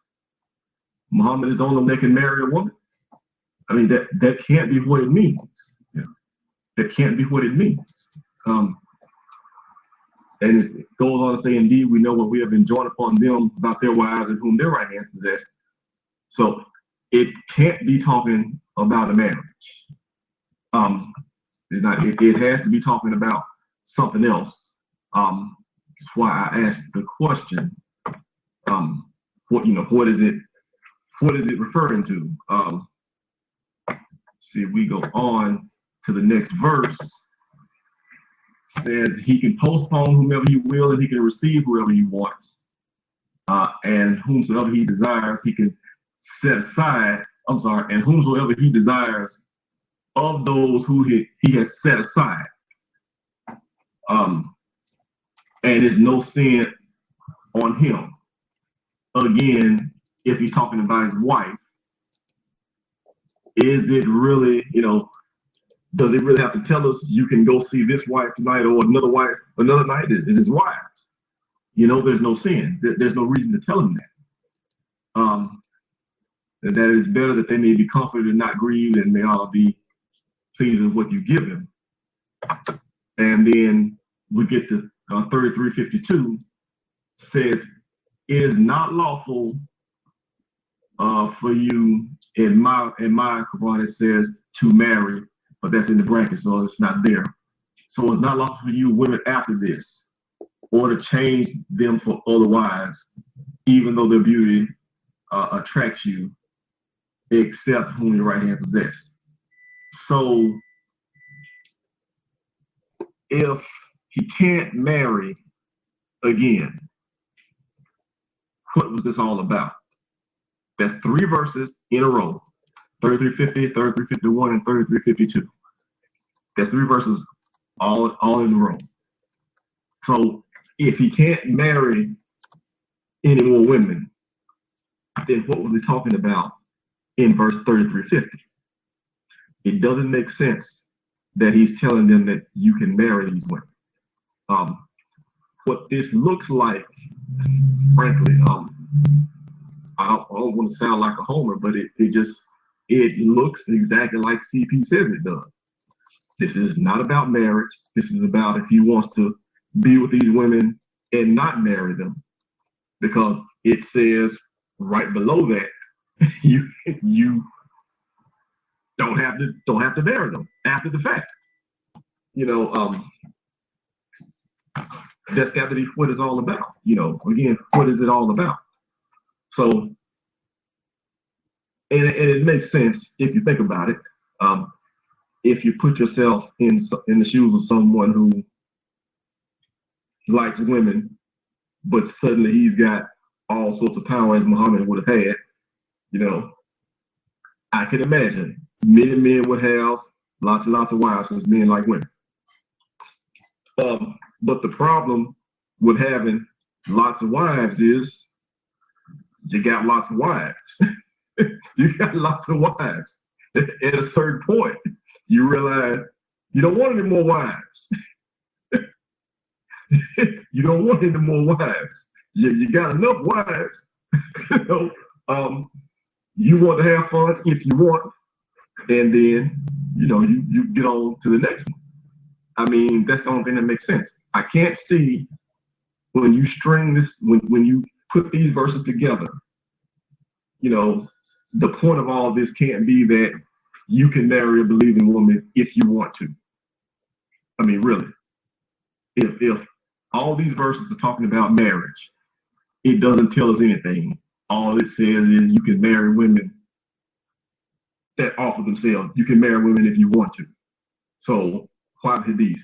Why is Aisha getting jealous? Why do we have 3 verses in the Quran? Why is there the exception? Why is this an exception only for Muhammad?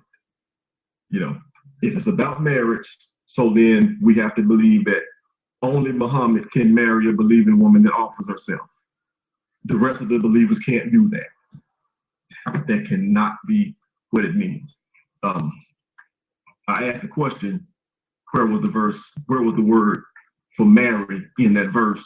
I didn't get a response. It's one of those times I hate that I don't speak the Arabic, that I can't read it in Arabic for myself, because I cannot imagine that it's there. It just doesn't make sense. Once you try to exegete it out, it just doesn't make sense that it would be there. But that said, that is, I think that's my only comment there. Arabic culture. Yeah, and Arabic culture, because the woman has to ask first. I mentioned that. That doesn't add up. He doesn't have to give special permission. That doesn't add up. None of it adds up. So, SR, if you're ready. Are you ready, SR? All right, you can take the mic.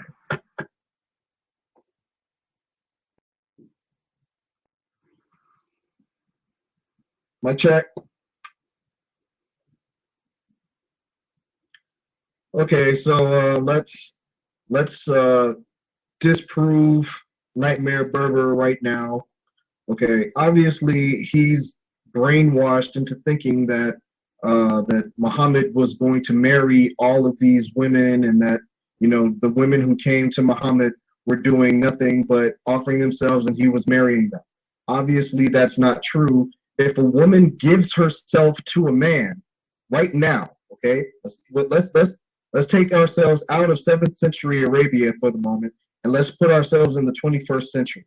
If a woman came up to you right now, Nightmare, and offered herself to you, do you think that she's actually giving herself to you so you can marry her, or so you can have sex with her? Because that's what the verse is saying. Surah 33:50 is saying a woman who wants to give herself to Muhammad, Muhammad has the right to have sex with her. Okay, and there's no fault on him. This is what the verse is clearly saying. Okay, now I will ask you again, what is the purpose of a wife in Islam? Can you tell me that? What is the purpose of a wife in Islam, if not to have sex? Was it not your prophet that said when a man when a man's desire, when a man has a desire, his wife should come to him even if she's at the oven? Did not your prophet say that? Was it not your prophet that made that hadith? Right? So the purpose of a woman in Islam is to be that which is the desire of a man, i.e. to have sex with her whenever he wants, however he wants. According to your Quran, it's the women are tilts, which means that he can go to her at any time. This is the purpose of that particular verse. And women who want to come to Muhammad, he allowed, and only Muhammad is allowed to have sex with as many women as he wants. Otherwise, explain why the verse goes on to say your wives are lawful for you and those women whom your right hands possess, the slaves. Why would Allah, if in his infinite wisdom, of which he has none, if this were the case, why would he include those women which would have been forbidden for him to marry anyway? Why would he mention the slaves, the people that your right hands possess? Why would he mention them if this was about marriage? Whoops. The idea is, you liar, scumbag, you. I'll take over from what CP said. I accuse you of being a liar and a scumbag too. So now he and I are in agreement. You are a scumbag and a liar, because your Quran is saying that Allah is telling Muhammad that slaves are permissible and your wives. You're already having sex with your wives, and you can't have wives as slaves. You can only have so many. So that means that this is about sex, not marriage. Thank you, you liar. Thank you, you liar. Thank you, you liar. Purple, your mic.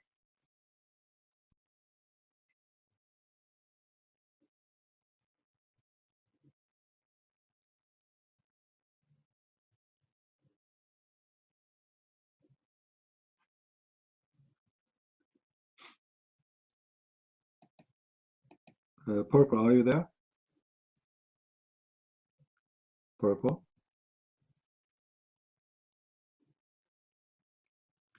You know, this topic became like we talk about it too much. What about we say we read something here in the same chapter, which I find very funny and very stupid. Can you believe that God will make a verse about not to eat from the refrigerator of Muhammad?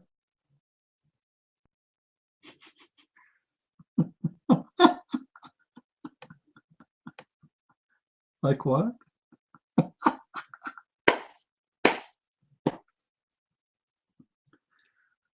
Allah is saying to the Abdul, hey Abdul, when you go to the house of the Prophet, don't eat his food, okay?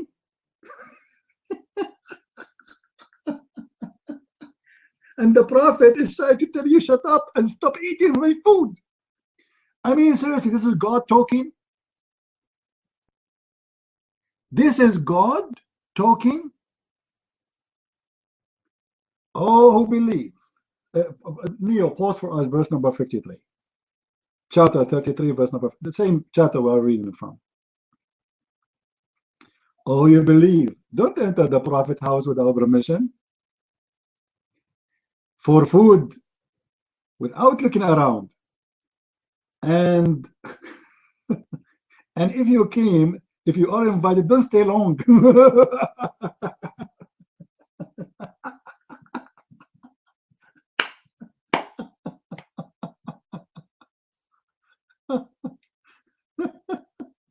Oh boy.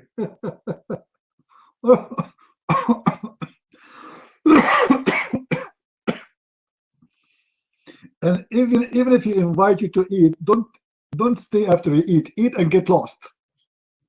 I mean, seriously, this is God talking. This wisdom is coming from God. And guys, if you stay after you eat, you are hurting the Prophet.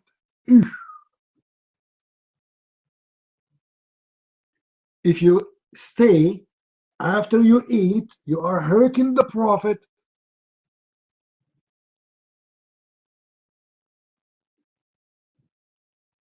The funny Muhammad, he don't even pay for the food. All the food he have is a theft. The Muslims are the one who bring him the food because they are the one who attack their neighbors and kill for his sake and get him the animals and the goats of the neighbors. And now he is cheap. He is worried about Muslims eating the food which they brought for him.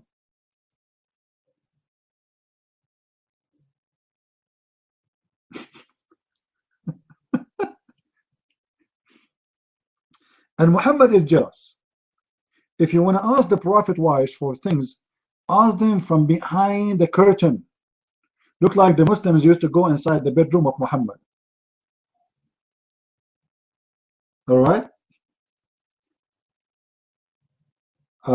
And then he arrived, look, starting from not eating his food, unless he give you permission, not to stay after you eat, and not to speak to the wives unless they speak from behind the curtain, and not to if his wives.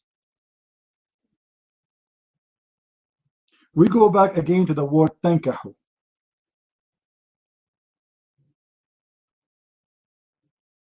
You don't if his wives after he die. If you do that, that is a big hurt to Allah. Nightmare. Why Allah will get hurt? I know. You will say to me the word tankahu here mean getting married. And you know what? Let us go with it. Why it is a big hurt to Allah if you marry the wife of Muhammad after he died? Why? What will happen to Allah? You know, guys, read the verse with me. And Neo, pause the verse again, please. 53. The last part of the verse. Just the last part, where it says that this will be a hurt for Allah. Why it's a hurt to Allah if you are saying this is marriage? Why Allah will get hurt? A woman, her husband, he died, he passed away, she is alone. She needs a supporter. She needs someone to sleep with. Let us make it simple. Guys, is it the right of a woman to have sex too? The same as the men have the right to have sex? She have right too, right? She's a human being. She have a feeling. She have a sexual desire, the same as the man do. So why the man Why every woman? She can remarry. Why Muhammad, he marry women who they are previously married? Why Muhammad, it's okay for him to marry a woman after her husband, but his wives cannot have a new husband after he died? The mic is yours, Nightmare. Purple, we call you. Let us hear what Purple want to say, and then we give Nightmare the mic. Go ahead, Purple, you mic.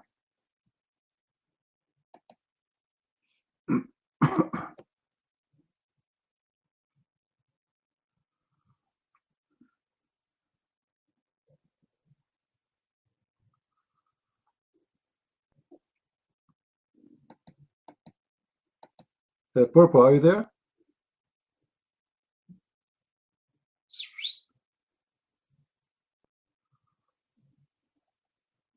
Yeah, your mic. Go ahead.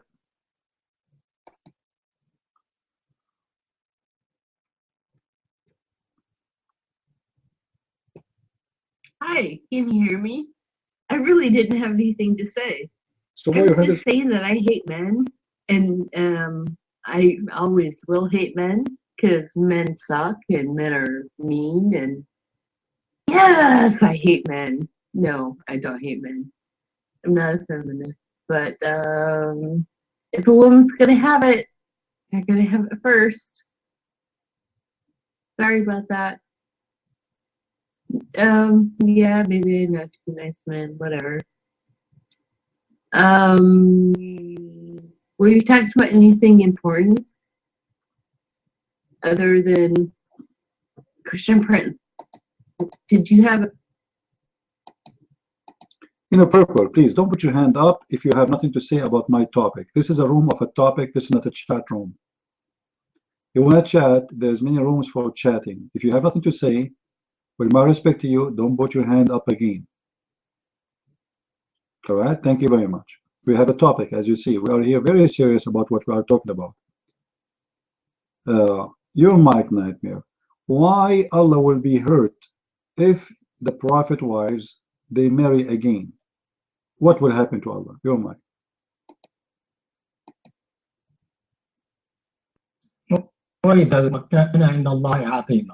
I don't say the word hurt there. You always you make up word them in the hadith, you put them in the verses. You make up a word. There is the word hurt. Where is the word hurt there? Okay, translate for us. If it's not the hurt, it's what? It's what? Translate your mind. Go ahead, tell us what it is. The word azim can be greed, but it translates as enormity. Enormity and greed has nothing to do with hurts. So it is a great what? Great hurt. Is it a greater pleasure? Is it a great beautiful? Is it a great deeds? Or it's a great sin? Or it's a great hurt? It's a great what? If you sleep with the wives of the Prophet after he died, it's a great what for Allah? Your mind. Tell us. Not hurt. I don't know where you come up with the word hurt. It could be great sin, yes, but not big hurt. What the word hurt has to do there? You know what the word hurt means in English? It is great for Allah. Great for Allah what? If it's not a hurt. You see, your God Allah saying that you would do it, you are doing it against him. So he's not saying it's a hurt for Muhammad. It's a hurt for Allah. If it's not a hurt, it's what? Explain to us. Why Allah is going to be upset if you marry the women? You are marrying. You are not going to sleep with them. You just said that. What you said, it is not about having sex without marriage. It's about marrying, and marrying is lawful. In Islam, a widow woman, she can remarry. Why, if you do marry a woman, she was previously married, and she is a Muslimah, and her name is Aisha. Why this is against Allah, and why it's a great what? You might explain to us. Great sin, but don't say great hurt. It doesn't make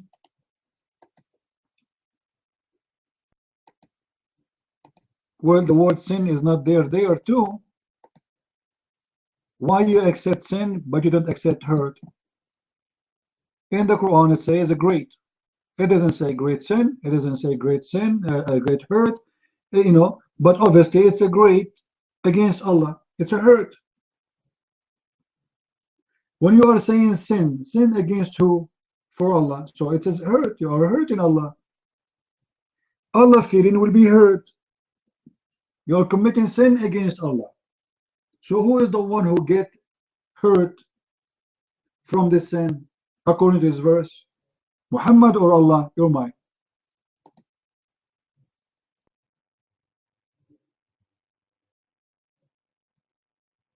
He can't hurt the baby. He can't help Allah. He can. God, great. Lord is hurting you. One just mean to hurt. A great sin. That's what it is. Okay, you know what? As I said before, you have to trap the Muslims to make them believe in something, right? To make them like holding it. He just now right like what I said. I said before, a great sin. If I say it directly, he will say no, it's not a great sin. So I gave him hurt and I gave him sin, so he likes sin more. And now he attached with sin. Now let it go to busted. What is the sin of getting married? What is the sin exactly of getting married? With the woman, she is a widow. Where he did sin? You might. The Prophet's wives are not like other wives. They are not other women. They are different than the rest of the women. Right, they have 3 vagina. What do you mean they are different? They are women. What do you mean they are different? They are women. Why they are different? And why it's a sin?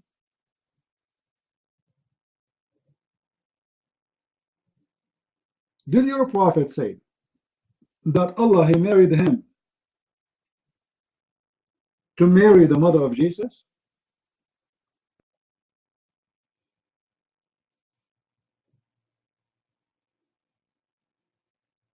Did he? He did. So how come Muhammad, he have no problem to take women of the other husbands? Obviously this guy is mentally sick. He's selfish. He don't want anyone to touch his wives after he die. He's very selfish.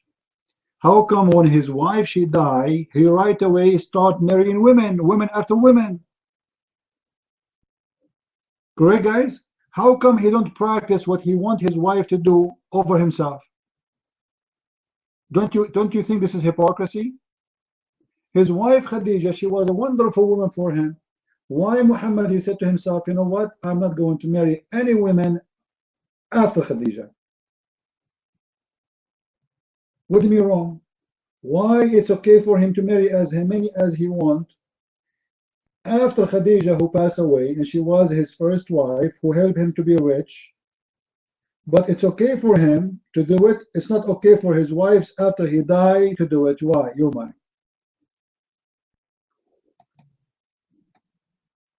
Were selfish. Get married with this way. He will ask up. That's when it means it's selfish. Nightmare, you are cutting off. This is very selfish. This is actually a crime, because he is saying to them, Allah, he said. So now they have no choice. But did Allah ask them if it's okay, do you want to do it or not? This should be a personal choice. Correct, people? Maybe the women, if they love Muhammad too much, they will not marry after him anyway. It's a personal choice. You don't force the women not to marry again. This is their right. The husband is dead. He is forcing them. He's not saying it's better if you don't marry. No, no, no. He's saying you cannot marry his wives. He is making it forbidden, so nobody dare to do it. And obviously, this is the fabrication of Muhammad because, okay, you know, who is getting the benefit of this? Shouldn't we ask, guys, when this is a law, when Allah he says nobody can marry his wives, it's mean he came with a law. This is a law right now. This is Sharia law. Nobody can marry the Prophet wives. What the benefit of this law? The husband is dead. So what is the benefit that those women, they will not have a new husband? Who is going to get the benefit of this?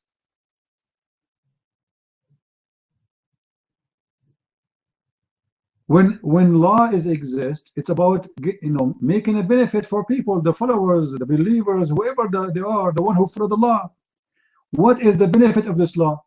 That nobody can marry the women of Muhammad after him.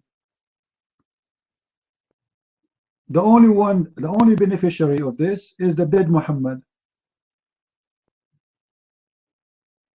No, forget about support. They will say to you they are the wives of the Prophet, so still they will have their shares of the booty, etc. Yeah, but you know, women don't only need food. They are not goats. Women are not goats. If a woman, she is divorced or she is widow, and we offer her food for the rest of her life, doesn't mean she should not get married again. She have a life. She want to have a man. She even want to have sex. Why not? As long as she is doing it in the right way, why not? Guys, is it right for a woman to have a desire for sex, or it's against God? God gave her the desire. It's very normal. So here we go. The husband is dead. Aisha is 18 years old, 17 turning 18. And now Aisha, she is in a situation she cannot marry. So what Aisha should do? Anyone remember the hadith? What we showed you? What Aisha should do? She hunt for young men. And this is the reference. And that explains why Aisha, she was sleeping around. Because Muhammad, the selfish, he forbid her from marrying anyone after him, and he forbid anyone to marry her after him, which means both sides, nobody dare to think about it, and the only way is to sleep around. So Muhammad is the one who made Aisha commit sin.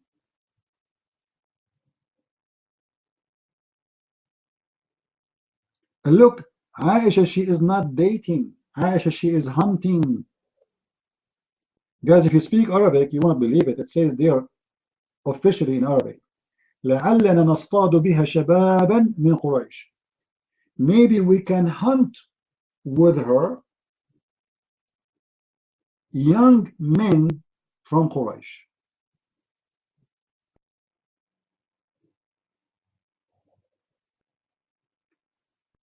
And you know, if you think about it, look like Allah, he worked for Muhammad, obviously. He gave him a license for his penis. Any woman she want to sleep with him. Allah is worried about the refrigerator of Muhammad. Please, when you come to my house, don't touch my refrigerator. All right, and don't eat my grocery. And please, if I see any of you eating my what they call them? Chips. If any of you, if I cut any of you eating the chips of my chips without the permission of Allah, I will kill you. And after, even if I give you permission to eat my chips, you have to leave after you finish right away.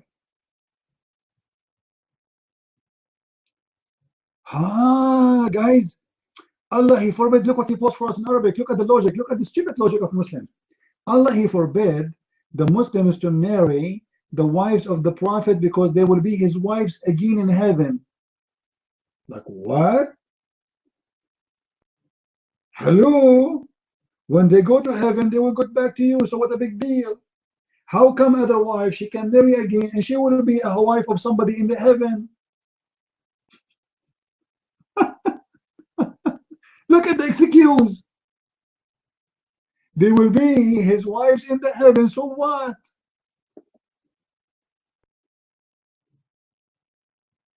Still they can be his wife in the heaven.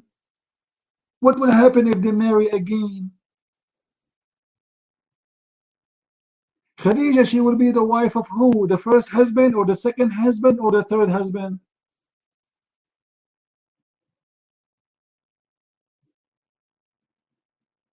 Amazing logic. So a Muslim woman who marry more than one husband during her life, who is going to have her nightmare in the heaven?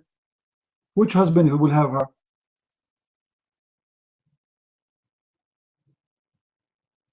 Ah, I got owned. Ah, yeah. Oh boy. Allah, He preserved their vagina for Muhammad. Only Muhammad, he can go there. In the earth and in the heaven, my friend. Muhammad, he put a sign there. It says preserved. Those vaginas are mine. You cannot touch, you cannot see, you cannot play with. But Muhammad, he can play with as many vagina as he wants. Amazing. Hypocrisy. Obviously, Muhammad is a scumbag. You know, it's obvious. Okay, Nightmare. Nightmare is excited. He want to say something important. Listen carefully. Your mic, Nightmare. What do you want to say?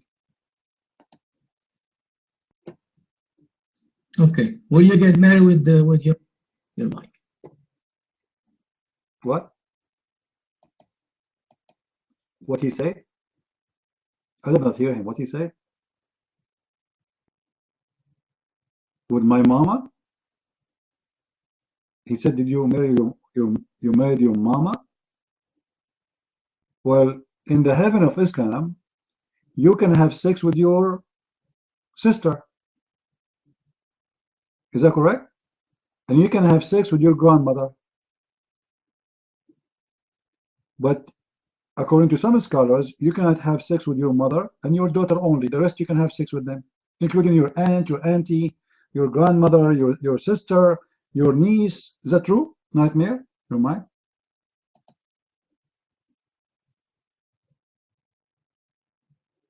I'm talking about this world. Don't talk to me about hereafter. This with your mom. Nightmare. Nightmare. They are considered to be on my head. Just to show you how stupid you are, Nightmare. Guys, he's saying that Aisha, she is the mother of the believers, but she have no babies. She is adopting them without giving them birth.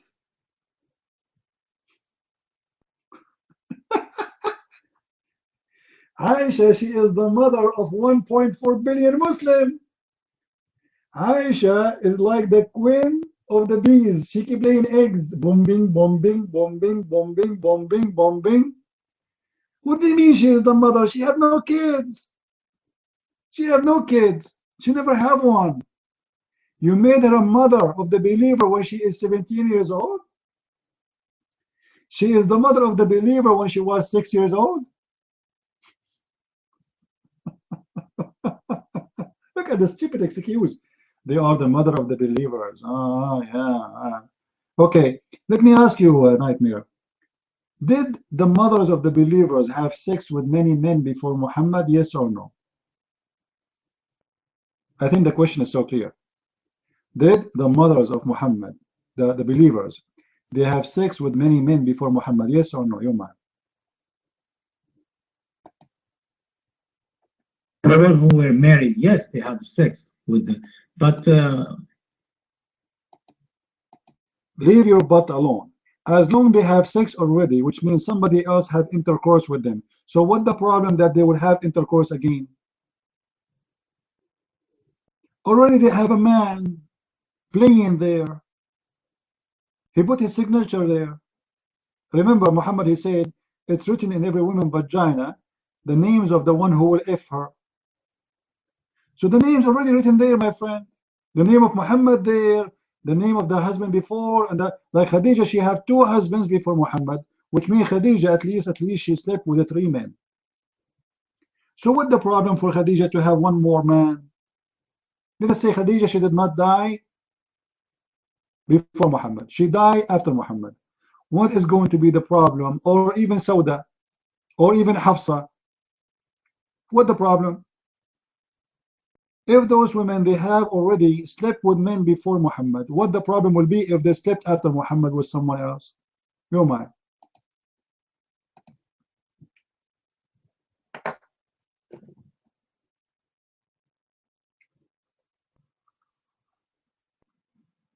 Can make another, not before. Are you saying that it's okay before, it's not okay after? What the logic? That's crazy. Why Allah did not preserve the vagina of those women before Muhammad? For Muhammad. Why He allowed Khadija to have many husbands before Muhammad? Reserve her for him. If it's so important, nobody sleep with the mother of the believers. Here we go. The mother of the believers already have sex around. So why Allah did not preserve them for Muhammad so nobody can have sex with them? Oh, Allah, He could not do it, right? But now Muhammad, he have Allah on his side.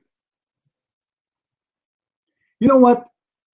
Why Allah did not say that to Muhammad, that you cannot have more wives after Khadija she died?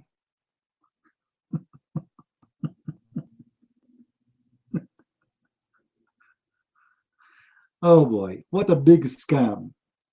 This Muhammad, honestly, he is seriously a big scam. Purple, your hand is up. You want to say something for us? I told you, this is not a chat room. Let us hear what SR want to say. Your mic, SR.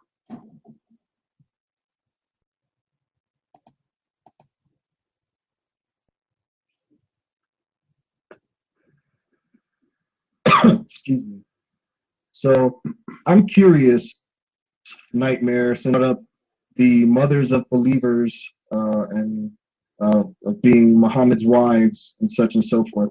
I have a quick question. Since we're coming out of Surah 33, Neo, if you're still in the room, can you please post Surah 33 verses 4 and 5, please?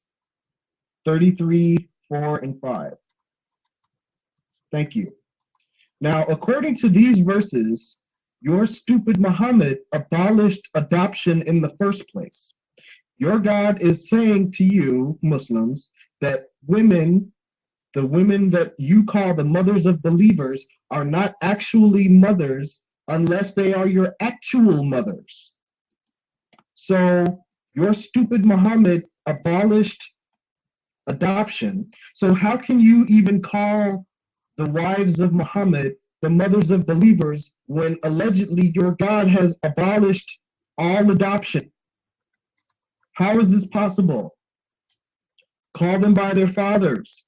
And you know, and I'm sure you know why this verse came down. I'm quite certain that you know why this verse was revealed, quote unquote. Okay? I'm sure you know all about Zayd and his wife Zainab and how Muhammad forced him to give up his wife so that way he could have sex with her. Okay? And this is what happened. Okay? Your stupid Allah came and zoomed down and abolished all adoption from this point. So explain to me how you can have a woman who is not your mother be called the mother of believers, but there's no more adoption in Islam. Can you explain that to us, please? I'd be greatly appreciative if you can explain to us any of the wives of Muhammad who are not your real mothers are actually the mothers of the faithful or mothers of the believers. Can you explain that to us? It'd be greatly appreciated. Thank you. You know, SR, when Aisha, she was hunting young men in Quraysh, that was haram or halal? Obviously it was halal. Allah, He forbid them only not to marry, but He did not forbid them from having sex. And the proof, she is doing it. If you ask Nightmare, he will say to you the verse they are speaking, they cannot marry, not having sex. You cannot marry. And the hadith we just showed you, it says that Aisha, she is hunting young boys, young men from Quraysh. So he will go, Aisha, she is a decent woman. She is the mother of the believers. She don't marry them, but she if them. I mean, seriously, how amazing this mother of the believer is. Yeah, she followed the order of Allah. She will not marry them. She sleep with them. And she dressed beautiful girls who are her slaves to seduce men to come to her house, and bingo, bingo. Everybody happy, including Allah, including Allah. They did not marry, they just have sex, which Allah did not forbid. Allah forbid them from marrying the Prophet wives, but he never forbid them from having sex with the Prophet wives. And this is how Aisha, she is practicing sex after Muhammad. She is not only having sex, she is hunting.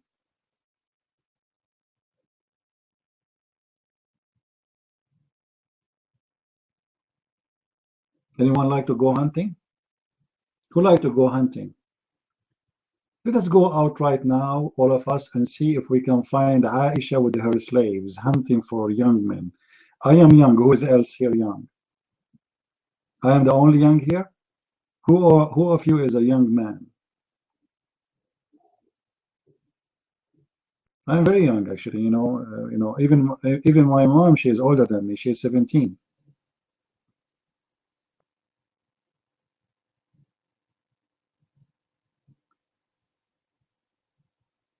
We want to go young in the heart. James, sorry, we can't take you with us because Aisha, obviously, she like young men, not young heart. She want to take your heart, my friend. she like young men, not young hearts. So you have no choice. You have no chance with us. Who else want to go with us?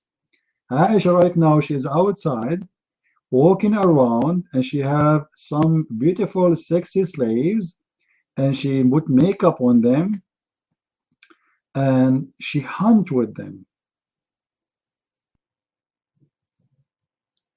Actually, there is a guys. If you see what the Shia they say about Aisha, reading the Islamic Sunni hadith, they accuse Aisha that because when her husband he passed away, she was so horny, so she used to masturbate by jumping in the top of the saddle.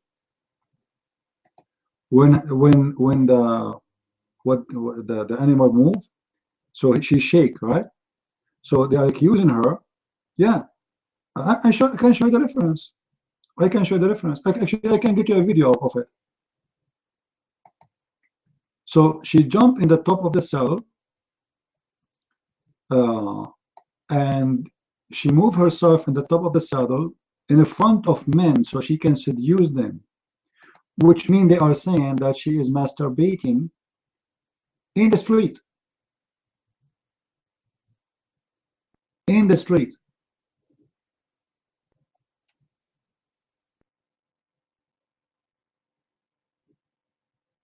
Isn't it amazing?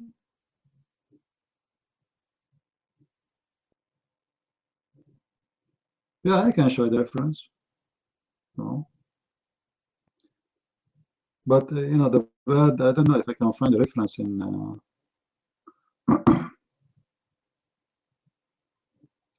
in English, but let us see. This is a very famous hadith. It's called, but I'm sure Nightmare, he do not know it because nothing.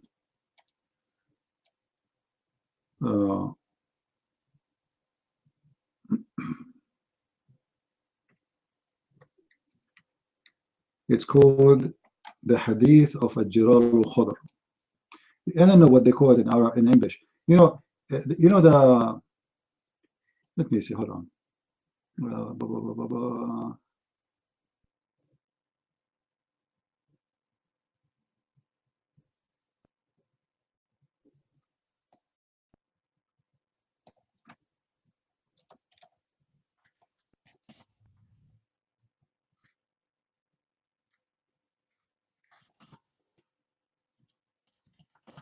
The keyboard doesn't have Arabic font. I mean the stickers.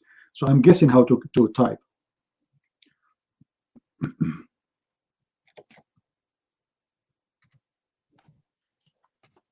need to buy those stickers. I keep forgetting. All right.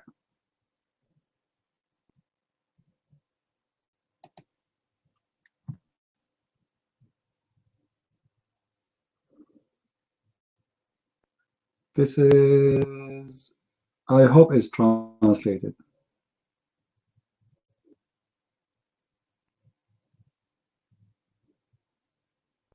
Oh, this one is in French. Who here speak French? I found that's the reference, but it's in French. Who want French? Anyone speak French here? You do, Nightmare? Okay. Well, this is a translation for what the Shia they are saying, quoting the Muslim Sunni hadith. And as long as you are a Shia, Nightmare, so enjoy it. Right?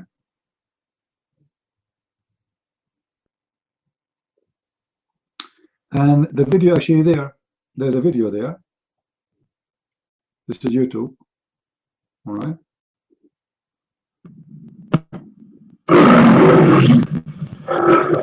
Oh boy. Sorry guys for the music. Unbelievable. Those Muslims are crazy when they put the music in the beginning. جريمة جنسية والفتوى على مراجع التقليد وأشير إليها إشارة سريعة بدون بيان واضح. شوفوا، قال الإمام الباقر عليه السلام: قيل لعائشة إنهم قد أقبلوا بالحسن بن علي صلوات الله عليهما ليدفن مع رسول الله صلى الله عليه وآله، فخرجت مبادرة يعني مسرعة. هنا النقطة الجنسية دققوا النظر ولا أوضحها أكثر من هذا. فخرجت مبادرة على بغل بالسرج، ما جلست في هودج وإنما جلست على سرج البغل. بس هذا اللي عنده زوجة خليه يفكر ويعرف.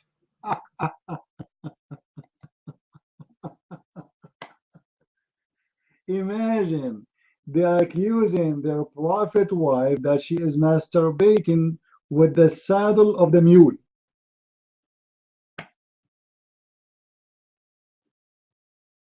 And this is live in TV. Any one of you have a mule at home? Guys, any one of you have a mule? I have a bad news for you. If you ever see your wife riding a mule, have a saddle, your marriage is in danger.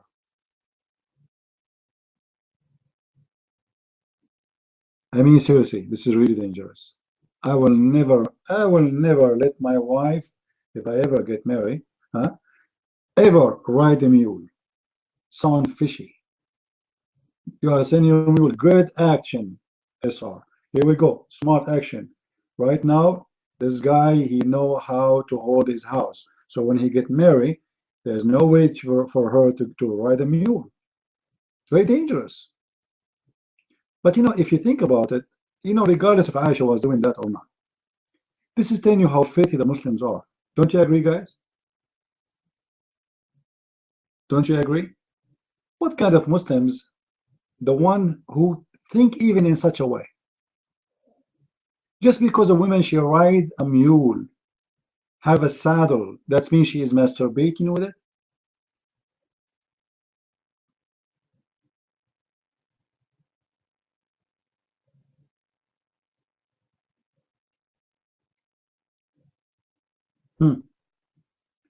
That means if women, they sit in anything, they are masturbating, man.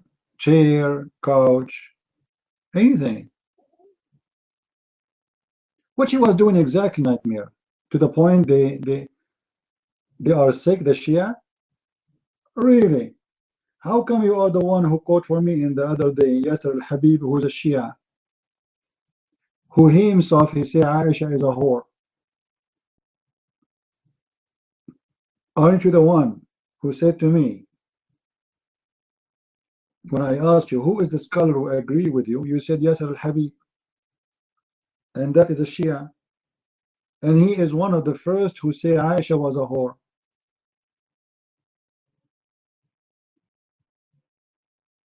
Even they accuse Aisha that always her fingers, they stink.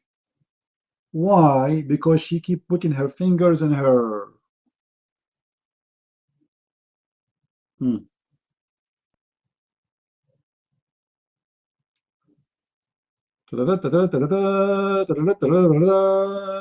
comment. Like, come on, Muslims. No, I cannot say it. I cannot say. I have to be polite here. You know, I'm very polite, by the way. I was the only polite student in my classroom which have only one student. And I was the first in my classroom too, which is amazing. And actually, I was the third in the whole city because it was only 3 of us. It was me and Ishmael and Abraham. Abraham was first, Ishmael was second, and I was the third in the city. And that city is called Mecca. There was no people there except me and Abraham and Ishmael. All right. However,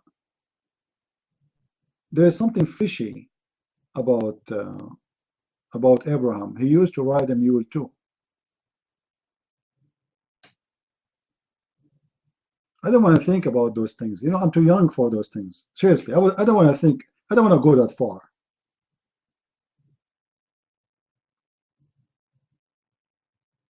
But you know, talking about Muhammad is making us think in that direction. Sorry, you know what I can say. However, like you know, for me, it's not even my age to talk about that. I'm too young for these stories. You know, Nightmare, before you show up here, there's someone was arguing with us about as long as we are talking about women and sex and etc. Is it true that women in Islam, they can be pregnant up to 10 years? Nightmare? No? I don't know. I have reference. It says yes. It says yes. Do you want me to show you?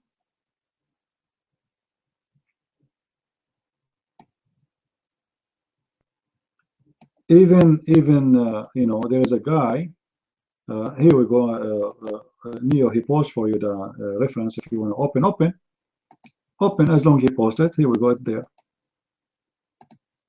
All right. So it's according to the all Muslim scholars, including Ibn Aisha, a woman, she can at least have 2 years being pregnant, and then 3, and then 4, and then 5, and then 6, and then 7, or 8, or 9, up to 10. What do you say? Well, here we go, the link in front of you. This is Quran, and this is the interpretation of the Quran. And it's in Arabic, your favorite language. Don't you see it? Here we go. So what do you say? I will give you time to read it. By the way, guys, I have a neighbor, and she have really a big belly. I thought she is fat. I'm thinking about it now. She have a big belly since like 7 years ago. Do you think it's possible that she is a breadnet? You never know. You never know. Like Allah knows. I mean, seriously, Allah knows better. If Allah He says so, it's possible.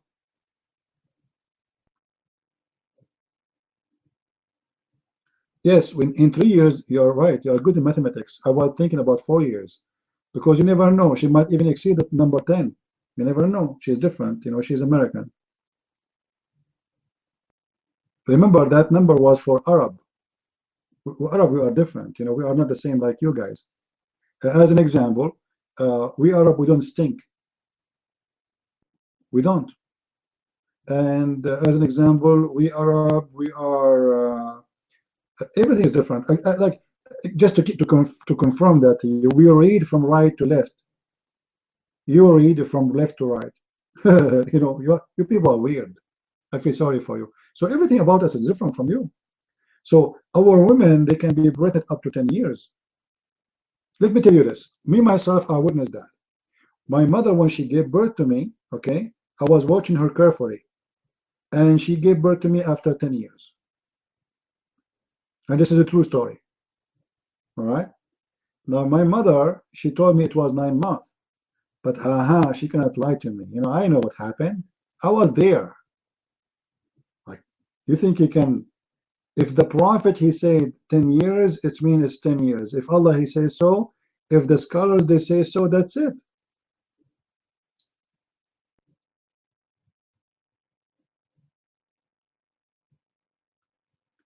Did you read it, Nightmare? Are you ready to read the link we gave you? Did you see it? Al-Shafi'i and Maliki and Al-Hanafi, etc. All the biggest scholars of Islam agree that women, she can be pregnant for many years.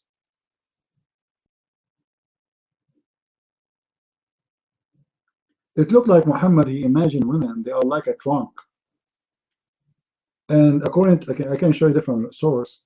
Muhammad, he said, or let's say, the books, they say, that the sperm of the man, he might sleep in the side for a couple of years. And then when she have sex with the new man, the penis of the new man, he awake the penis, the sperm of the first man. And if you think about it, that's very logical. Like the sperm, he go in and he take a nap.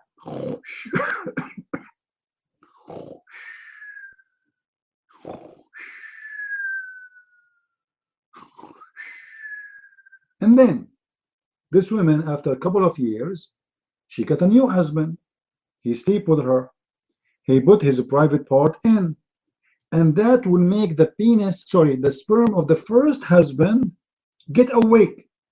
And then the woman, she get pregnant. Nightmare, stop being a hypocrite. What do you mean I don't care about what the others say? What do you mean you don't care? You are being a hypocrite here. How come you quote for me scholars when you want, and you ignore scholars when you want? Either you quote scholars or you never quote them. Obviously you do. Right? You do. So, you know, this is what you Muslims do when it, you know, things is very embarrassing. You decide to say, I don't accept what those people say. When things is for your benefit, because you are a hypocrite, you accept it. You're mine.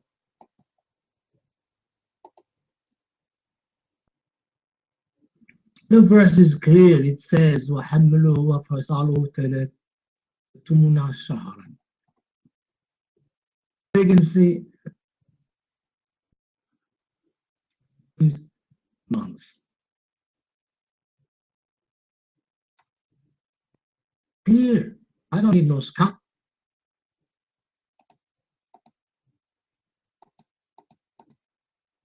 Your voice is cutting, Nightmare. If you have more applications are running, turn them off, please. Close. If you have many pages. Now, you said 30 months, the woman, she can be pregnant for 30 months. Did he say that? Let us analyze step by step. Hold on, Nightmare. Does the verse there saying that Allah is the one who knows what the women have in her womb? Does it say that? Does it say that?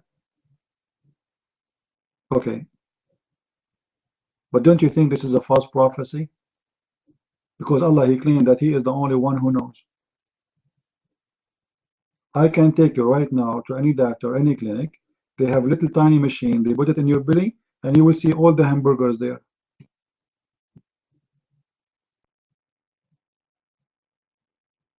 So Allah proud that he knows what women they will bear, male or female. But this is a false thing. It's not only him, he know that.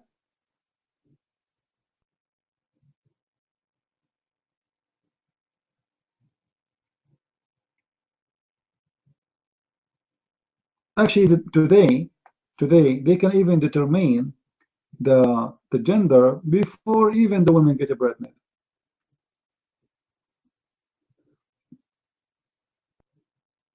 "30 months, including breastfeeding period." Well, Nightmare, as long as you don't accept the scars, I have nothing to say to you. You are being a hypocrite now. In order to escape the disaster there, you said to me, I don't accept the scholars.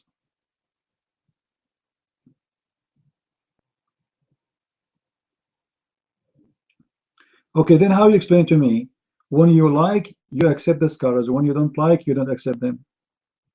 Those are you know that the Muslims, they have sect, Maliki, Hanafi, Shafi'i. As you see, their names is there. Those are the one who even decide the sect direction. And all of them agree. Even Aisha, she said that the lowest period for a woman who is exceeding, which means when a woman exceed her 9 months or whatever month, if she exceed, is going to be at least 2 years and up and up. Do you see it? What Aisha she said? And Aisha, and the story they mention a person who is the story of Ibn Ajlan. What is Ibn Ajlan's story?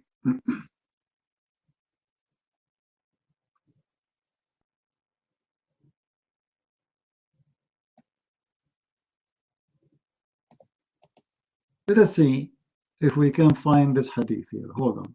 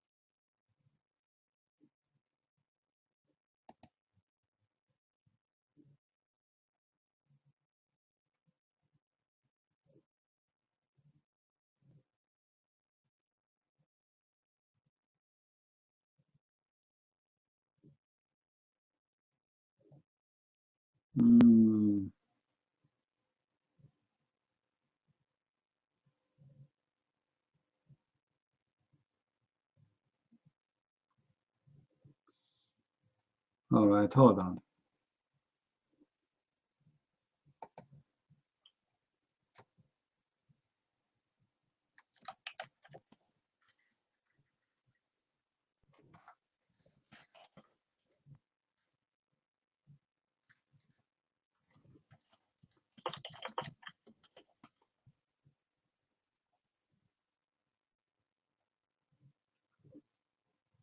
Let us see.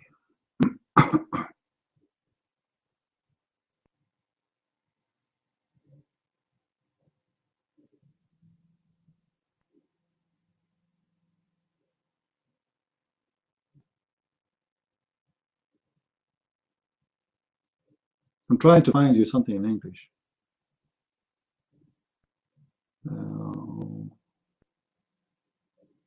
Because that would be more fun. Look like it's going to be hard to find it right now, but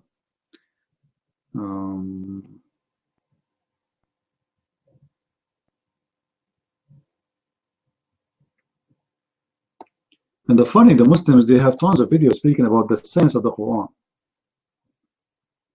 which is amazing. Amazing lies. This is why I made my book to expose their lies. It's called Quran and Science in Depth for those who don't have it. Yeah, hold on. Listen to this. Listen, Nightmare. Listen. I hope you are listening. في الأرحام يذهب بعض العلماء إلى أنه يمكن أن تحمل المرأة الجنين 4 سنين، ونقل هذا عن مالك رحمة الله تعالى عليه، في أن المرأة يمكن أن تحمل الجنين 4 سنين. Did you hear it? لشيء شاهده وواقع رآه في جارة له حملت مرتين في كل حمل يكون حمل جنينها 4 سنين.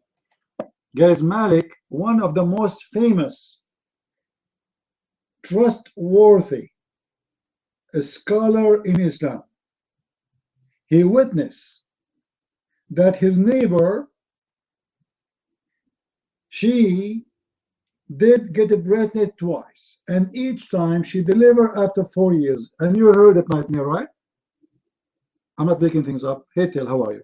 Good to see you. You heard it? You heard it?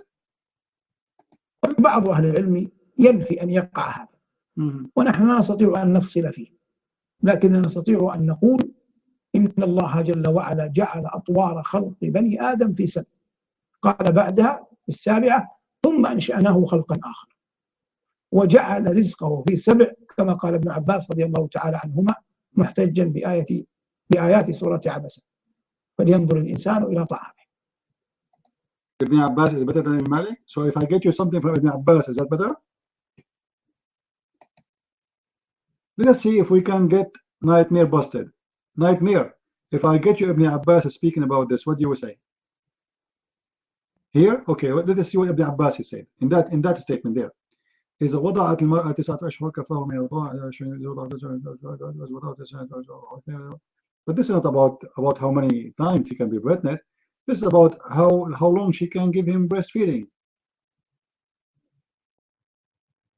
This has nothing to do with our topic, man. This is about a rida. You are deceiving, nightmare. What does this have to do with our topic? This is about breastfeeding.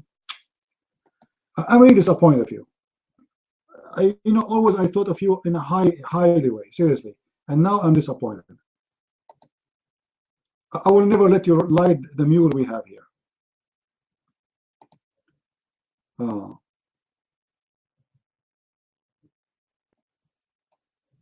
Let us see, hold on.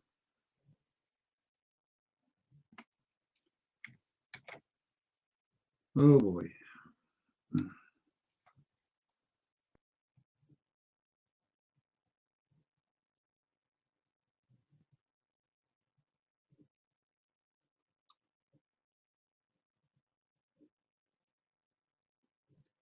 Guys, did he mention that he liked Ibn Abbas? Did he mention that he liked Ibn Abbas? All right. Read for me, Mr. Ibn Abbas lover.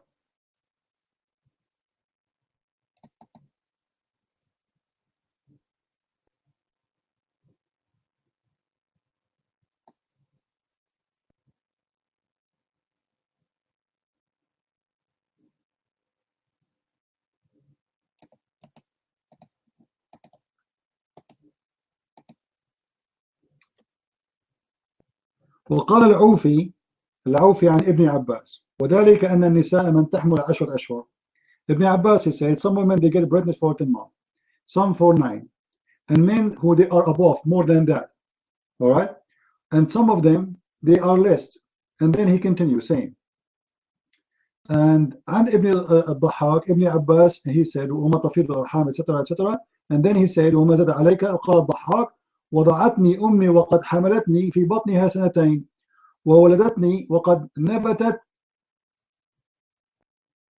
This guy, his mother, she gave birth to him after 2 years, and when she gave birth to him, his teeth is out and his nuts is big.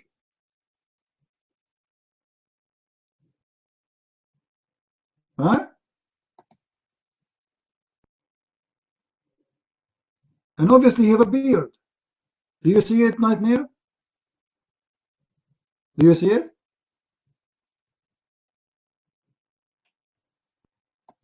Two years, and she gave birth to him, and he have a growing teeth, and he have a beard, and he have big nuts. What's happening there? And he have a cubit hair too. All of this happened in 2 years.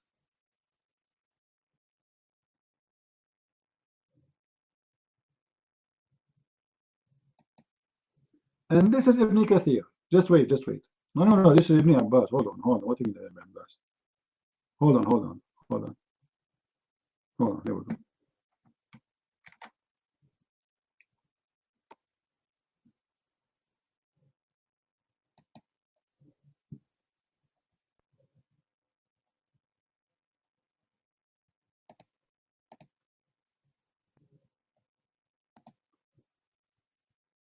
Read with me.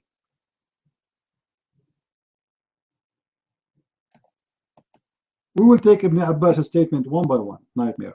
Read this first one for me. Does it say that he says that women, they can be pregnant more than 10 months? Does he say that, or even more? Is that correct? So here we go. Ibn Abbas, he agreed that women, they can be pregnant 10 months and even more. What more? What is the more? 10 months and more. What does that mean? Your mind. This is your scholar Ibn Abbas. I'm going to post his statement one by one. Your mind.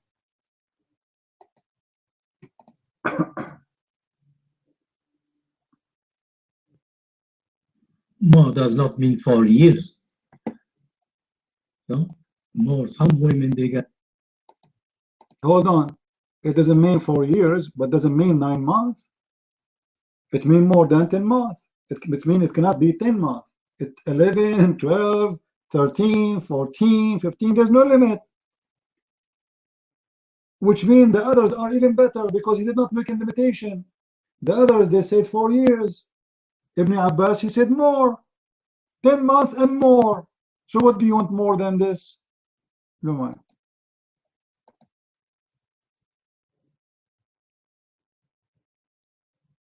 No, he say وذلك أن من النساء من تحمل 10 أشهر. It doesn't say 10 أشهر and more. 10 أشهر ومن تحمل 9 أشهر ومنهن من تزيد في الحمل على 9. They said Nightmare. Just let me get you busted. Let me pause it again. I want you to translate sentence by sentence. It says, here we go. Okay. وذلك أن من النساء من تحمل 10 أشهر ومنهن من تحمل 9 أشهر ومنهن من يزيد في الحمل ومنهن من تنقص. All right.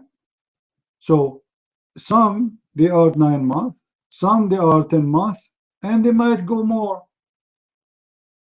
He is putting 2 dates, and he's saying he's adding the word more. He mentioned 10 already. He mentioned the 9 already, and he said it can be more and it can be less. So more than what? More than the 10. And less than what? Less than the 9. The 9 is the smallest number. The 10 is the biggest number. It can be more and it can be less, your mind.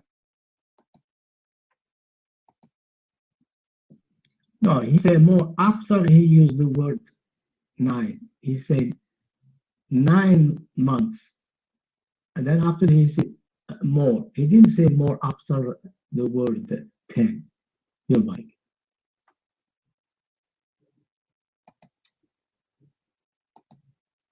Well, you know, the statement in front of me is so clear. And you know what? If this is true, so why the scholars are coming with the conclusion that a woman, she can be pregnant up to 10 years? Based on what? Those are the highest scholars of Islam. Correct, guys? Those are scholars. They will not come with a conclusion unless they can base their argument with. So they are based on what they say such a thing. Making things up, fabrication, stupidity. Obviously, they have a lot of reference. Based on that, they decide that this must be what the Quran is speaking about. Now, let us see something else.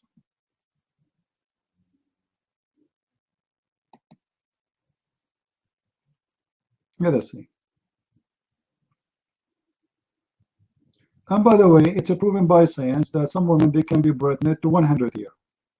Actually, I know a woman myself, she died when she is 70, and then she delivered the kid when she was 100 in the grave.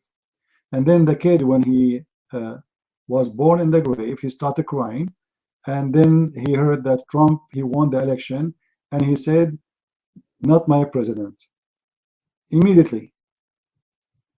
True story.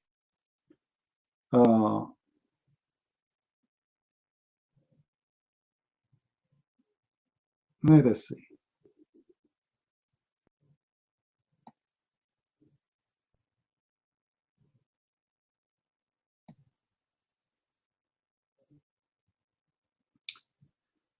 Do you know this hadith about an Umar?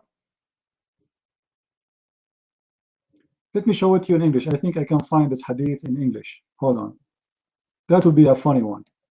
I hope you can find it in English, because that will be an amazing story for you guys. You can see the reference.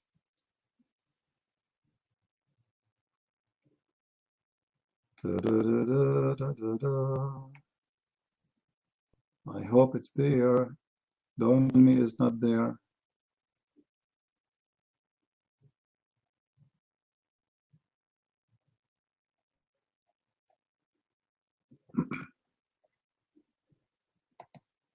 I think it's there. Just wait.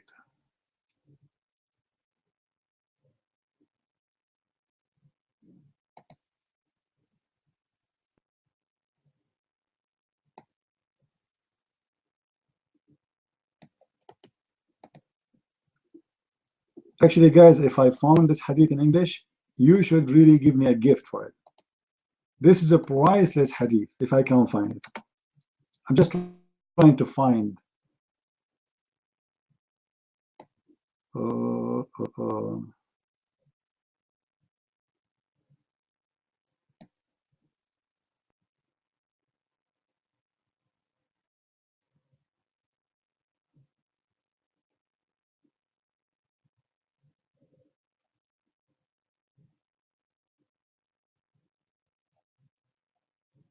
You know, this website, searchtruth.com, is an idiot website.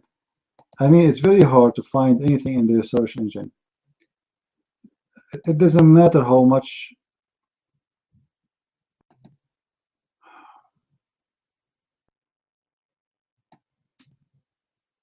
Their search engine is the worst. Like, you put a sentence there, and then it gives you endless reference, have nothing to do with the search itself.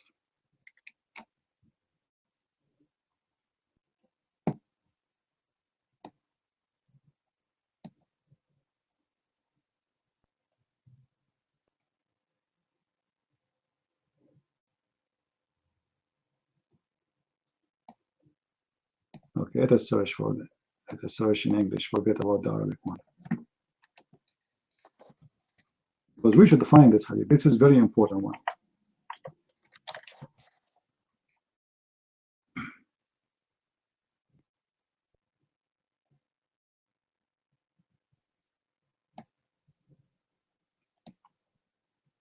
The story is, a man, he was away from his house for 2 years. For how long? For 2 years. And when he came back, he found his wife pregnant. He came to complain to Umar. And Umar, he said, stone her. Umar what? Say? Stone her. Then the scholars, they said to Umar, don't you know? Don't you know? And this is the one who said that is Mu'adh ibn Jabal. And you know who is Mu'adh, right? So don't tell me Mu'adh is not trustworthy. So, you know,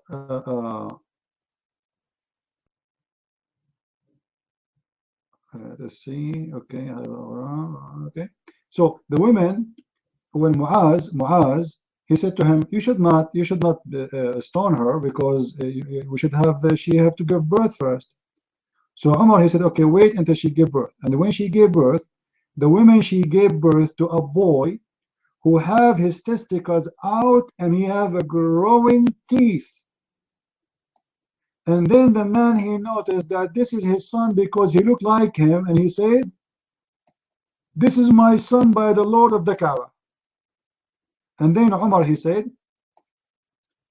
no women they can give birth as the wife of Mu'az. If not Mu'az, or let's say the mother of Mu'az. If not Mu'az, I will be now committing a sin by killing an innocent woman. So Umar, he agreed. The guy, he did not know his wife for 2 years. He did not sleep with her. Let me give you the hadith in Arabic, nightmare. All right? Because I'm sure I saw it once in English, translated already.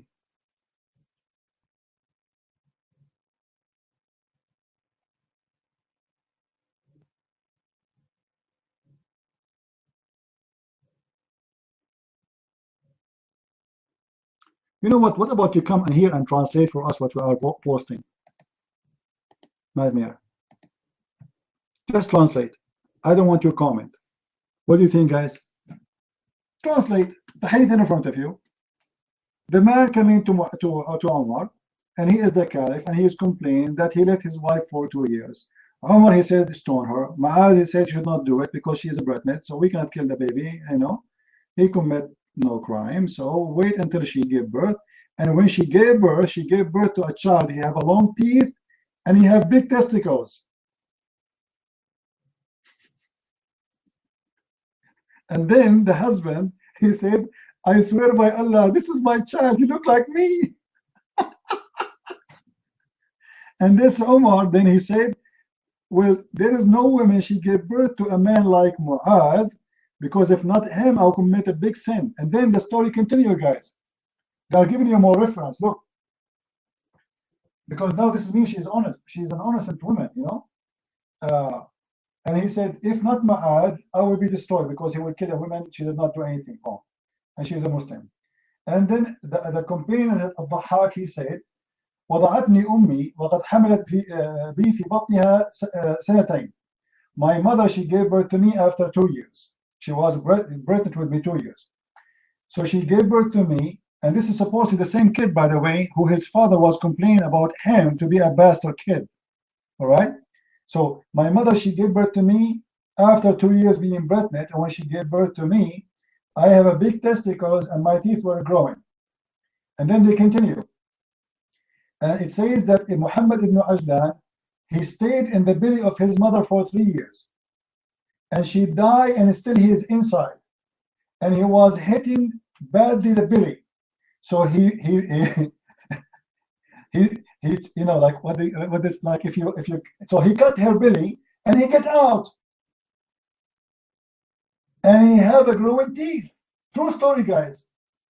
The guy, his mother, she was pregnant on him for 3 years and she died, and he is inside her belly. And then with his feet, he started kicking the belly. And then he cut the belly and he got out. And he came out and he have a growing teeth. Now, and وقال حماد بن سلمة إنما سمي هرم بن حيان هرما لأنه بقي في بطن أمه 4 سنين. And Hamad, the son of Salama, he said, Haram, there's a guy, his name is Haram. He was called Haram because he stayed inside his mother belly for 4 years. What do you say, Nightmare? This must be a true story, my friend. You mind? No, I don't believe that story. This is the Quran says 30 months pregnancy plus breastfeeding. Period. I don't believe that garbage. If that happened, what this has to do with the Quran? Let's assume this story really happened. What this has to do with the Quran? You know what I mean? The Quran says 30 months plus breastfeeding. 30 months, maybe breastfeeding is 24 months. So the pregnancy can be 6, it could be more. You know what I mean? Don't bring me that kind of stories. Everybody's going to be laughing about that stories. I don't, you know, I go what the Quran says. Oh, Lord have mercy. Well, you believe in the Quran, what it says, but when it's come to, as an example, when we show you that the Quran says women have a sperm and their sperm coming from the ribs, then what you say? You see, you're a person who pick up your cherry. When you want, you take one verse against the other verse. And when you want, you ignore a verse we give you. Anyway, guys, it's getting late here. So I want to say thank you for being here. Mostly Saturday we don't open. So we will open Sunday. Are we good? Are we good? So I hope you guys, you have a good time. Don't forget, if you are from those who watch our YouTube, to subscribe to our YouTube. And next time we come here, we will bring young ones so we can sport with you. Halal. All right? And then we will change the name of the room to Islamic with a fire room. Prophet Muhammad is here. Don't bring your kids. Lord have mercy. All right. Anyway, thank you guys for being here. May the Lord bless you all. And you know, I want to say something to Nightmare. It's a shame, Nightmare, that after all what you saw, how filthy your prophet is, who make for his own pleasure, for his own sexual entertainment, verses after verses after verses, still you think he's a prophet. It's a shame that you cannot see the huge difference between the Messiah and the teaching of the Messiah and what your Quran and your prophet is coming with. It's a shame you cannot see how noble is the Messiah, how high he is, and how low is your prophet. My friend, time will come, and the Lord of Lords, the King of Kings, is going to ask you, did the Christian Prince, he showed you tons of hours, tens of days, day after day, what you will say to him? Your day will come, my friend, and you will be very sorry for following a child molester, a rapist, a killer, a criminal, a liar. No one, even if you want to believe in a prophet, ask yourself, which one I should follow, the Messiah or Muhammad? Even if you want to believe that Jesus is just a prophet. It's a shame, my friend. It is a shame. And you people, you are full of shame to follow such a man. The Messiah, he was so clear in his words. He said to the Jews, who of you can show me one sin I did? Nobody dared to do so. Nobody.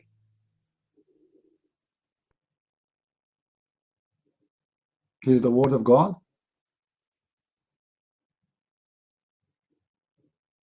And he is the living one. He is the Alpha, he is the Omega. For him and by him everything is created, and even your Quran, the book of the devil, confirm that Jesus created from the mud birds. And then there's no proof that Allah even can create anything, not even a mosquito, except the Muslims claim. With this, I want to say thank you guys for being here. May the Lord keep you safe. And I pray to the Lord that he open the eyes of Muslims and help them to understand that salvation cannot be paid by money, cannot be bought by money, cannot be bought by praying 5 times a day. You cannot bribe God. You cannot.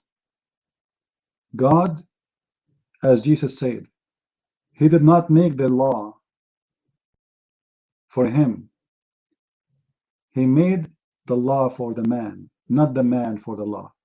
You Muslims are following false God who claim that the man was made for the law. Our Lord, he think of man highly. He love him. The law is made not for God. It was for the benefit of the man. It was not the man made for the law. You Muslims are following hypocrite, false teacher who have nothing to say except he want to use you and abuse you and make you follow him blindly. And that will take you to hellfire. And if this is your choice, enjoy it. Christ is Lord. Islam is false.